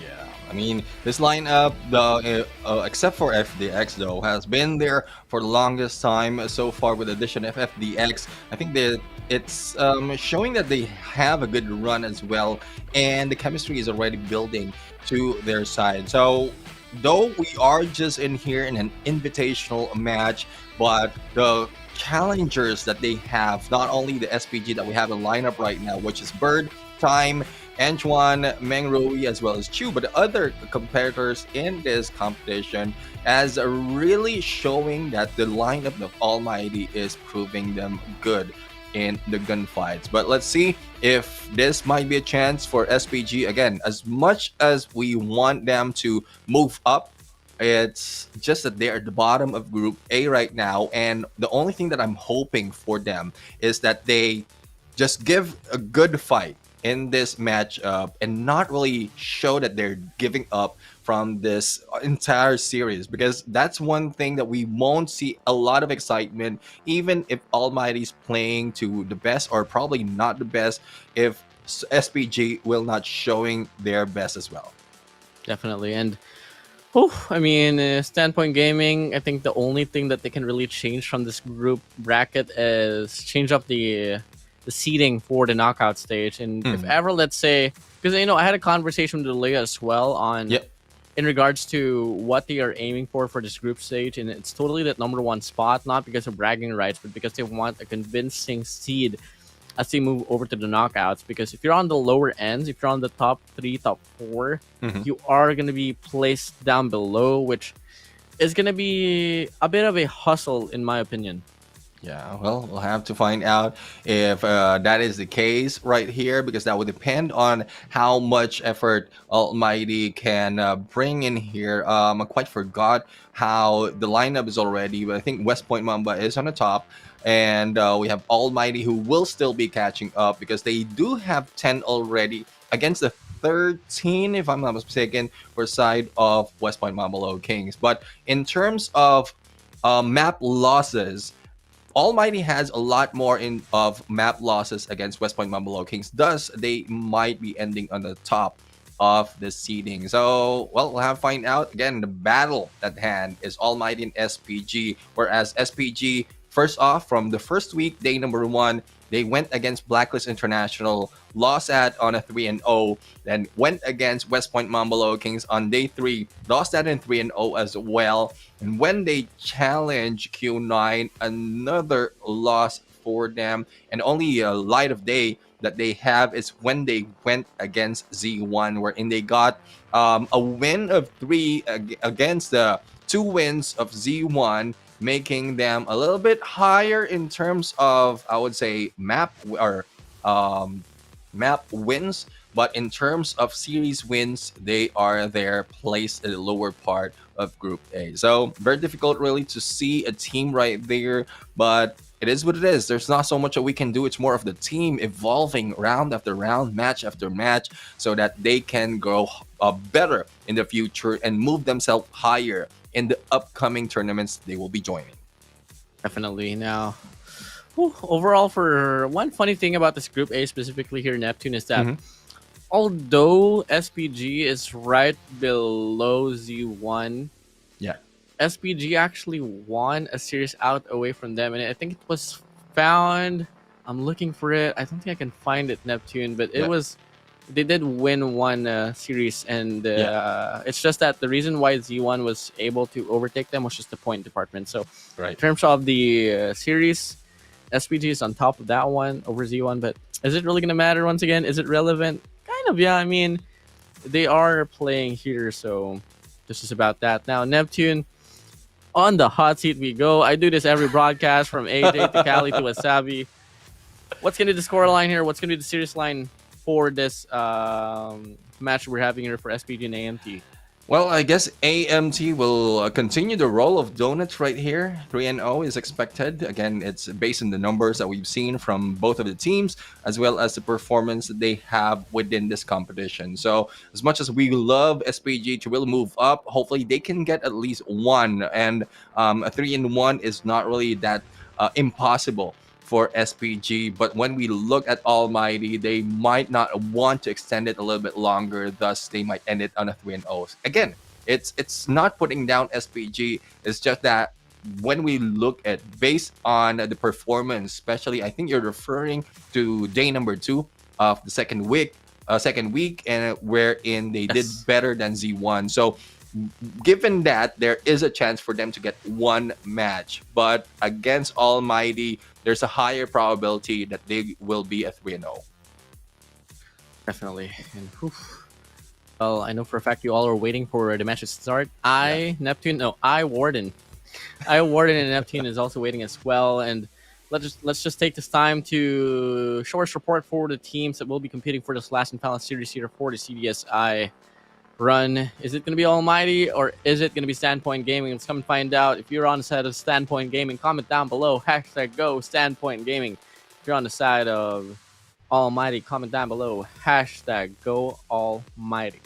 Yeah, and also take advantage of this time to like and share the stream, because if you are not yet subscribe to our platforms, you might not be getting all those updates that will be happening after this invitational or even within this invitational. So hopefully you can give that like, and to increase our engagement as well, keep on that comments that's coming in. Good conversation has been rolling in all throughout this day, and I really love that. This really makes the COD community grow a little bit further, and even with introduction of the Japan region in this invitational, a lot of Japanese has been thrown into the comments as well. It's just unfortunate that we couldn't read it as much as I want to. As much as I want to study the language, we couldn't. Thus, we couldn't respond to them as well. But thank you very much for all the support, not just for the teams, but also for those who are supporting us right here. So hopefully WardeN will receive that delivery in a bit, as we show right now the gunfight, and it will be played in Docs, Incendio, and Irfan J right now, going against Nanchuan and Time. First round for gunfight starting up. Nanchuan Time, Incendio, Irfan J. Time not wasting any time at all in terms of making a Incendio's map control now. Irfan J, please, come on, man. Stop it with the SMRS. Okay, it's both ends using the SMRS. I thought for a moment trolling, but it's always Irfan J trolling around, man. He's a comedian overall. Really entertaining guy to watch. Yeah. Well, it's one thing about him that he's really good, regardless of what weaponry he has. So let's see if there will be a different twist that he'll be bringing right now. But knowing that he's with Incendio, who's like pretty much always, or looks like, so serious. So let's see if that is the case. But Incendio has been taken down, as well as Irfan J. It's just the timing that the team of SPG got against them, thus they were able to take them down. Now let's see if that is the case later on. The countdown, I guess that ticking sound when the time is running out can pull someone from their hiding spot, and let's see if Almighty will fall for the same trick again. Time sprays down, takes down Incendio. It's gonna be Clutch King left alone. Irfan J gonna go for the drop. Get him out of the chase. SMRS once more, looking to get the connection, but too far for his liking. But in terms of the health count, actually, it's going to be Irfan J in favorite, and he's going to be taking his time to wrap around. I don't think he has any melees to play with, but one thing for sure, he surely might just be able to get this backstab. So this could be around. There should be around here for AMT. Absolutely, yes. Yeah, he did it. And there you go. It's now tied right now, 1-1. And I really love. I was expecting here that he will be throwing something against SPG. Because, he's just that guy. He might be pulling that up, but I don't think that like the time will allow him. But if there's so much time, he might just be waiting, probably trailing one of SPG. Now, I want to see a little bit of that as well from SPG, because just to make this interesting, because the thought already of Irfan J trying to pull that up is already interesting. What more if we see that in game? Nanchuan, a little bit too serious, hearing a little bit of slide right there from Irfan J, but a time will tell if Incendio will go down, and he does. Irfan J for a surprise hit, 1v1 situation. Let's see on how we'll roll against time. Irfan J shut down time numerous of times. And looking like it's gonna be time. Not wasting any time. But looking like he is now playing for time. It's about time for the capture of the flag to come true. And looking like they are still waiting for the kills, not waiting the time out, and time will shut him down. A lot of time involved in this round. That's the most, like, unless later on time will be really streaking on the kills. I guess that is the most instances that an IGN has been said in one match. So let's see if that will be the case later on. Incendio right now goes in for the takedown. Let's see if this was to balance it off. 1v2 situation, the damage and shot in the foot. Just like that, bounce it off on a 2v2. There's no waiting for time at that point. It's just Incendio being insane at the moment. Shooting him down on his ankles. Shutting his ACL down as well. Injury. Standpoint now. Sniper round, we begin. And Incendio will shut down Nanchuan. Time shuts down Irfan J now to 1v1. Big 1v1 here, decide of it all. No more overtime. This is the last and final round. Yeah, and there's a question why they're playing gunfight. This is to decide which team will be having the advantage on the map. So instead of the toss coin, I almost made that, but I did that already. But in this the toss coin, it is more of the gunfight, and time will tell as to which map will be played this time. So hopefully you got that already. And again, despite of the result of the gunfight, it would depend on how you would react in terms of your gameplay, because you might not have that advantage compared to those winning gunfight. But if you understand all the maps as well as together with these modes, then regardless of whichever side you're taking, you might take a win. Definitely. And in regards to the mechanics of gunfights, they're forced into changing their guns all the time, and they don't have an option at all. Actually, it's a game that chooses the weapons itself as well. So it's all fair and square, guys. You know, I really like this mechanic over RNG. You know, where you toss a coin. That's 1 for 1. You toss a coin. You toss a coin, and then you let it decide which side is which. We need to think of another word to use for that, because I'm not sure if we're just the only one who make that mistake of coin flip. The coin flip. Flipping the coin. So hopefully, I guess that with this introduction of gunfight deciding the round, we might be using that word less and less. But let's check out the maps right now from SND, Hardpoint, and Control. 5 maps from SND, wherein each team will be banning as well as a Hardpoint. So 3 will be left for SND and Hardpoint. For Control, only 3 are available, and there's no banning at that stage. So please take note of that. We're still waiting for a chance for Arsenal to show up, and let's see if that will be the case later on. AMT, please force a control, man. Yeah. Just give it to us. It's the last day for your groups here.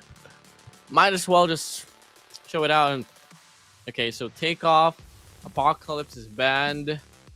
Looking like we are still gonna be greeted with wait, since Apocalypse and Takeoff is banned, we do have Ashenda, we do have Arsenal, and we do have Summit as well. So hopes is still high, guys. Pray with us that Arsenal would come up, though.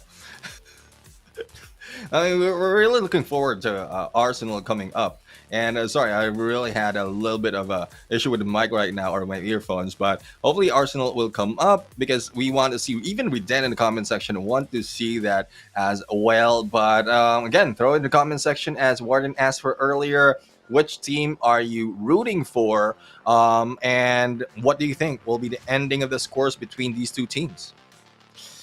I think that it's going to be a 3-0 win here by Standpoint. No, I'm kidding. I mean, I'm really hoping. I think if ever, let's say that Almighty will falter onto one game mode from Standpoint, I think it's all going to come down to search and destroy.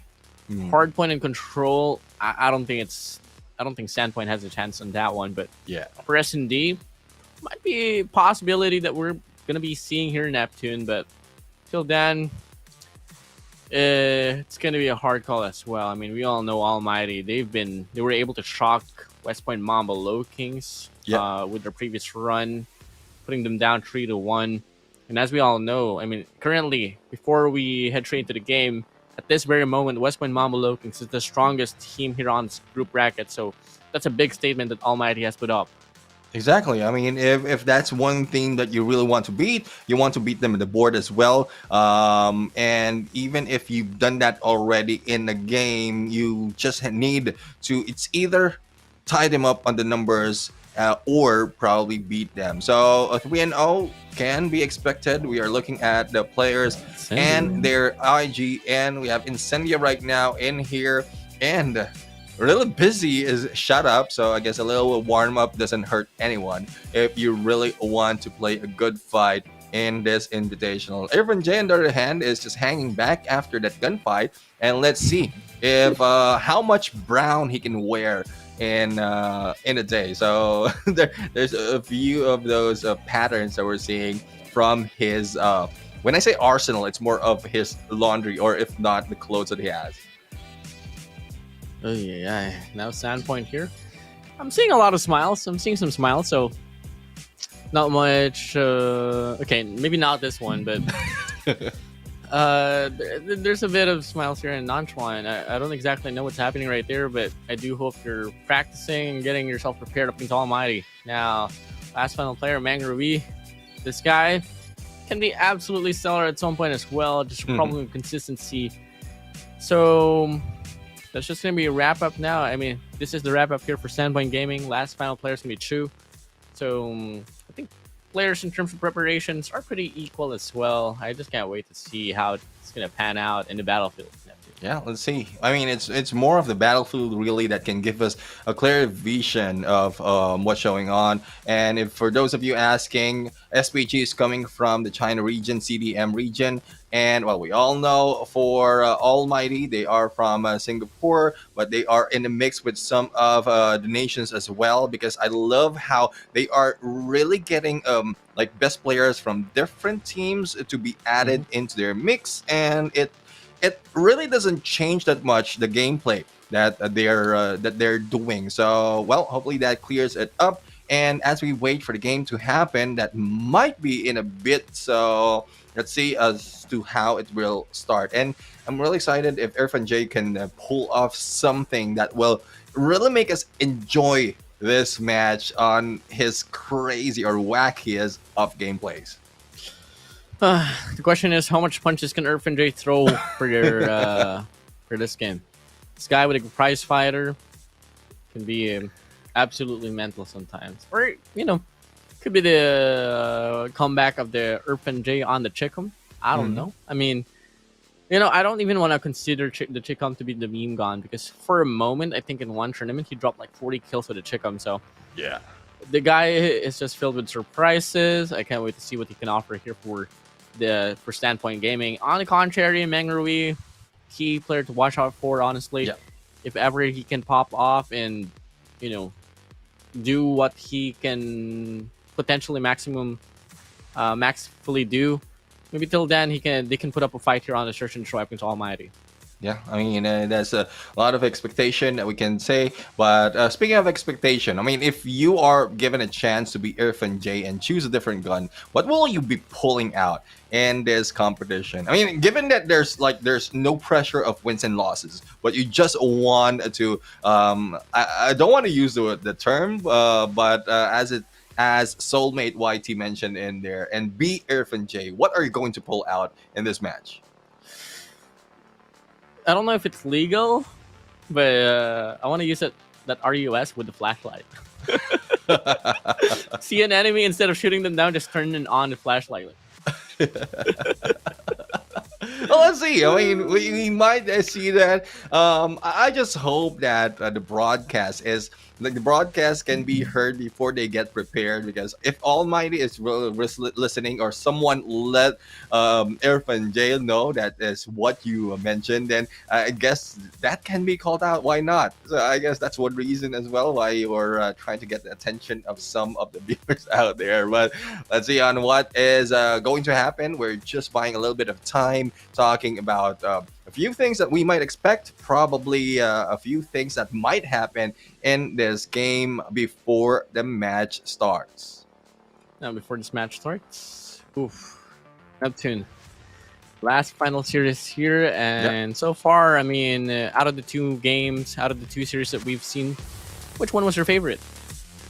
Well, so far the most favorite is West Point Mambulo Kings because of how they wowed us in taking down Q9 Club on that 3-0. But let's check out. This is the start of Search and Destroy. Again, it begins with Search and Destroy, followed by Hardpoint and Control, a new format. And as we look right now, Irfan J goes in for a double, and KSP has been pulled out. But again, this has been a meta before in the previous competition, but this time I guess it's more of a comfort play for him.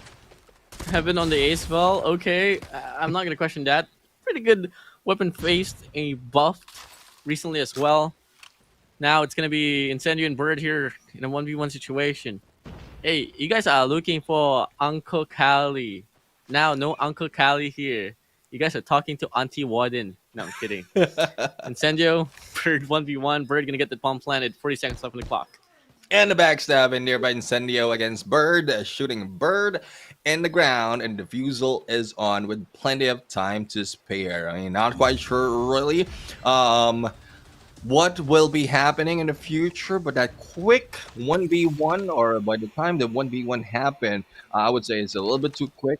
Well, let's see on what will be pulled out by this team. I can see Incendio still smiling after that game, beginning this one. So let's see if there's a few more surprises that will be thrown into the mix. We have a Mengruri now moving in on to this alpha as they get position, and trophy system is not a little bit too late, and Heaven takes down Notch 1 in there with the grenade, but Mengrui just fires back and takes down a few more, but Shut Up right now also fires back with a Locust. Oh, up close and personal time right now, no scope, and it's now back to a 1v1, but AS Val by Heaven takes him down.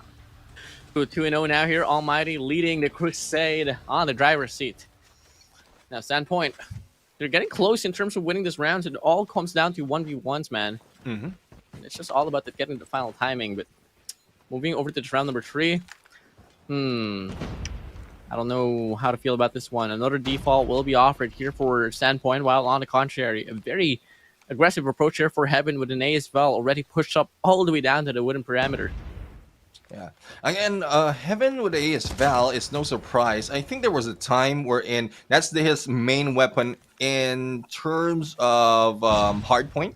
So it's no question that that's a choice that he'll be using. Shut Up right now, taking down Nanch 1, Krieg 6 action from Bird, taking down Shut Up and a trade. Heaven right now for the rush, taking down Chu, and down we go with just Mengrui in play and tries to go in, takes down Heaven, does it 1v3. Victory Mengrui will get shuttered down by FBX. Now we get to see a 3-round lead here for Almighty. Standpoint Gaming just they're really struggling quite a lot, and I think it's going down to the gunfight department. Yeah, and yeah, I guess Bobby Plays confirmed what I mentioned earlier. OMG, AS Val Heaven is back. I mean, we saw him wearing that weaponry from before. He's really utilizing how much it has in terms of power as well as control. So let's see if that is the case. It's one frag from each team. FDX right now takes down Bird. Incendio goes in for long A as well, almost taking one down. But Nanchuan for the push and the approach right now might be catching him by surprise. And there goes 4-0 from Almighty. Oh no, Bobby's here. AMT gonna struggle now for the next few rounds. Yeah, the curse is broken. Let's see. If the curse is broken or still goes on. No, man. I mean, you know, as long as Bobby is gonna be around where Almighty is playing, there could be a chance that it might, you know, get reborn. But all jokes aside, time, nasty flick onto Heaven will shut him down. Natchuan pushing up onto the mid lane will accumulate a kill as well, and all gonna come down to FDX, latest edition, shutting down Natchuan, forcing it down to a 3v2. But with the bomb planted, this could be a round now for Standpoint. Yeah, let's see. We have Shut Up right now, just balancing it off. That was a 2v3, and oh my goodness!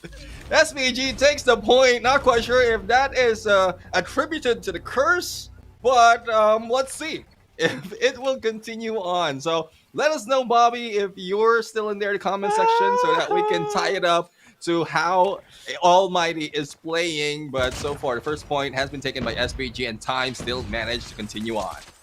Time continuing on. Heaven with an AS Val going on a spree. The Gregory shuts him down with a Zealot. BLCK on hand. Player 2, FDX, longing to get a trade onto Heaven. Will follow through. Oh my days. Look how ballsy AMT is. They're just running this one down now. Bird Time will be able to get one in the process. So that's going to be him getting tagged up. Information related as well. Brilder holding down the angle. Not going to be able to find the chase. And simultaneously, they go out of the round. 5-1. Almighty. 4-round lead. Yeah, there's a long run for SPG to catch up, and not so much of a long run for Almighty to win this game. Again, we've increased the target from 7 to 9, so it will not be ending in a few matches. Now, Incendio right now going deep into the mid, and let's see if he'll be able to catch one or if he will be the one being caught. Here comes a Time right now being taken out of the universe for this round, and let's see if the rotation will work for him. Bird right now trying for the peak, will not see him just yet, and there goes the respawn. Mengru and Bird was able to go in simultaneously. Let's see if Mengru will get another one. This is a 3v4 situation favoring SPG. 3v4. Player 2 FDX with a Fennec could make the play of his life, as he's gonna hold down the angle. Trigger discipline so real. How is he alive? He goes for the spray onto one. Can he follow it up with a double? Absolutely yes. Now it's gonna be Chu just left alone, wondering where did his teammates go. And guess what? You're greeted with the same respondment, greeted with the same treatment that FDX did to the rest of your squad. You go down out of the round.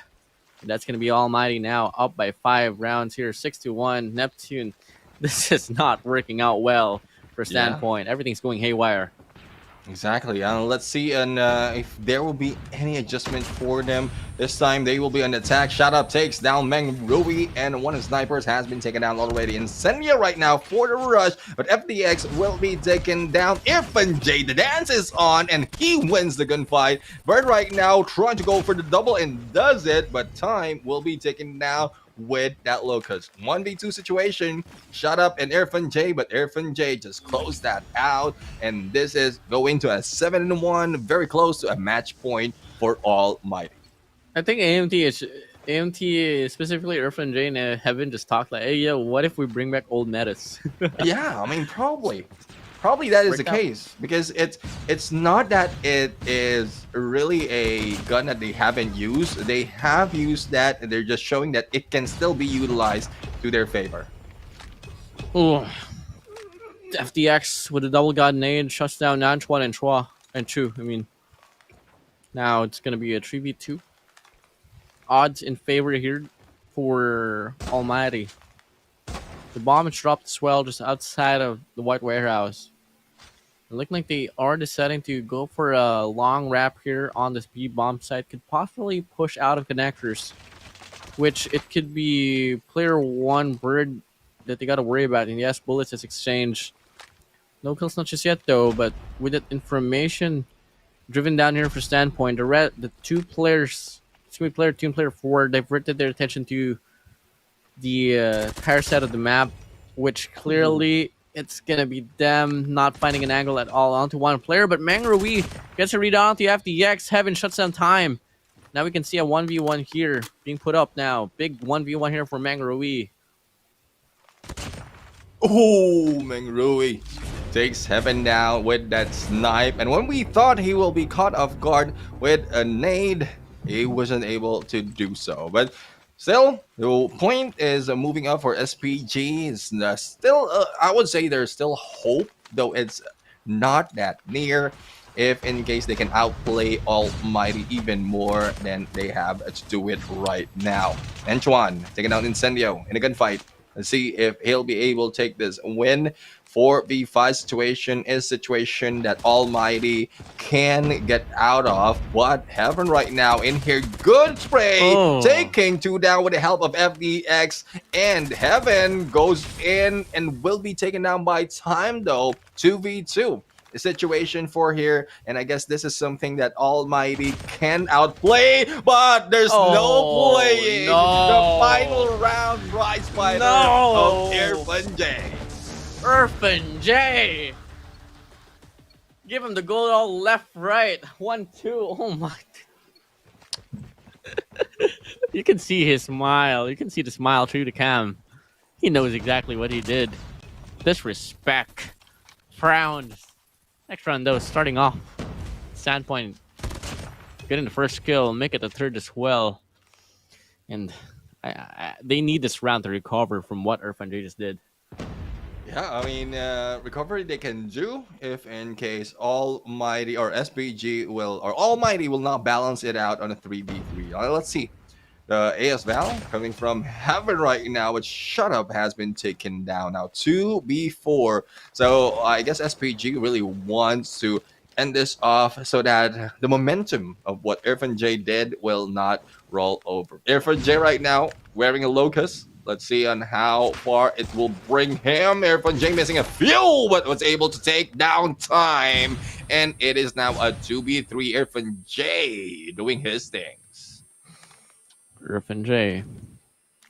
There's another opportunity here just right around, but with it KSP up against Fennec close up, not going to stand a chance.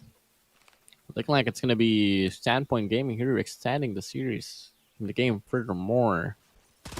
As Heaven will falter under the hands of Chu. 8-3. We go 6 more.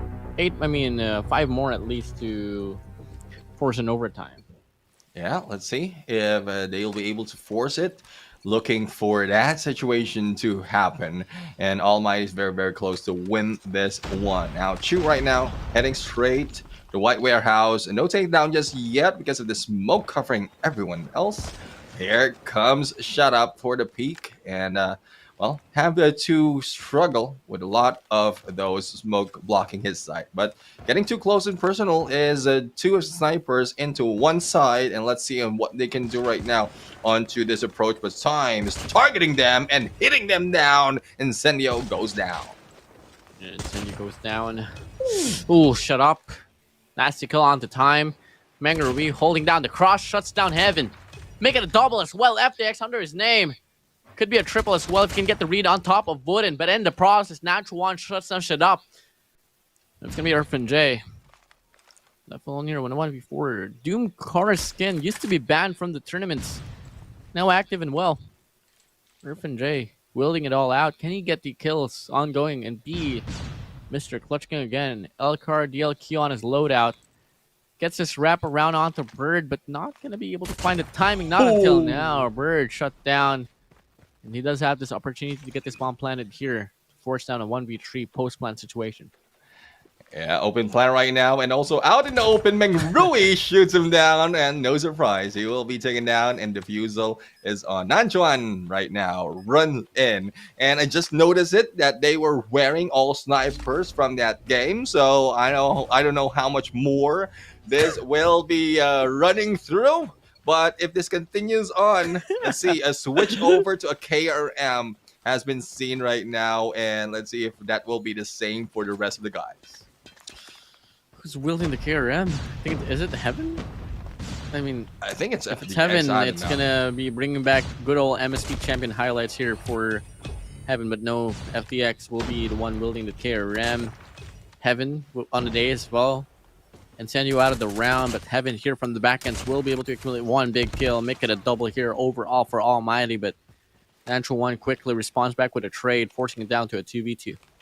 Yeah, I think they're having a little bit of a switch roles right here. We saw Irfan J on a sniper. Now let's see if Nanchuan will be able to catch one off a guard. But Meng Rui will try to go for the backup, and Heaven will be taken down. Shut Up takes down Meng Rui, and down to 1v1 once again. Shut Up will try to go for that bomb, but he needs to check out his surroundings right now. See if his rotation will work to his favor, as long as already being taken by Nanchuan. So who peaks first and who takes out who might be the extension or the end of this game. Shut Up. Nanchuan. Timing might just work out. Shut Up doesn't have any intentions to check the trailer. Head nods there for Shut Up. Yep. Exactly, this vibe to what's about to come here, my guy. Zigzagging, checking all around. Gonna go for an open plant, and he's gonna go for a fake. What? Understandable, I guess. And just to be sure, though. probably. Yeah, Nanchuan responds back with the bomb plant now. Shut Up just holding this close angle on the right side. I swear, Nanchuan. Oh, okay.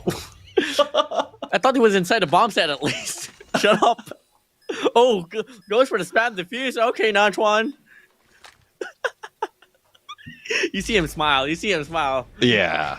I mean, like, he was expecting that Nanchuan will be moving in, rotating to the other side. And, well, Nanchuan was just heading over straight to it. I don't know what the plan is, but if in case it's a different position that has been taken, then it will be done for. But so far, Almighty still doing what they are doing from the mid of this search and destroy. But I guess they're getting serious right now, taking two down already from SPG. But Nanchuan just carries over the momentum that he has. Takes down 3, probably a 4th right now. Give him the ace. Let's see, an ace coming from Nanchuan. It's not impossible. It is a 1v3 situation, but that is unless he was given the chance by your teammates.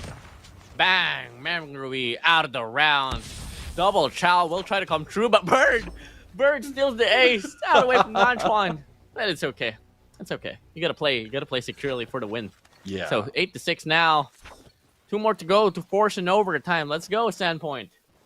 Let's see. I mean, if Almighty will be caught with an overtime right here, I'm just wondering to how long of an overtime can Almighty and SPG bring this to. But Nanchuan right now, together with Chu, was able to take down the 3 already. And here comes Shut Up, a little bit too fast, as well as Heaven. And Shut Up will be taken down right now. And it is very close to a tie and also to an overtime.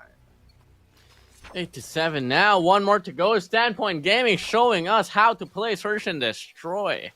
And we did talk about what is the best game mode for Standpoint Gaming to put up a scratch up against Almighty. It's gonna be Search and Destroy. So this is absolutely working into their favor. Shut Up goes down early on to the round.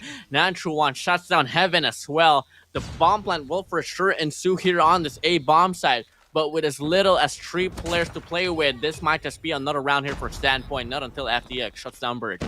FDX right now wearing a Locust. Here comes Chu, takes 1 down, and Meng Rui takes another. Meng Rui now targeting FDX and the rest of the team. Here comes Nanchuan and the takedown, and also the team going into overtime. I mean, there's Well, there's a lot of questions right now, but I guess these teams just want to play it the longer way. Now, the target right now is 10, and again, the question earlier is how long can Almighty and SPG can run this in an overtime? Because I think we've reached the longest of, if I'm not mistaken, a lot more than 19 in terms of matches.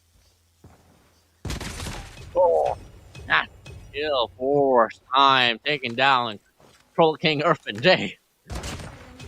Up on back with a kill as well with a scope. On to Meng Rui.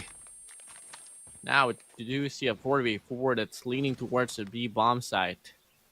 Which it's gonna be FTX just hiding behind the box.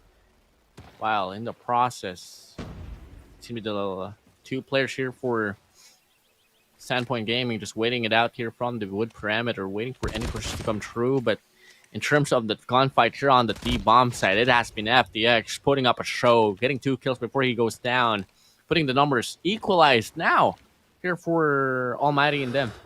Yep, Heaven right now spotted, and a backstab will be done, even with a pinch, possibly of Heaven being taken down. Chu right now being gunned down as well, and was able or managed to survive, but time has been taken out. But as they go for the run, Chu takes them down. Now the advantage is on the side of SPG, and if in case SPG gets this point, it's all and done for Search and Destroy. Ooh, 8-9 Sandpoint Gaming might just be able to steal away this Search and Destroy as we start things off with Meng Rui shutting down Shut Up.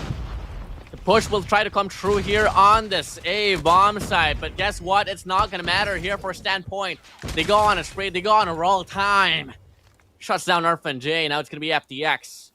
Heaven left alone to clutch things up here for Almighty in a 2v3. Yeah, 2v3 situation. One is getting up close and personal right now. But right now, currently, we're looking at a Chu who's on the ground, and Meng Rui, good visual though, from the outside of White Warehouse.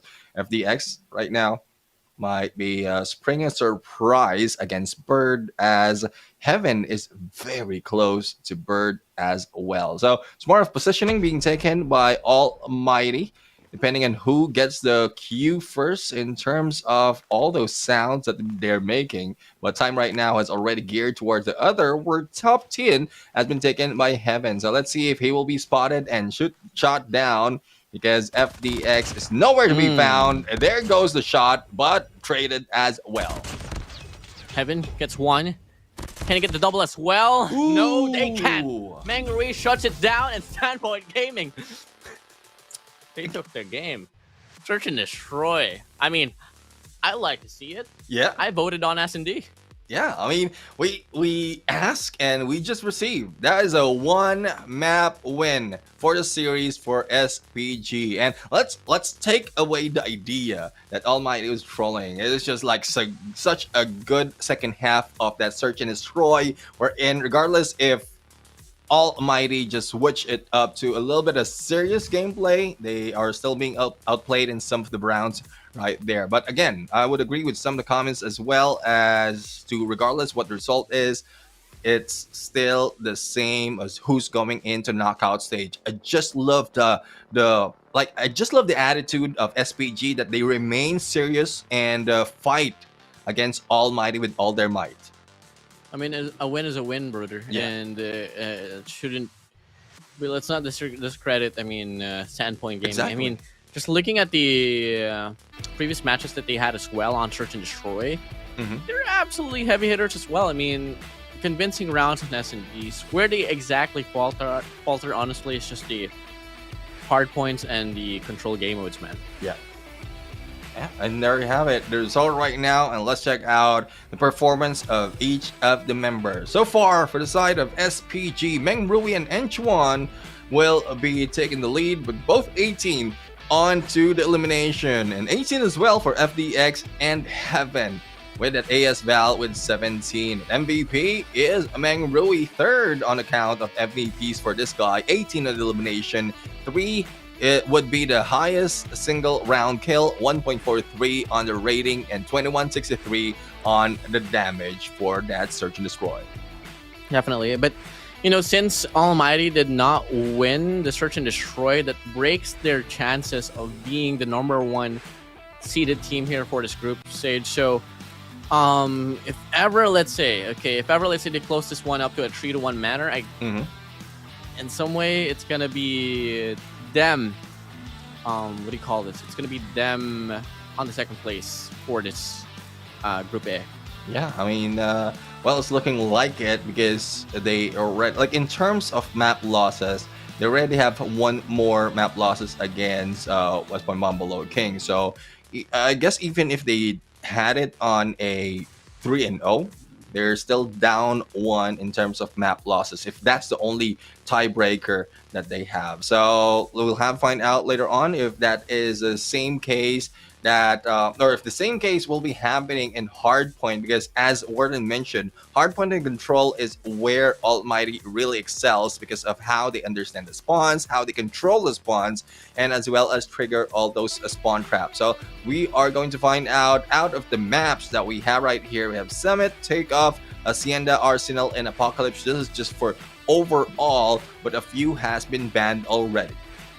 Ooh. I don't know which map will be taking place, but as all I know is that Arsenal is still alive and kicking. Yeah. So please give it to us. Yeah, I mean, as we look at the ban right now, Hardpoint is Apocalypse and Takeoff. That's already been taken down. So if in case the option would be for the side of Almighty, they might be bringing it to Arsenal, because I won't be surprised if they heard us earlier when we asked for that, or even in previous days where they heard you ask for Arsenal. So if they have that option to choose, then they might be bringing it right here and probably relieving us of that wanting to see this game in this mode. When I arrived at the venue of Garena Masters 3, the first team that I approached was AMT, because I don't know, it was the Huntsman then AMT right after, because they were just across to each other. And the first guy to talk to me was Urf and Jay, and man, all I can say is being a troll in game correlates to being a troll in real life as well. The guy is so jolly, so clowny in IRL, but pretty likable guy. I love the personality. Now, I don't know if it's Coach Zim liked what they did during the Search and Destroy game. But come again, I'm not discrediting Standpoint Gaming though, because they were really good at the last round. For the last few rounds for the Search and Destroy, Mang Rui was able to get the pickoffs at the first round, and following up with Nanchuan just putting up a spree with a Fennec. It goes to show that they are so well capable of winning Search and Destroys, and that also connects onto how they won that series up against Z1, where they won Search and Destroy as well. So it's their second win for S&D here in this tournament. Yeah, I mean, well, we'll have to see if that continues on, and on what will be the result right now on our scoreline for this card.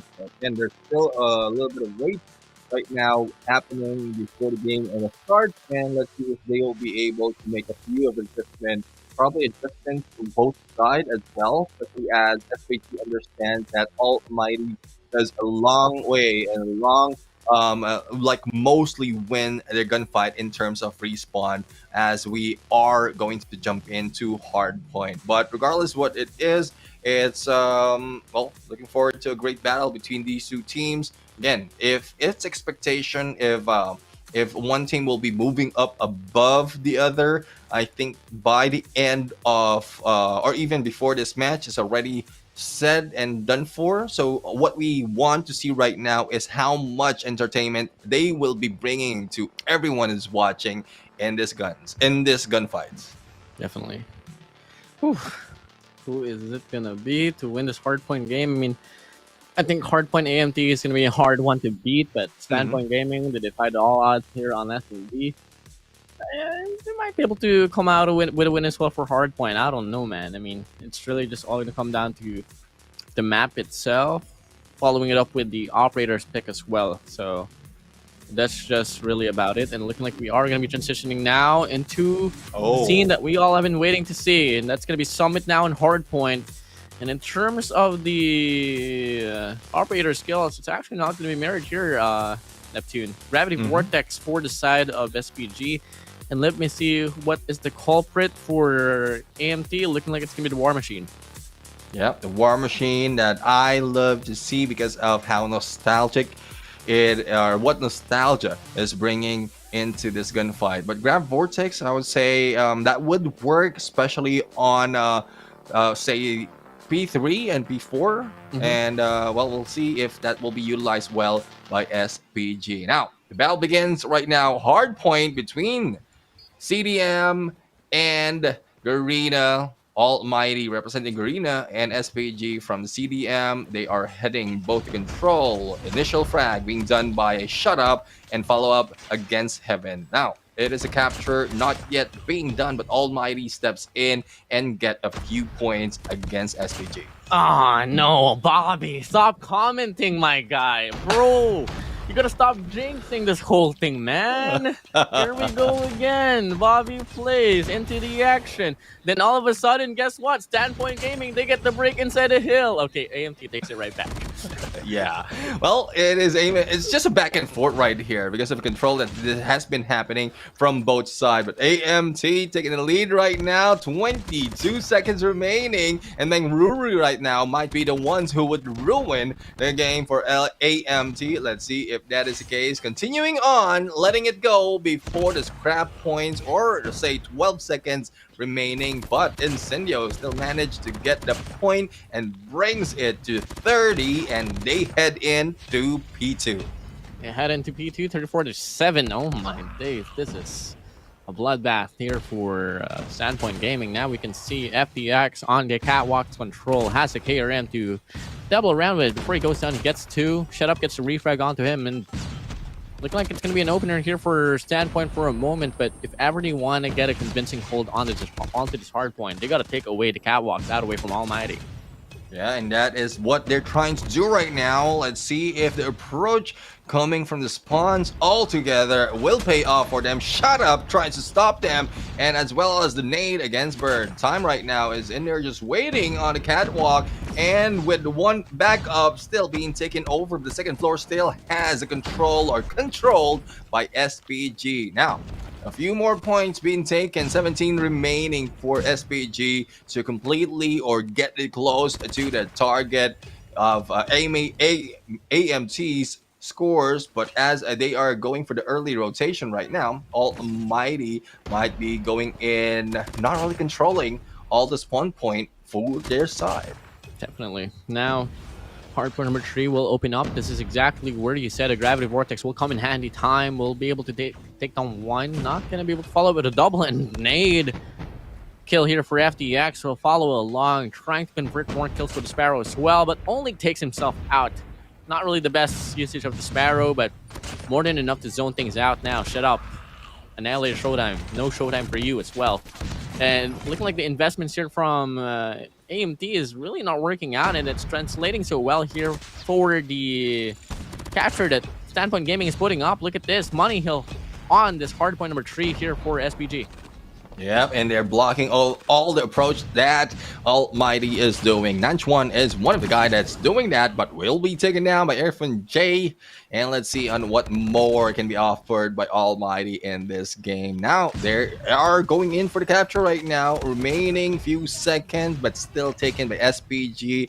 The approach of early rotation has been taken by Almighty, as well as the spawn. And let's see if they can hold it this time, because it's getting very close to that 71 that Almighty has already.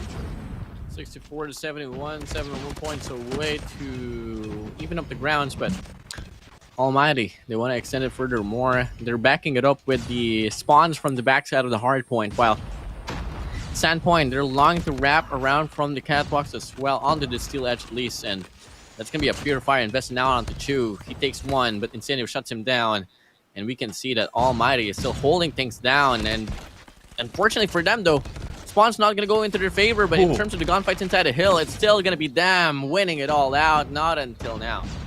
Yep, it is a 1v2 situation, but Heaven will be taken down right now, and the 2 controlling the spawns, and the split spawn coming from Almighty is not really working for them. 13 seconds remaining, and a catch-up game is or might be brought into a halt. Time right now will be taken down, and let's see if onto the next hill there will be a little bit of movement above Almighty for SPG. There goes Nanchuan right now clearing the area, and as it opens up in a few seconds, good opportunity for them to gather more points. Definitely 86 to 95. Back to hardpoint number 1, and we're starting to see that AMP is starting to pull away with this. FDX on a force free. Couldn't convert with a 5th, but that's not really gonna matter at most, as the rest of his team is still alive and kicking inside a hardpoint to get this point on the board. And we can see that SPG actually will be able to get the break inside the hill, so it's not gonna be so convincing because they don't really have good 2F control. And if ever they do get to fix that, you know, that hole or that leeway here for AMD, maybe till then you can start winning more hardpoint number 1s. Yeah, exactly. As we can see, with 15 remaining seconds, the control of the positioning for side of Almighty is still prime. Preparation into the next hill is being done not just by Almighty, but also rotation of SPG. FDX right now, Hunter Killer. Let's see if it will kill anyone, but Bird backstab in there with only a few HP, and KRM action will be stopped by time, but Heaven responded back, and let's see if they will start getting a few more points, increasing the lead, or will SPG just ties it up? 124 to 100 points. Only a 27-point deficit here for Standpoint, and they can absolutely go for a comeback. And Sendio goes down not by his own capsule, but from the Sparrow of SPG. Now we can see left side spawn here for the side of Standpoint, all the way down to the Green Raider. Fortunately, they're not going to be able to convert anything out of it, as J is just zoning this hardpoint with a claw. FDX up front, takedown show, and that's just going to be making Standpoint regather themselves onto the next rotation here for P3. P3 right now, shot up, it was still going in for the 3 on that Annihilator, and as he got in closer on P3, goes in for the 4th one. Now, as they have good coverage, boxing out a P3, they might be stopping the approach of SPG right now. FDX is on his 26th run together with Incendio, but will be taken down right now, but no opening for the side of SPG just yet, and the Preddy takes down 2. Chu and Time will be out. Chu and Time will be out. 162 to 109. Shut up. Overall, the squad of Almighty just starting to pull away.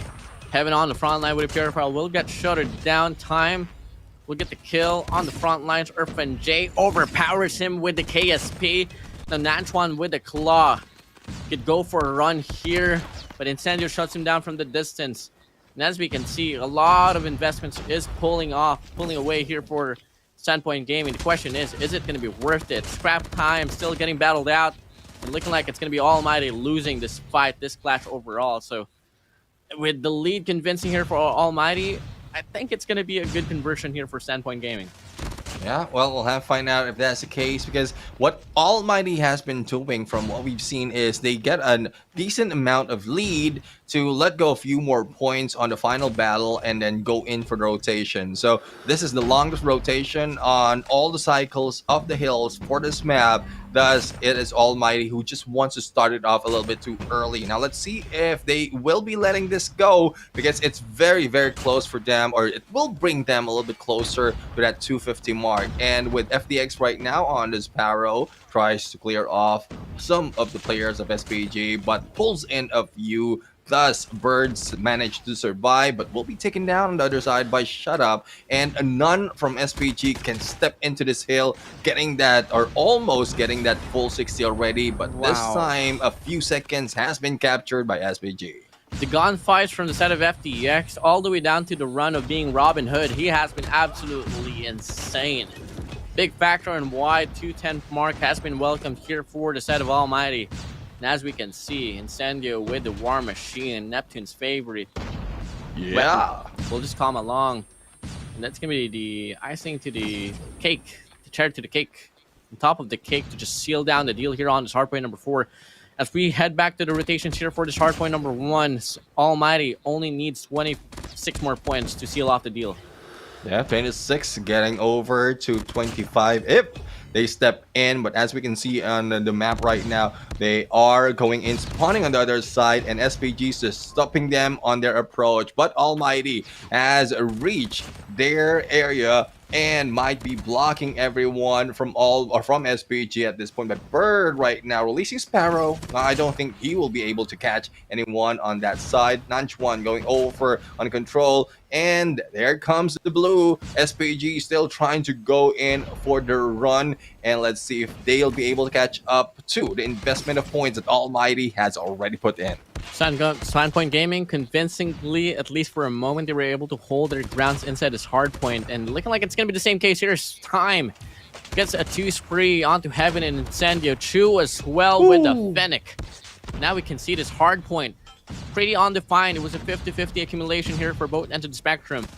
Now it's all going to come down to this hardpoint number 2. A lot of games, a lot of events ended in this very hard one as well. Will this be the ending here for Standpoint Gaming, or can Almighty bounce back as they set up now for a 3-man push down below? They get denied by the Purifier. Time on the Vortex will get them mid lane out of the way as well. And as we all thought that Almighty was going to be able to get the break, looking like it's going to be SPG investing for dear life just to ensure that they can force another hill. Yeah, forcing another hill is what SPG is doing right now, getting close to that 200, but it doesn't stop Almighty to get a few more points. It opens up once again, and both of the teams are getting their few points one at a time. So whoever gets or reaches it first, probably for the side of Almighty, is because they only have a few more, less than 10. There goes Irfan J right now with that claw. And only 4 seconds still was able to let that go. But here we have it. 5 seconds just in time before the hard point. And Almighty takes the win on this map. AMT takes a win on this map. Will be able to extend the series to a game number 4. So it's all going to come down to that. GG well played for Standpoint. They showed a good life. They showed a good run here on Hardpoint. But it was just the final adjustment that Almighty was able to push through. So that's going to be it. 1-1 for the series here in Neptune.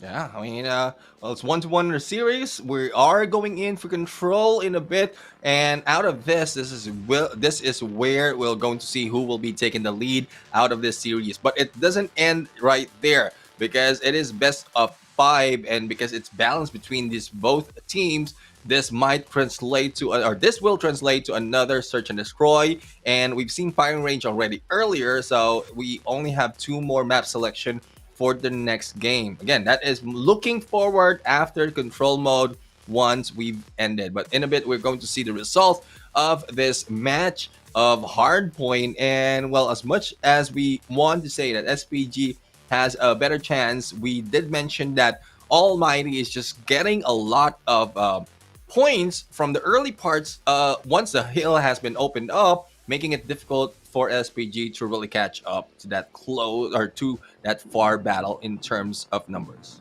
Now we're going to be heading straight into control here in Neptune with, it's arguably, if not factually, the best game mode that AMT can offer in the series. So it's going to be a hard call here for Standpoint Gaming, but fortunately for them, since they did win Search and Destroy, if ever AMT wins this one up, there's still going to be game number 4 that we got to talk about. And if ever game 4 S&D will be the same storyline on that game number 1, then we might just get blessed with another with our first game 5 here. And disregarding that, this is our first game 4 series here in Neptune. Yeah, I mean, this is the first, because we've seen a 3-0 for the first 2 series of this day. And when we were expecting, even the fans of Almighty were expecting a 3-0, well, with that Search and Destroy, it has given SPG that 1 point, and it has been traded off in that hard point. So control will be the tiebreaker, and who will get a chance to get their first 3 in this match. Now, it's a lot of talk, a lot of assumptions, and we can throw are around in here, but we are just waiting for the game to happen. So thank you very much for those of you who are hanging back in here on the comment section, whether it's on YouTube or on Facebook. Again, don't forget to follow Facebook page and subscribe to YouTube, and also like the stream so that we can have this ongoing tournament and have more of the numbers raking in, so that well, we might be seeing a lot more in the next Invitational. Currently, Japan region has been introduced in the Invitational. We might be seeing another set of region, another set of team to be added into the mix, giving us the surprise that we need before we head to the next stages of the competition. Now, we need your support overall. And for the side of Almighty, I guess let's talk about the keys to victory here for Standpoint Gaming in order for them to beat Almighty. So number one, I think it's gonna be breaking the whole trend of not being able to win an offensive round, which we all know in terms of offense, Almighty doesn't treat it differently to defense. So that's exactly one factor right there. Now, the second one is honestly just hoping that Bobby will comment in the YouTube chats. Yeah, I mean, just don't call him out. I think he's just watching and listening. In the moment he hears his name, he might be jumping in on the chat. But looking at the result right here, it is a lead in terms of not only the points, but also the elimination for the side of Almighty. FDX right now with 43 on the sleigh, followed by 38. Or no, it is Shut Up right now, leading with 51, followed by 43 from FDX and then Irfan J right here. But if we look on the other side, a lot of the players from the team of SPG has reached their 30 plus or 35 plus points in elimination, but that didn't translate to the Hardpoint being captured. Thus, our MVP for Almighty, who just won that game, is Shut Up. Fourth on the MVP count, and 51 on the elimination, and 51-53 on the damage. 10, imagine 10 highest streak, bringing himself a rating of 1.7. And let's take a look at the highlights of this game. Just the highlights was really nice to see, and for a moment it was FDX running the show for the set of Almighty, going on a run with a Sparrow, then accumulating 2 kills with the Predator, and then followed up with winning the mechanical gunfight. This guy is... I'm just proud that he was able to make his presence be valuable here for Almighty. Yep. And guess what? He earned the role of AMT, and he deserves to be there, man, honestly. Exactly. I mean, he has brought Almighty in a different level already in terms of like getting wins, not only that, getting championships. So let's see if what else can be offered right here. And let's see if FDX right now, with the addition of FDX in here, he, as you mentioned, there's like a lot of people who deserves to be part of Almighty. FDX really proving a lot more that this can be brought in, the team can be brought into a different heights if you add a firepower, like a player that can give you that firepower in games just like this. So it is AMT and SPG tied 1-1 for this series, and we're just waiting for Control to give us that insight as to who will take the lead. Now, you know what's with me saying definitely all the time. Oh, definitely. Yeah, definitely, it man. is. Yeah, definitely. Absolutely. It is happening. Yeah, surely. Exactly. Brody. Well, moving over to Control, honestly expected scoreline, especially in the map of Raid, to go 4-0, but I want Standpoint Gaming to prove me wrong. They've proven me wrong. Actually, no, they've been proving me right, honestly, in S&D. So on Hardpoint, they did fall through as expected, all the way down to Control. Absolutely no match in terms of the statistics on paper for Almighty, and it's going to be a hard task that they got to do if they want to put up a fight, even a fight up into Almighty in the game mode of Control. Yeah, let's see on what fight will be brought in, not just by Almighty, but also by SPG in this game mode, as the attackers will be Almighty, and on the defense is SPG. So as the approach right now is towards Alpha, only one guy is taking that. Let's see if this will be a quick capture for Almighty. And there you have it. All bases covered already, and the capture begins for the first stick.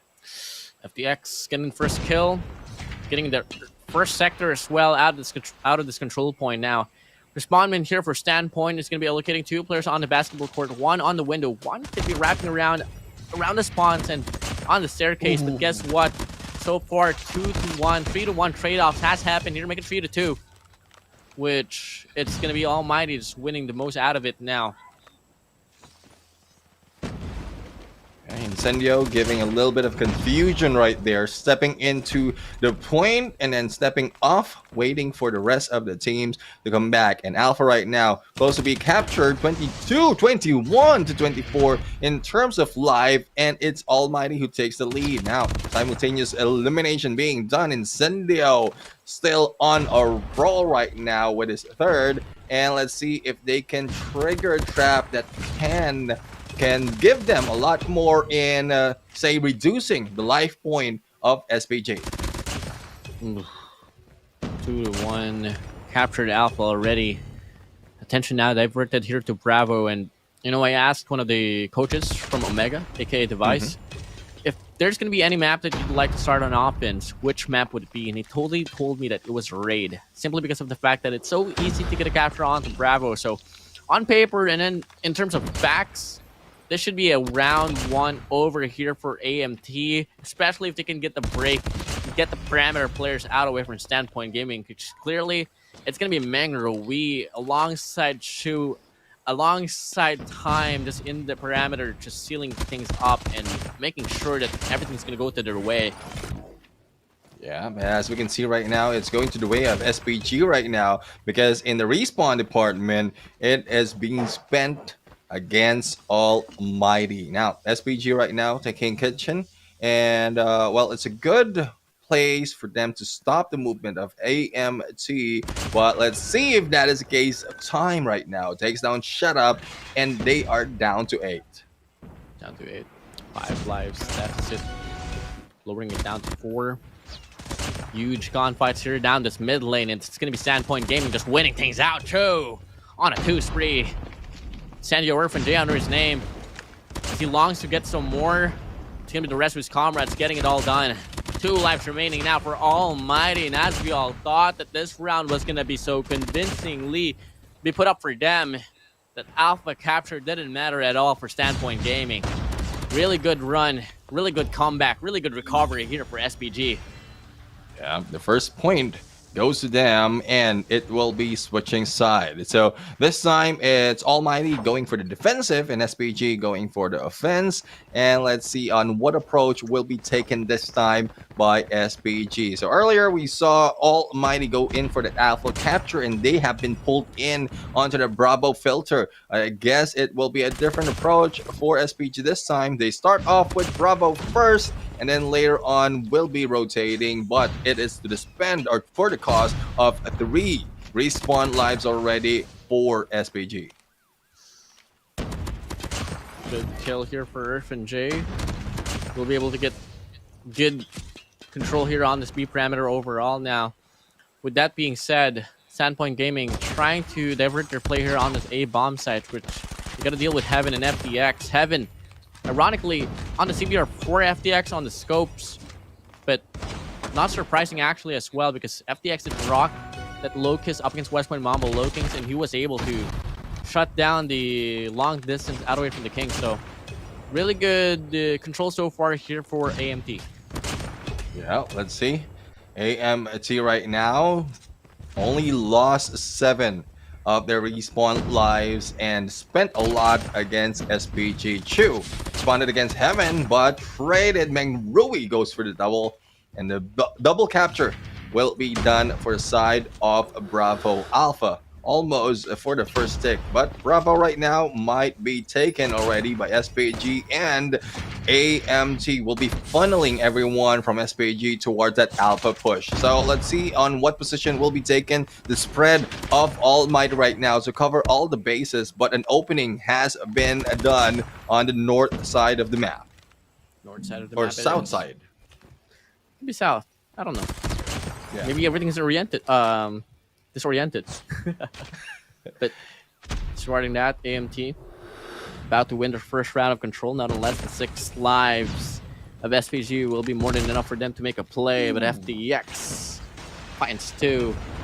Predator flies through as well for Earth and J, ensuring that there's no respawn left here for Standpoint Gaming.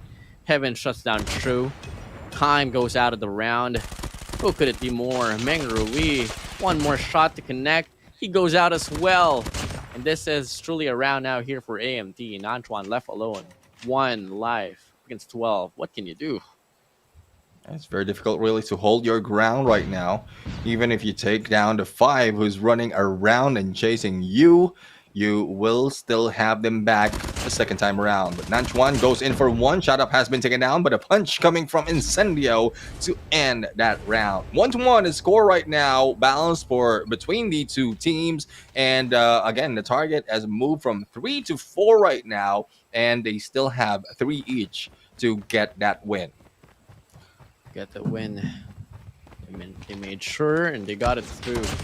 Now we start things off on this round with heavy mid control here for Standpoint Gaming. Looking like it's gonna benefit them quite a lot as well, because they're totally winning their gunfights here inside this B parameter. And one more wave to go for them to clear out, and they might be able to institute a spawn trap that they exactly did on that round number 1. Yeah, let's see if the spawn trap will be triggered and ensued right here.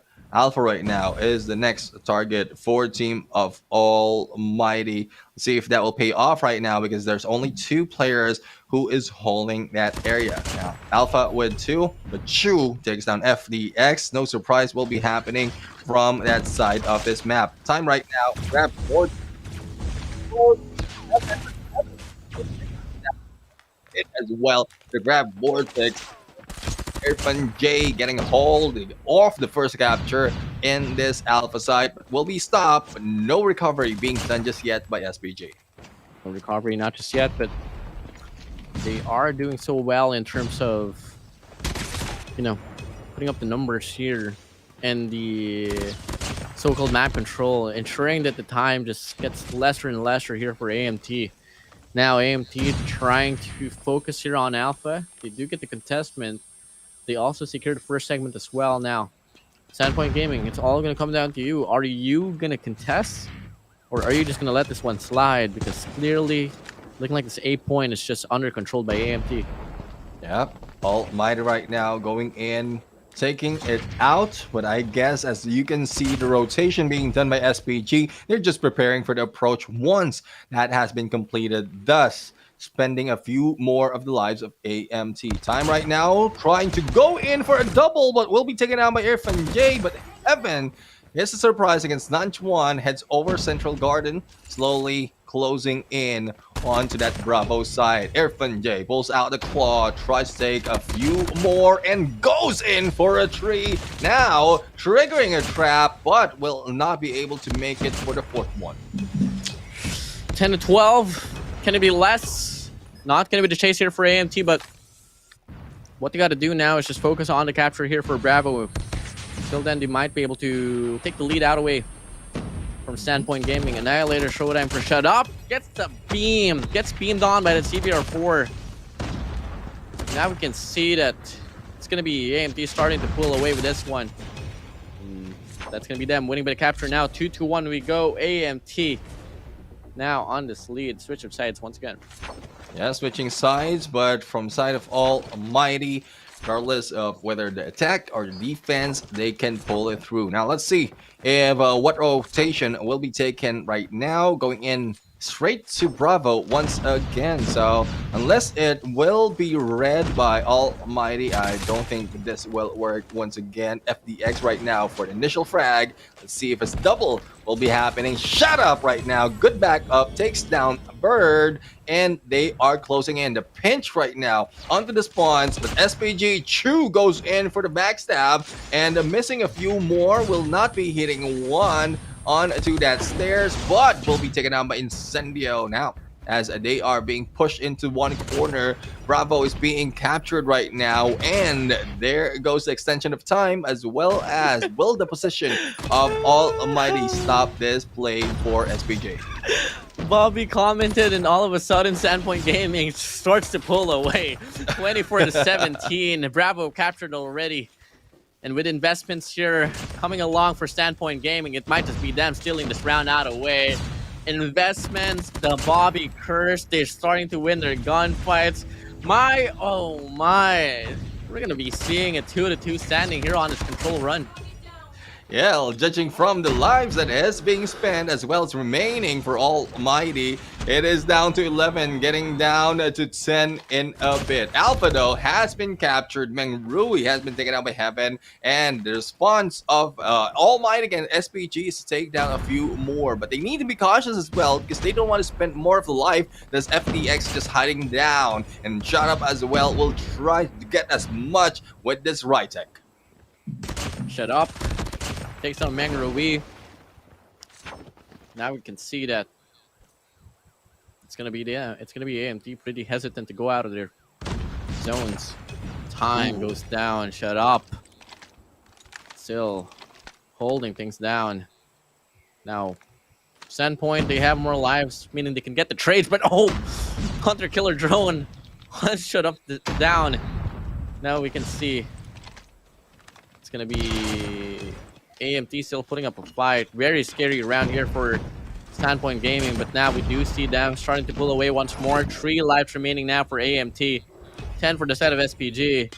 And looking like a spawn trap will be coming through here. Meng Rui shutting one down. Heaven left alone in a 1v5. 1v5 right now, and he will be taken down. A point will be taken by SPG. It's tied right now to 2. And both teams just need 2 more to get this win. Now, who will be able to reach this first on the 3? What we find out right now, SPG is on a defensive right now. But as we can see, it's a split push being done by Almighty. The Alpha distraction might be triggered right now, or probably it's just a rotation to catch them off guard. Heaven Irfan J goes in for a 1-2 hit. And let's see if Juke can defend this to it this live. He will go down. Bravo right now goes into the second tech. Now, once more, a convincing round here for AMT. Bravo should be said and done here. So they're going to focus back here onto Alpha. Standpoint.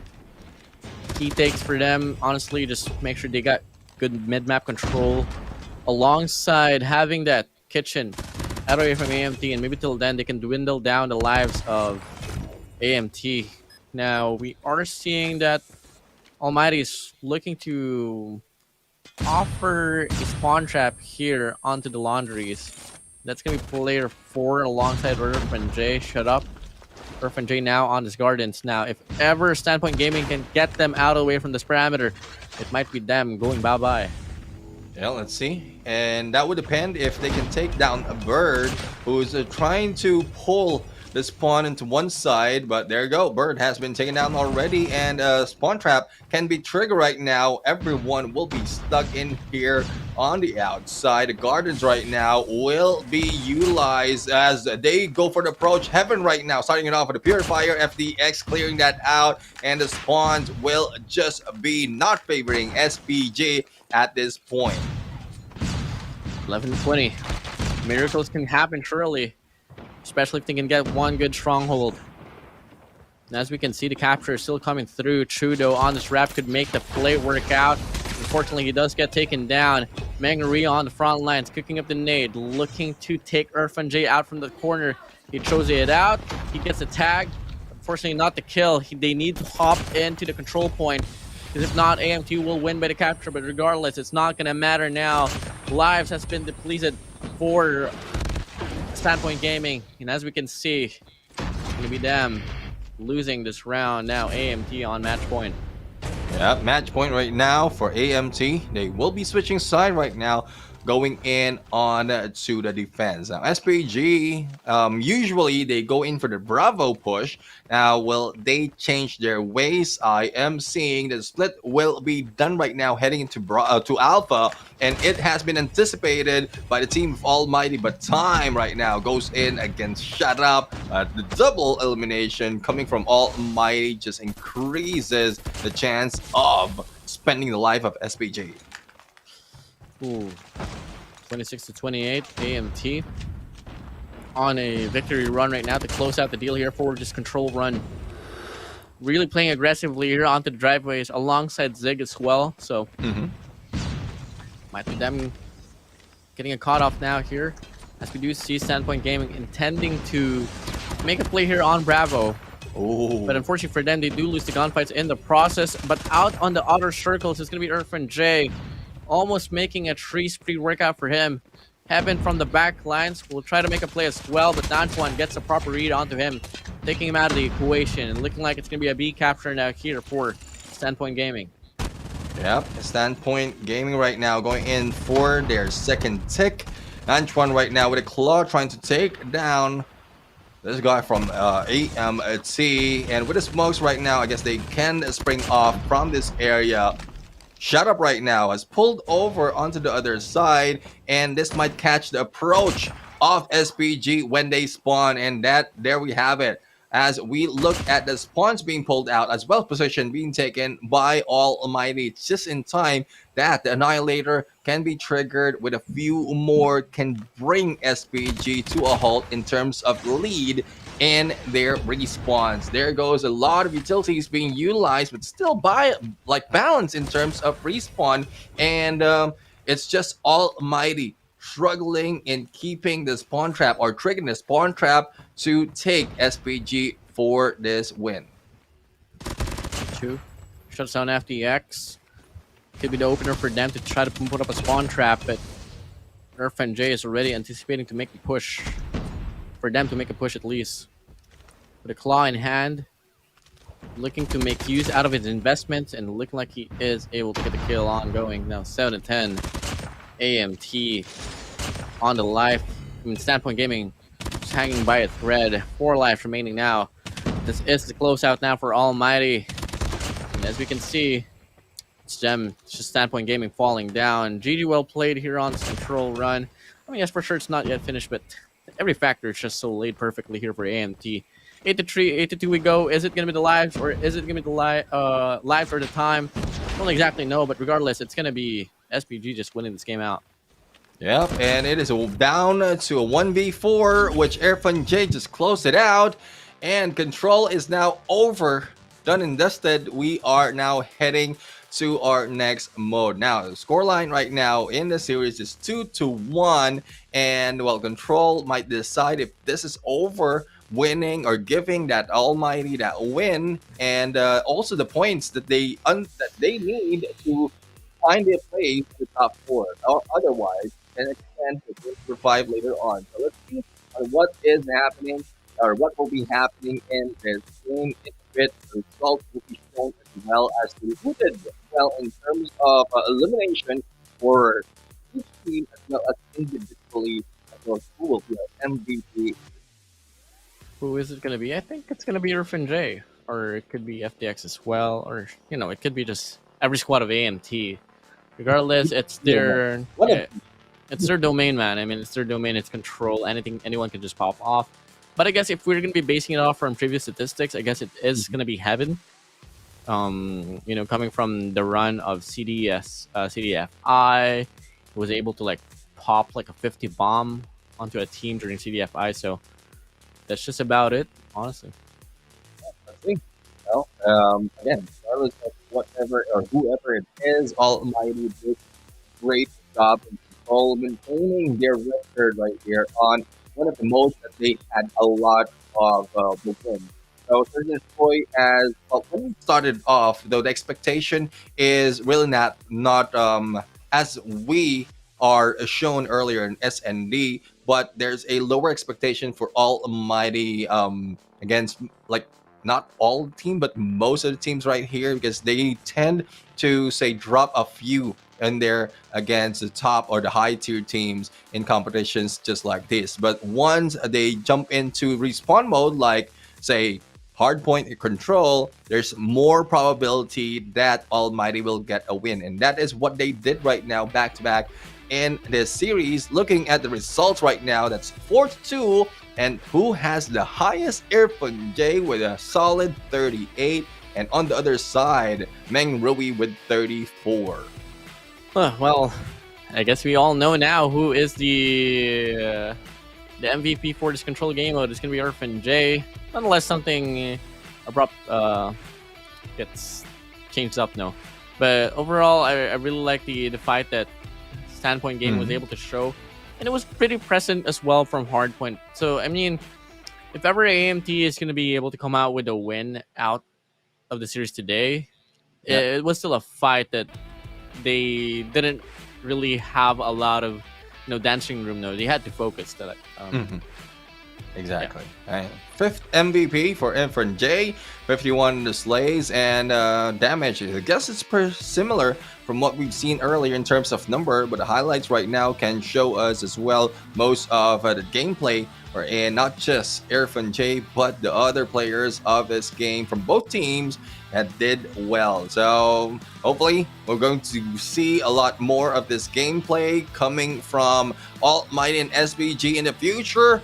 But as we mentioned, the respawn's already over for both of these teams, or well, probably not over, but that would depend on what the SND result will be. If in case Almighty can take this SND against SPG, then that is done for that match, even for the day, and we are moving forward to a different group to finish off who will be the top 4 in the game. Speaking about that other group, I mean, I can't wait to see what's going to be offered for the very run. I mean, on that other group, as you did mention, we got W Gaming, Kagendra, Wolves, Vault, Kingzone, and E-Star Pro. And tomorrow, later on, we're going to be able to see, or I'm going to be able to see at least what's going to be the schedule for that game itself. But Neptune, whew, yep. I mean, we're back to search and destroy here. Do you think that Standpoint Gaming can go back-to-back on S&D? Well, again, they've shown us earlier that they can. Probably they will be able to do it depending on how long they want this game to roll. And so far, Meltdown and Express is not a field that they will be playing at in Search and Destroy. So firing range is already done as well from the initial fight that they have. So we'll have to find out which of the remaining maps will be played on. But again, we might expect another turnaround being shown by SPG right here, or probably Almighty just want to end this right here after, or without moving to another respawn. Definitely. And you know, if you were to choose a map, honestly, I'm going to take this question away from you. I really want to see another run of a Chinese team going against a Garena team in slums. I mean, I really like the tacticalness. I love learning. I love watching these two teams play. CDM regions play slums because they have answers over the things that I don't have myself. You know, that's just coming from personal experience here, Neptune. Yeah, I mean, there's a few angles really were in the CDM team are catching some of the regions in their approach. So we'll have to see if we'll be given that in another day or probably in another tournament. We'll have to find out that in case because they're still the knockout stage. And that's not happening. As we know, it's slums right now, Almighty and SPG. So I guess this is one of your requests you asked and you shall receive. Let's go. Slums on Search and Destroy. It's going to be all going to come down to the snipers for this one, honestly. So Ice and Keys of Victory here is all going to be shut off. Getting the first blood on this run as well. And that's going to be a 4 sniper setup now for AMT, FDX, and Sandy shut up, and Nerf and J. I don't know if this is trolling or not, but one thing for sure, they got the first round. Yeah, they got the first round. They did it earlier. They got it, or they did it a little bit better this time. I love Incendio wearing this Locust. This is well, I couldn't say his name after me, but it's named after the god that I was named after. So, Roman God of the Sea, Neptune is here, not only a shoutcaster. Neptune, you're all around, aren't you? Standpoint. Getting the first kill now. Different storyline here in comparison to the first. Looking like they are going to be able to get the early bomb plant as well, so this should be going to their way. But as Heaven slides in, trying to make the play for him, will try to come true, but it's not going to matter here for Standpoint. Good respondment here on this round. It's all going to come down to Mangari on this wrap to get the last final bullet to connect to the head of Incendio to get their first round as well. Yeah, and it is now tied 1-1. Now the attacker side is still SPG. So far, they lost one and managed to get back another. Now it's more positioning that can really give SPG that advantage against Almighty, as well as which approach Almighty will be taking this time. But shutting up Meng Rui, and Bird right now goes in for a fast plan, but time right now, not wasting any time, just wants to take down one player of Almighty. Now it's 4v4 right now. FDX will try to go for a snipe, but will not find an opening. Bird right now in here just shooting like a bird, or shooting a bird down. Irfan J also go and take that shot. 3v3 made a 2v2. Now, as quickly as that, let's see if it will be turned around. Heaven. Take some time. Bird gets a refrag onto Heaven. Now, Irfan J's taking the bomb. And Bird, come on, man. You can't let that slide. You don't have an angle. Play at least down the garage, and maybe till then you can take the round out of the way. But what's with today with us getting stirred with like a lot of ninja diffuses, my guy? Yeah, I mean, again, we did ask for surprises, so I guess what's happening right now for this matchup is a lot of surprises that we were not expecting. So let's see if this is something that can be turned around by SPG. Double elimination already, triple elimination already, being left with 2 plus the bomb plant. Let's see how it will be done by Irfan J and Heaven, the Clutch King, and the Sniper God from Almighty. Irfan J takes down Chu, and Nanchuan takes down 1 and finish it off. 2-2 now we go. Love it a lot. Now this is a fight that totally happened during the first run for Search and Destroy Neptune, and I want to see another overtime. You know, although the overtime was a bit short, it was only 1 extension on the first game. I think this game is multi overtime potential here. Yeah, I can't quite remember who I was partnered with when we went in for the longest overtime of a tournament. But I find out it is now left to a 1v3. Incendia right now needs to go insane to clutch it up. But the bomb is being planted, and time will not be moving. Time has stopped already in this competition. Damage, a little bit of damage being taken by Bird. 1v1 with a great one. Missed that shot, but still makes it a clutch on a 1v3. And let's see on what he will do. 28 seconds.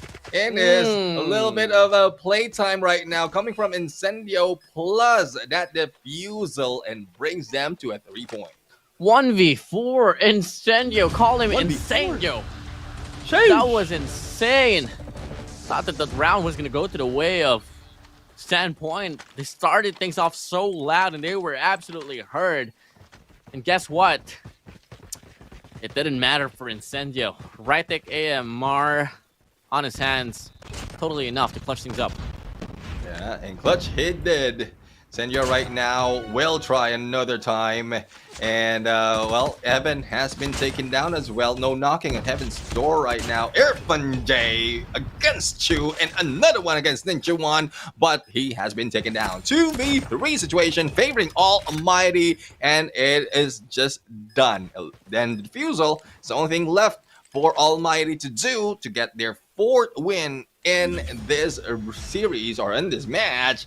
And it is now getting really heated between these two teams. So 2-point lead. It's not that we haven't seen this earlier on the Search and Destroy. This probably is a chance that SPG can be catching up. Otherwise, Almighty might be stacking up on the points, and then the reversal might be done against them. What a shot by shot up. Irfan J as well. Nanchuan wants to take the taste out of the highlights. But unfortunately for him, Heaven shuts him down. Now Bird, Mangrove, what can you do? Absolutely nothing. They faltered. They go down like flies. And Bird not even going to check the bomb site. We'll just let Incendio shut him down. 5-2 now here in Neptune. Yeah, 5-2. And 3 more for match point, and 4 more for the win. Now, let's see. Attackers still SPG. And Almighty right now heading to that Bravo, anticipating that will be the move that SPG has. Irfan J has a good potential for the elimination, but Bird sees shut up first. And let's see if it will be followed up with a trade, but no Chew right now. Just take them down. Incendio pistol gameplay, and Chew hits 2 down already. A little bit of extra bullet being utilized. 5-3 in the scoreline. SPG getting back. 5-3, switch of sides. Now we go. And I can smell, I can feel the fire burning within the hearts of the SPG. They really want to have this game to their side. Now, switch of sides, Standpoint Gaming on defense. Offense for the set of AMT. Let's see how this first round on the second half will go. Yeah, and Incendio right now getting a good angle. Hits one though, wasn't able to take them out. And Irfan J right now going for the plant. Nanchuan on the rush against 2. And it is now left to Heaven all alone from the heavens above. Let's see if an angel can save him on a 1v4. A 1v4. Heaven, I know you've done a lot of things. Yeah. But I don't know if it's going to be this game specifically. Information relayed already. 2 players on this rap will come through, and that's going to be Standpoint Gaming now, lowering down the leads by 1. Yeah. Well, this is something that we've seen, but not too near as to a 5-4. But if SPG continue this on, this time on the defender side though, they will be catching up and probably taking a lead and a win in this series. Now, FDX right now, not quite sure what is up with that position, but Incendio will be moving in right now. No plan happening just yet. And there goes a little bit of stun. Nanchuan, I think there's a rewind of what happened earlier, but apart from, instead of just 2, it was 1 FDX punching the heck out of them. 2v3 situation, still favoring SPG though, but it is balanced by Almighty Heaven. Heaven right now on the dance, and it's a 1v2 against Time left alone in a 1v2 against Irfan J and Heaven. Probably not the best odds in favor of him, but he does take on Irfan J, so that's gonna be it now. 1v1 situation. Heaven. Time gonna go for the trail. Can he get the shot off as well? Oh my days, Heaven, stop taunting him up. He picks up the gloves, and he goes for the spam. He goes for the spam defuse. Exactly. Show him who's boss. I love the banter here between these 2 teams. Yeah, I mean, he started off with that with that body shot, and then it just rolled over right here. So hopefully everyone from both teams are enjoying this, because we are really, we like to see a little bit of enjoyment right here. I mean, I guess Almighty is just giving SPG a great time, not really thinking that, or giving that opportunity to enjoy this game, because I'm pretty sure the pressure is already on them, trying to catch up with a point, but ending this game without even like reaching the top 4. But Time right now takes down Shut Up, and that is a 4v5. Every time Standpoint Gaming gets a kill, they shoot the ground instantly. That is top tier COD gameplay that we are seeing here, guys.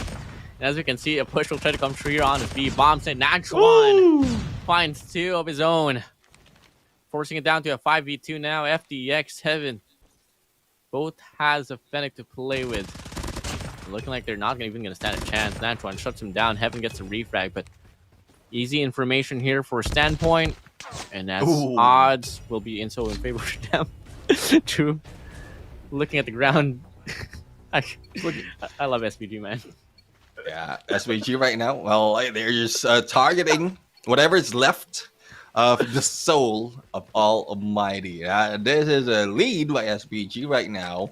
And, well, let's see on how will they, again, cut off the attack of Almighty in this game. And Rui right now in here, trying to go in for the target, but Time right here, taking down Shut Up. Again, targeting the ground, as we keep mentioning and seeing. Incendio right now for the plant, seized by the Bird. And probably Bird right now will get another one in the name of Irfan J, but no one's speaking just yet. They're just waiting for their time for the challenge. But oh man, Rui goes in for the elimination, left with 2 against 4. Heaven gets a cut onto Bird. shutting them down, but Time gets a read as well onto him now. It's going to be FDX. Hasn't been the best player in this search and destroy game mode. Absolutely at the bottom in terms of the killing department. If you want to prove yourself, boy, it has to be this round.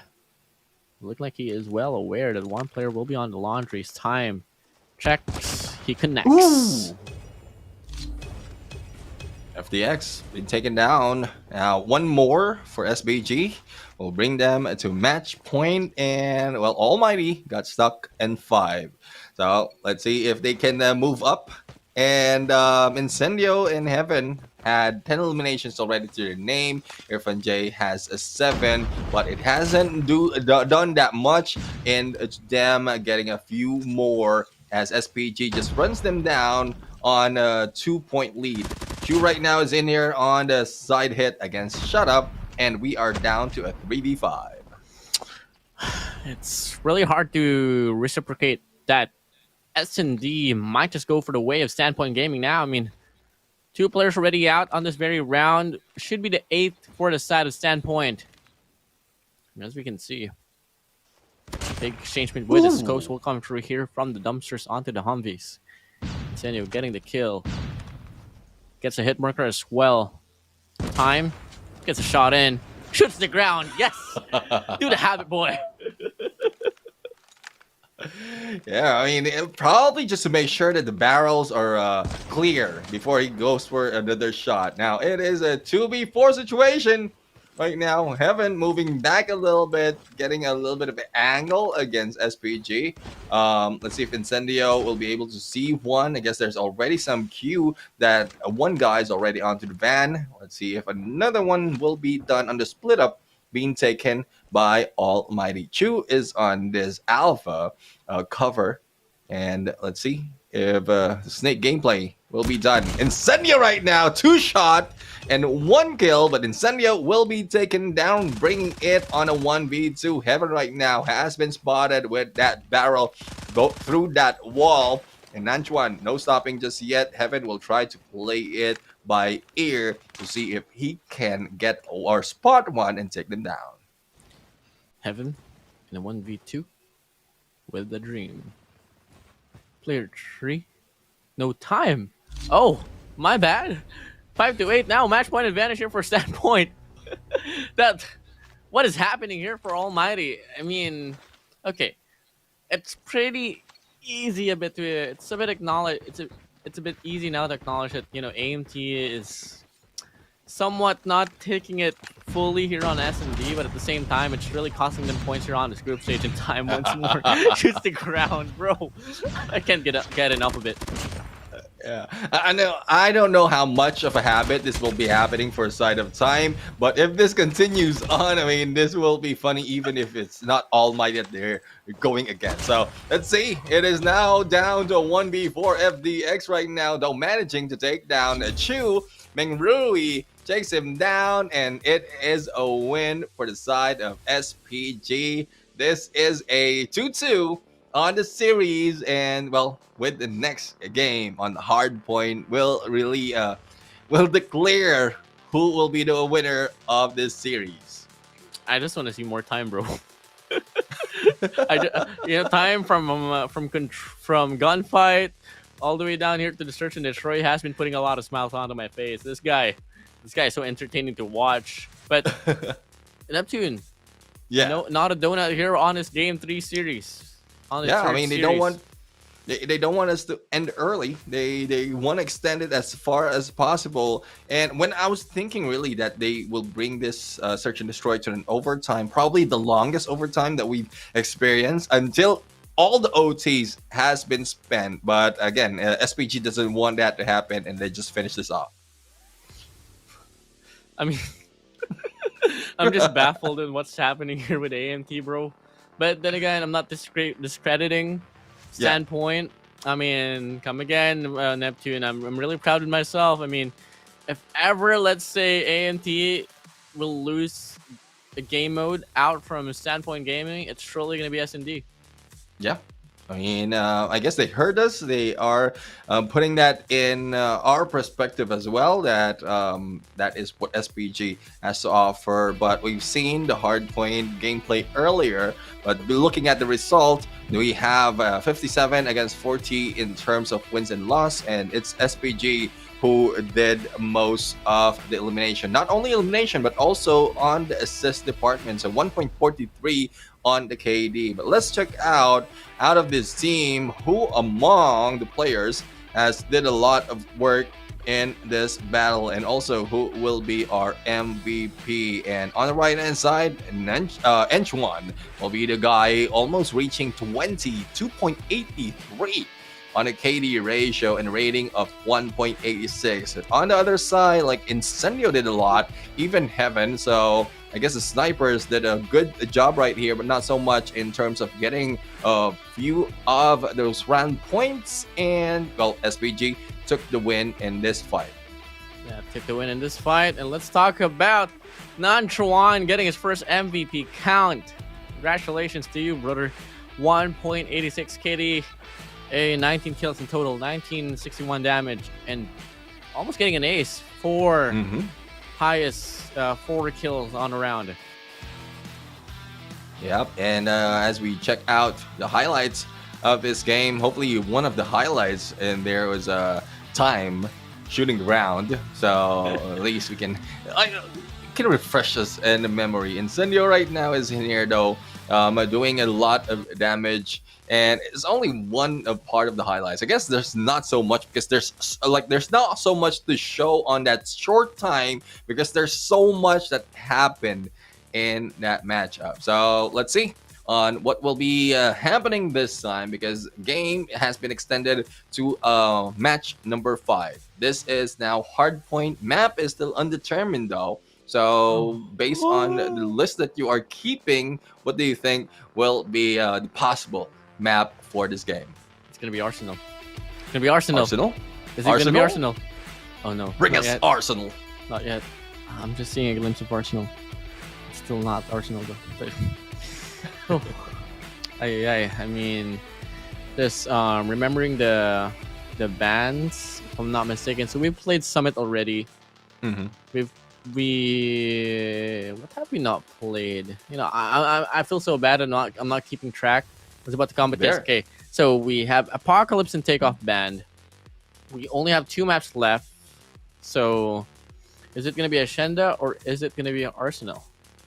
Yeah, well, depending on who's choosing the map, because if in case we are heard and given a chance, we might be shown an Arsenal match. So hopefully you guys in the comment section can also help us out. Let's put in Arsenal in there in the comment section, that it will be read and probably given to us at this point, because we want to see Arsenal. I don't think it will be happening on the next day, even on the knockout stage. So hopefully by this time in this setting, we will be given that map. Well, it's either going to be a Shenda or is it going to be Arsenal. Regardless of these 2 maps, it's pretty wide. So I'm glad that Summit is now out of the equation. And I guess in some way, this might favor Almighty quite a lot, to be honest, regardless if it's a Shenda or Arsenal coming again, no, because in terms of like firing, in terms of like Hardpoint back in the days, you don't want Almighty to be playing at like firing range, Hackney Yard, even in Crossfire back then, because really they excel so well by the distance. So it's gonna be a map that should be favoring them at most. So this might be a close out here for AMT, but I do want Standpoint Gaming to prove me wrong. Yeah, I mean, well, that would depend. If Standpoint Gaming will prove us wrong, will prove you wrong, but we are just waiting for what's going to happen right now, and as well as to which map will be played. Again, the next game is Hardpoint. This is the last match of this series. The current standing between these 2 teams of Almighty and SPG is tied to 2. So this best of 5, and whoever wins this will get this series. But in terms of the points that can be taken, well, it is just how much higher Almighty can be brought in right now, because like I would say if they only got 2 out of this match, then it will not be higher in terms of their movement, and Hacienda will be right there. I don't know who chose this, but unfortunately they were not given, or they're not giving us the chance to see Arsenal. Man, it's okay. It's okay. We're gonna get it. We're gonna get it on knockouts. I'm confident. But for now, it's not gonna happen. Still happy though. Yeah. For this one. Now, in terms of the operators, looking to be a mirrored one. Correct me if I'm mistaken, but regardless, it's really just all going to come down to how they can convert with their position here in Neptune. Yeah, well, we'll have to find out. We are now about to start this game. This is Hardpoint in Hacienda between Almighty and SPG Standpoint Gaming. So far, they are both tied in this series. And let's see as to who will be taking advantage as Shut Up initiating it with a double kill. Initiating it with a double kill. Look at this setup now from the side of Almighty. Dual sniper setup in a game mode of Hardpoint. AMT is playing out of the box. Honestly, this is something that I don't expect to work out, but guess what? It totally is. Yeah, and let's see. As they only got a few points, Irfan Jado wearing the KRM 262 and managed to get 1, as well as Incendio taking another. Now, it's not just about the elimination, it's more of the time spent right here, which SPG is doing so well or better against the 4 points that Almighty has. But this is a chance for them to really catch up, because that first hill is really so scrappy that it can go anywhere, and Almighty is just getting or taking advantage of the scrap points in this hill. When they go to rotation right now, it is already SPG who had a lead onto the garage, and let's see once that opened up right now, but Almighty might be triggering something else that SPG is not expecting. You know, with the snipers here put up for the side of Almighty, it's going to be giving them little room to play with inside the Hardpoint itself. Hence why Standpoint Gaming right now is on the lead in terms of the point department. But in terms of the slays, you got to hand it down to AMT. Now, it's only until now that AMT will be able to get the break, but it's only going to be player 4 alive and kicking up against, like, what, 2 players about to barge in. Shut Up goes out. Now Standpoint Gaming will be rightfully back inside the Hardpoint. Time right now in here, going in for the double, probably a triple once that pops up from the stairs. And as we see, Nanchuan right now trying to block the approach as well. And SPGs manages to stop everyone, but only for a few seconds let go of that hill. Now, 44 to 28 and moving up in favor of Almighty. Let's see if once SPG reaches that 50, how much damage or how much can be put in by Almighty onto the next hill. How much can they put up? We'll find out. 51 to 29. So far, the rotations here is convincing for the set of AMT, though they got to win that gunfight up against time, which completely doesn't go to their favor now, and we can see that it's a bit of a split situation here for AMT, but now much more defined to the brick side. And looking like it's gonna be a break will be coming through here for AMT, but they need to clear out the balconies, and maybe till then they can get a convincing hold inside the Hardpoint. Time right now, pulling out the grab Vortex and takes down 2 as a Purifier being pulled out, and only Heaven has been taken out before he has been eliminated. 74 right now, going into 75 before it gets stopped, and Almighty might be handed the scrap points, but it might be difficult for them to catch up because they have to cross to a different area to get to the next hill. Incendio for a quick double right there, and a few more seconds gathered by Almighty, and this hill closes up and another one opens up. Now let's see on what rotation will be done by Almighty to block the approach of SPG, because they need to do that. Otherwise, it's just SPG raking up all those points. And they're truly raking up these points. Now, this is absolutely dominant performance here for the set of Standpoint Gaming. Now, Sparrow time for the set of Bird.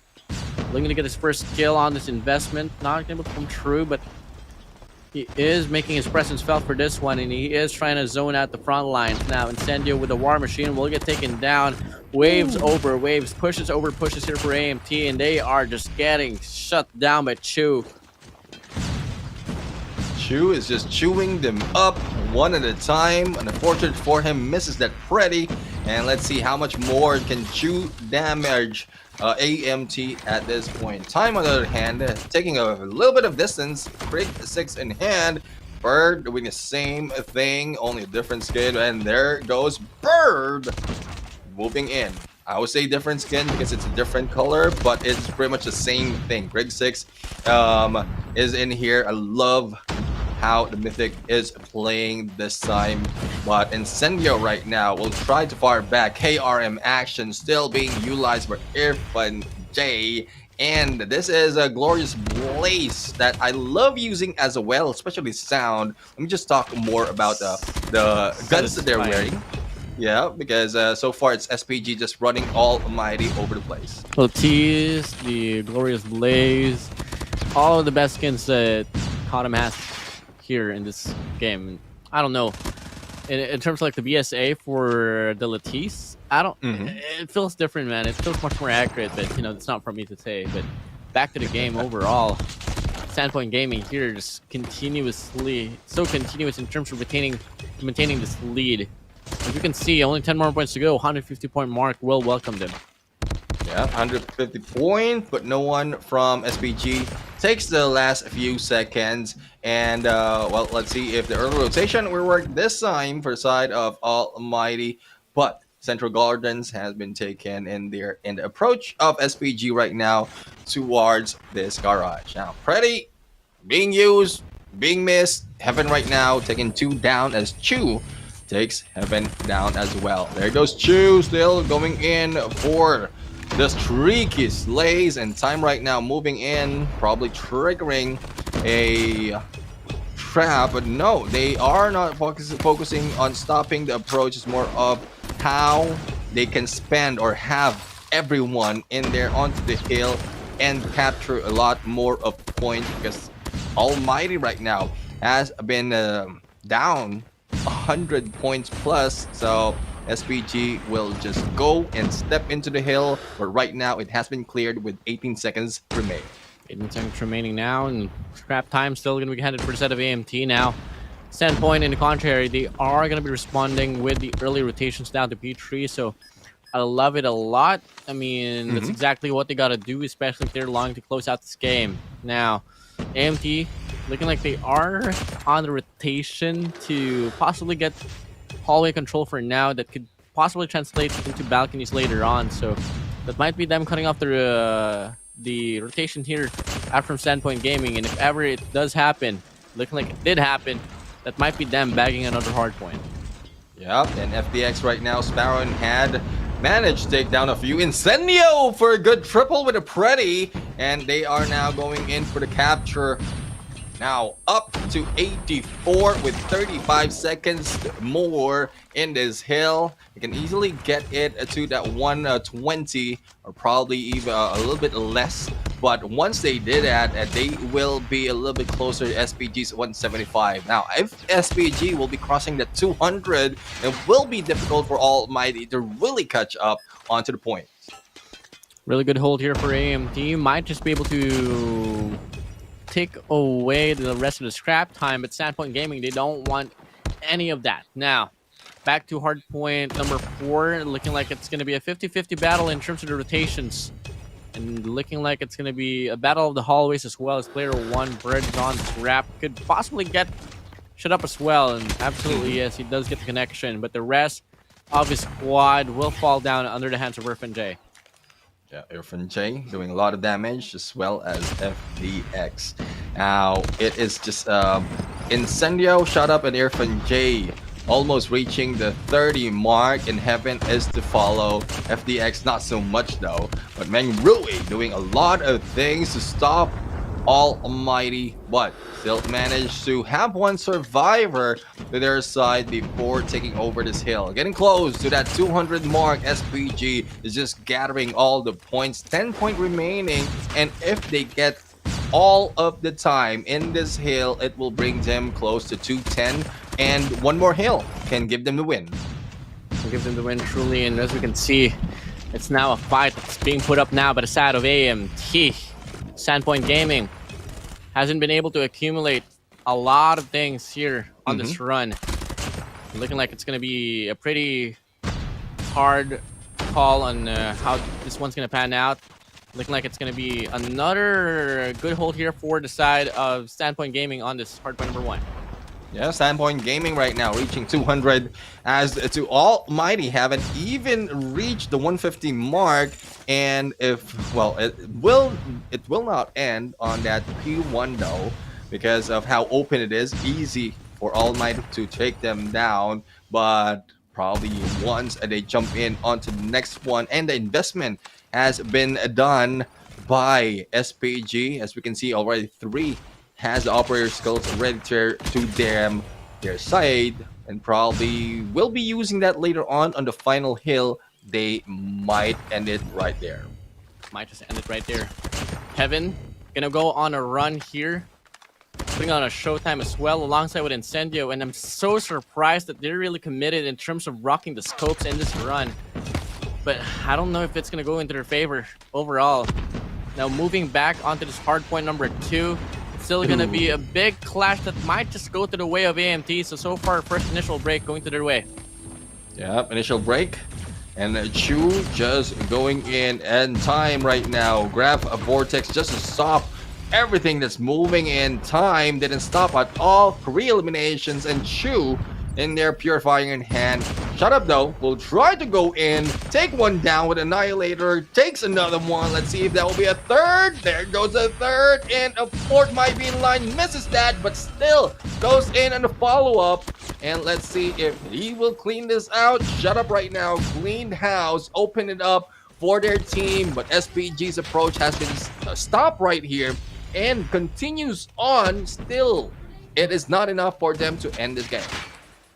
Ooh, 236 to 169. Only 12 more points away for Standpoint Gaming to take this hard point.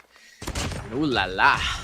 This is just so disastrous here for AM Team. And I know for a fact that, you know, there's really nothing much to lose here because they are still qualified for the knockouts. But, you know, they had this opportunity to possibly take the number 1 seed out away from the West Point Mamba Lokings. But it's not looking like it's going to happen at all. 4 more points to go. Make it 3 more points. Mangru putting on a showdown with an Annihilator, and that's going to be the dagger to seal the deal. Standpoint Gaming, they win the series. Yeah, they win the series 3-2 right now. And in terms of the placement of Almighty, then that will be going below West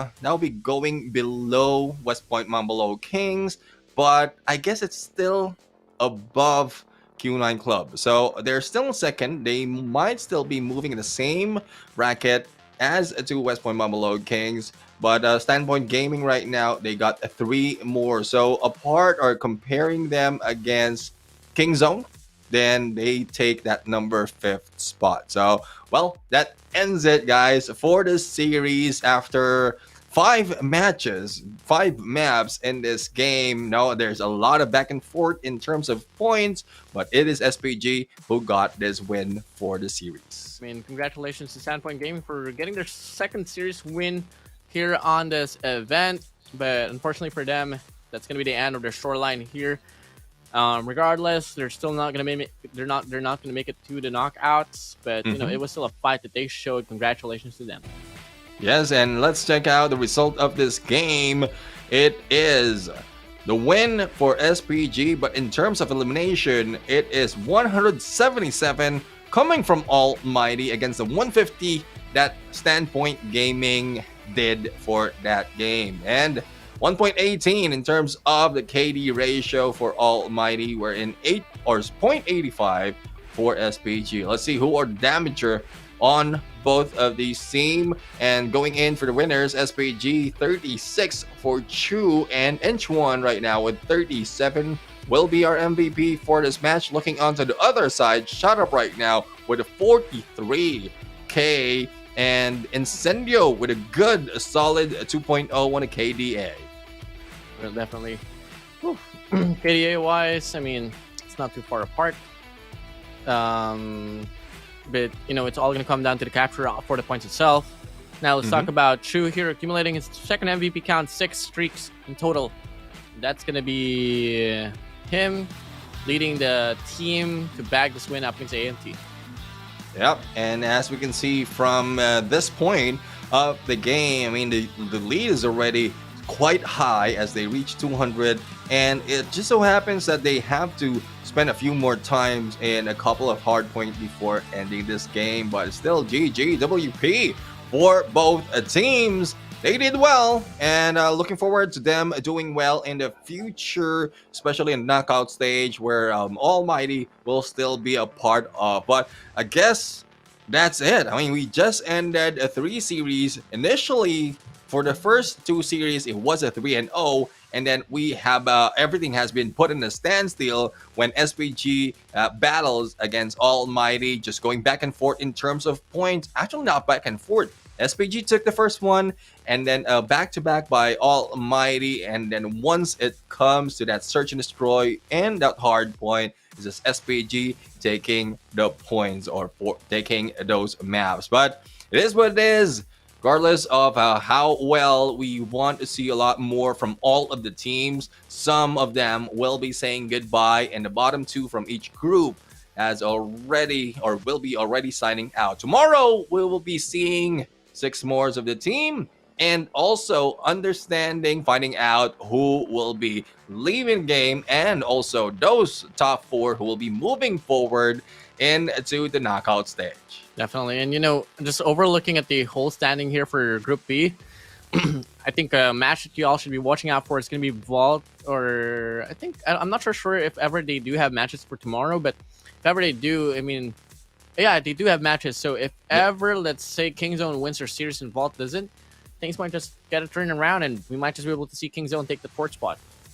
Yeah, I mean, it is a good ask that Kingzone will be able to do that, but tomorrow's battle for Kingzone is against Doyu Gaming, and Doyu Gaming, though, they have dominated series wins 4-0, and I don't think they will be letting go of that number 1 spot that easily. But one thing I would say from the previous day, from yesterday, Kagendra did an amazing job of catching up. So we couldn't put down a team just yet, and one team can just overtake a lot, especially if they can do a good run on all of the modes they will be playing in. So looking forward to what's going to happen tomorrow. And I guess WardeN, you will still be here tomorrow, and I'll be watching that, listen to you. And I guess you're partnered with, if I'm not mistaken, with AJ, right? Yep. So yeah, I mean, guys, for those of you who are in here, WardeN and the Mustacho AJ will be joining you by tomorrow.